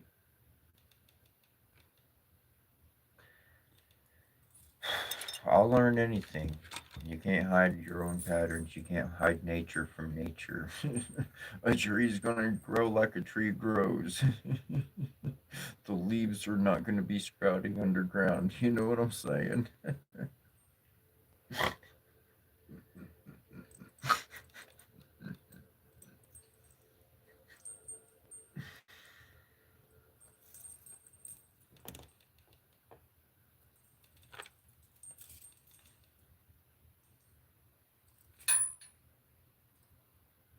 Oh, Massa, thank you.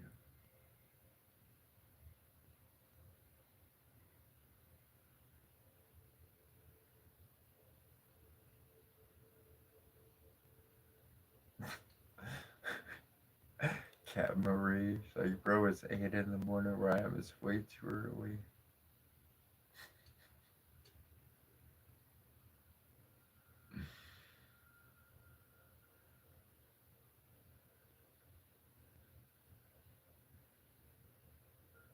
you. Definitely, Jenny. That's I don't know. I start out. I wake up and I'm full on gears. I'm like, I'm up. Like, there's a portion where like I'll wake up or spend time like waking up or still be laying there, whatever. But once I'm up, once I turn the light on, I'm up. Understand? Well, whether you know or not, um, by the lights being off, our brains go into a particular trance state, which is more conducive to a resting sleep state. Um, Awareness of the mind more than active state of being. And the lights on are more of supporting being awake and all that active things within the mind and whatnot.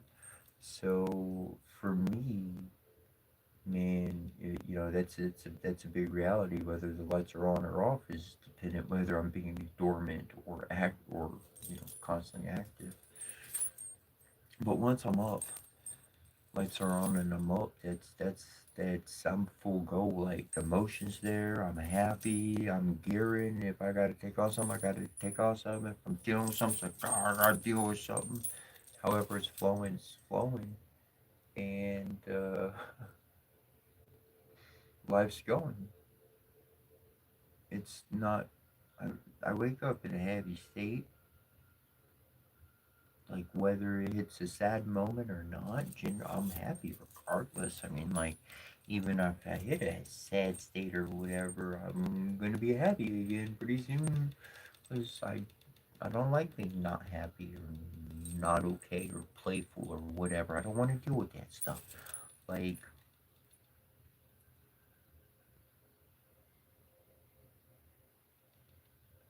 if I have a bad feeling, then I don't do that thing or I don't have that thing or whatever the case.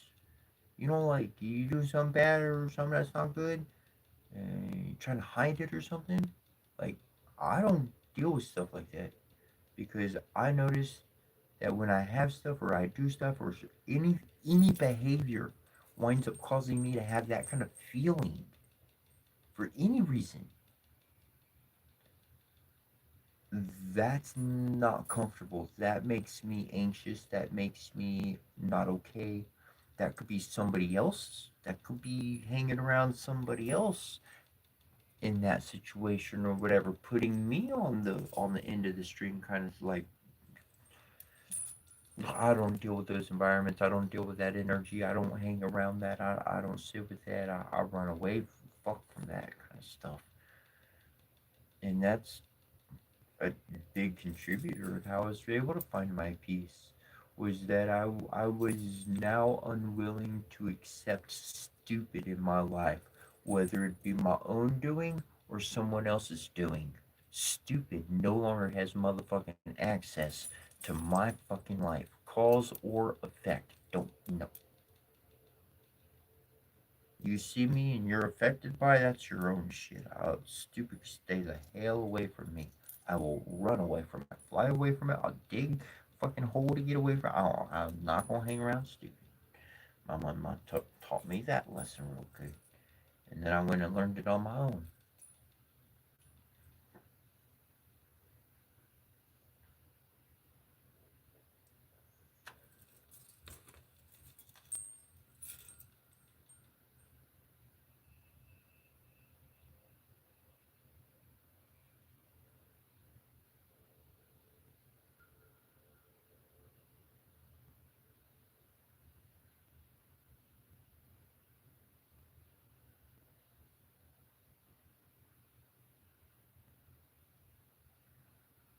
Yeah, we could do a room tour most definitely. Vomit. Can I just call you V? Uh,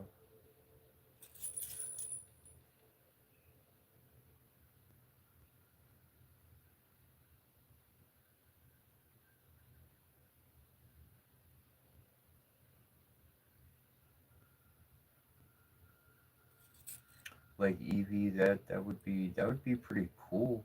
Um, that would actually be pretty cool. What's up from Russia? Um, just because I don't think I know Forsaken Kings is not here right now, but this goes back to like my laptop not being fully functional. Essentially, is I'm limited in a lot of ways. If I had my laptop available, I could literally hook up my video camera and have a whole nother setup running and be able to interact completely differently, edit videos and all this sort. And essentially, I'm limited to some smartphones. I want to create a new line of phones. They're going to be called the semi smartphones. We're going to target 18 wheelers, for different things, and they could have like the CB channels and stuff like that, maybe connected to it. But if you get it semi smartphones, anyways, and but the videos that I do each day, there's portions where I'd like to go back through and pull edits out and do all sorts of stuff, and I haven't messed with that at all because of that. My videos, they can be re-edited and shared. I made it available for anybody to be able to do that. Um, but no need to do any projects. I'll do a room tour. That's no biggie. I'm happy to do it. Things change up often enough.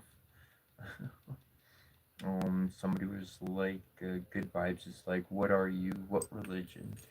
And I don't ascribe to any one religion. If anything, I constantly share, especially when anybody asks the question, learn from all sources, belong to none.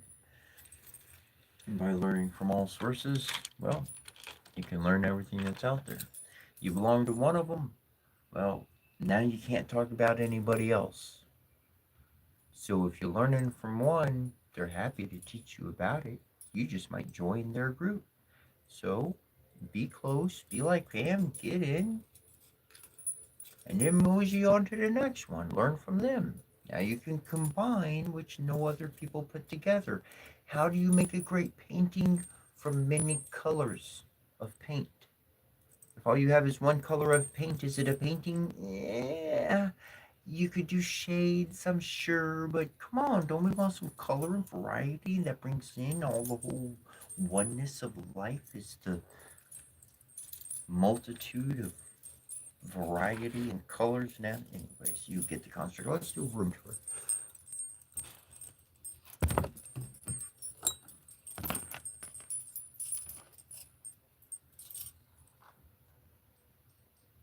I'd look forward to roasting a bowl with you, William. There's a good Chiba there.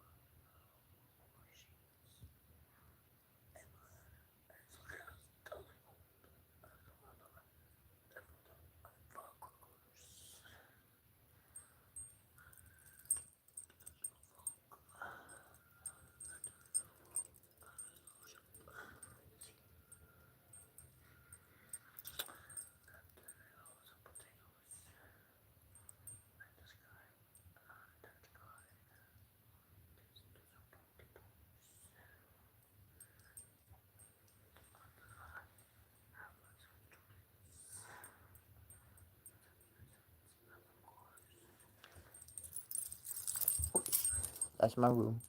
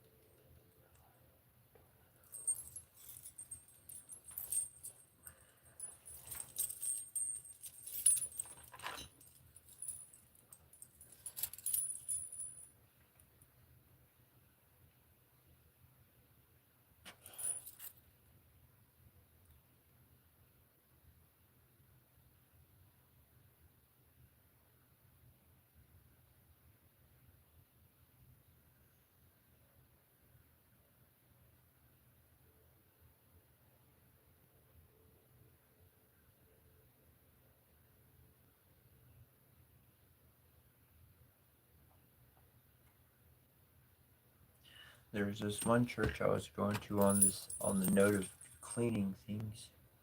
There's this one church I was going to. It's pretty cool. It was in Pontiac, Michigan, and I is the only kind of place I never like took sacrament. You know, like the wine and whatnot. And but I did there. They like welcomed me as I am, and they didn't ask me to change, and they were very kind to me, and there's this one it was Easter, and I went in, and the pastor at the time, he said, we're not going to do our normal thing. I know he changed some services up to help me learn, to show me some things beyond where like no one else could show me. But this pastor, he says this Easter, because I went to the church, it wasn't too far from where I was living, he says, well, we're going to do something different. He said, we're going to clean our altar.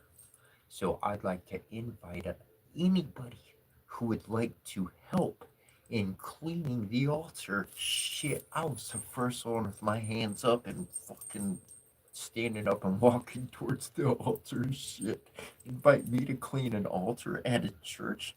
Shit, I'm throwing down, bro. Let's do it. Holy shit. And he helped me remember to clean my altar. And I may not pick up everything and clean it every day, and some spots might look like it's not been cleaned in forever. Well, some I did a ceremony for, and that's its energy, that's its state, that's what it's going to resonate as. It's not dirty, those are like flowers, and it's covered, it's not gathering dust like normal. It's not completely covered, you know, so sure enough, it could be cleaned a little bit, but it is its state of being. If it wanted to be clean, I would know to clean that mug.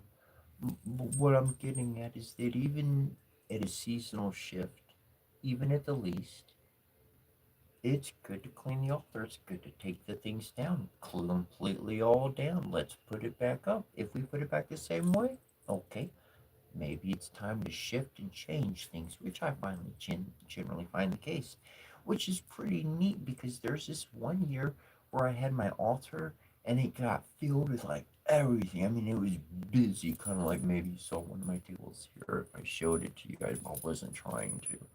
Um, but and I clean it off. It's busy anyways. My altar was busy at the time, and it was December, you know, or something like that, harvest time or whatever the case. I don't know. And no, yeah, okay, it was during the summertime or harvest time or whatever, and they had all this stuff. It was so overfilled with so many things. It was busy, and then like wintertime came, and I remembered back to when the priest did the cleaning the altar thing, and I was like, you know what? It'd be a good time to clean the altar. It's been pretty busy for a while. So I took everything down and tossed out what it needed to be tossed out and cleaned what needed to be cleaned and all the sort, and I put things back and left it rather bare. put things away or in other spots. And somebody had come in who had come in before, and they were like, "Wow, that's cool." It was, yeah, because it was like, it was like wintertime. And they're like, "Whoa, that's cool. It was like all bountiful, like harvest, and now there's like nothing there. It's like wintertime, like things are bare." And I was like, "Huh." I was like, it's like it's changing with the seasons. And so then I like that because that was connecting with the elements, in my opinion. As we shift with the seasons, we're shifting with the elements. That's teaching us how to be on a cycle more connected with nature than with a calendar system. Nature changes. Every year it can change a little bit. Just because that's been the average for so long that we recorded it, things change. New records happen, new breaks, new. So to get into the rhythm of nature and how that shifts, for me, was much more important on following the ancient ways than getting accustomed to man's schedule. And so I started having multitude of clocks in my room. I'd have one with the local current accurate time, and I'd have two other clocks, who knows whatever time they're set at, but they just set at different times. And I'd do that just to fool with myself on time, like it's that time somewhere, and just to help myself get out of man's single perceived time while being able to keep track and keep up with what is when needed. I could lose track, and I started distancing myself from the design of the world's structure, and I started attuning myself more to with the experiences of nature itself. And that takes an adjustment. That takes a lot of change because naturally we are creatures of comfort. If it's hot outside, we want the air conditioner on. 60 degrees, yes, please. If it's cold outside, if it's 60 degrees outside, do we want the freaking heater on? 80 degrees, yes, please. But somehow, when it's 80 degrees outside, we can't take it. We want it to be 60 degrees.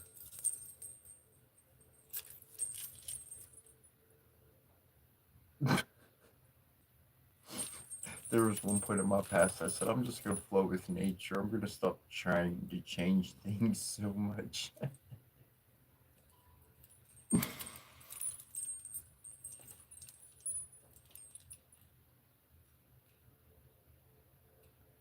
Australia, that's really cool. You're not kidding. Excuse me, I'm probably late. She probably already took off.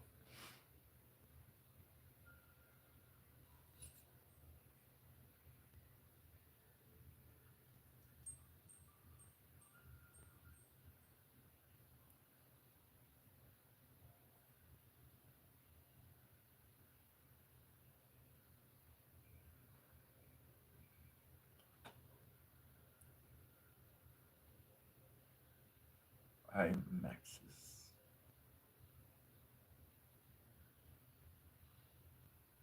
Number five.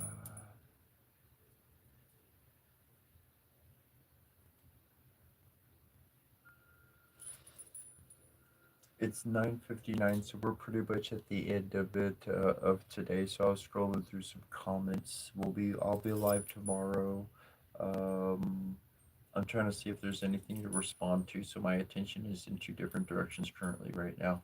I'll be live tomorrow, 5 a.m. Eastern Standard Time, or if you're in another part of the world, it's -4 GMT, 5 a.m. And yeah, thank you, Evie. Wonderful description. Appreciate. I'm gonna read that back because I really like that. It was a beautiful response. Just a really positive and loving space. We talk, we joke. Sometimes Sasha does tarot. Sometimes he reads for us, and he always listens. Always teaches beautiful wisdom. Like, I appreciate that's awesome. I'm in northern U.S. in Michigan, um, and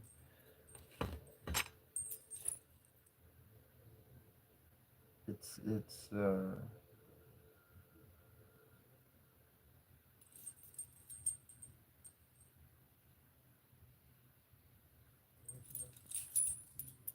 it's beautiful to connect with people from all over the world. From Jenny was mentioning, she's from Australia. I know a few different people in Europe, um, and all around. And it's really beautiful how a lot of us are finding each other, finding some light in the world, and tall more of that each and every single day. May the love continue on. And much love, many blessings, as we say every day. Donna de Kauai. Until we see you next time.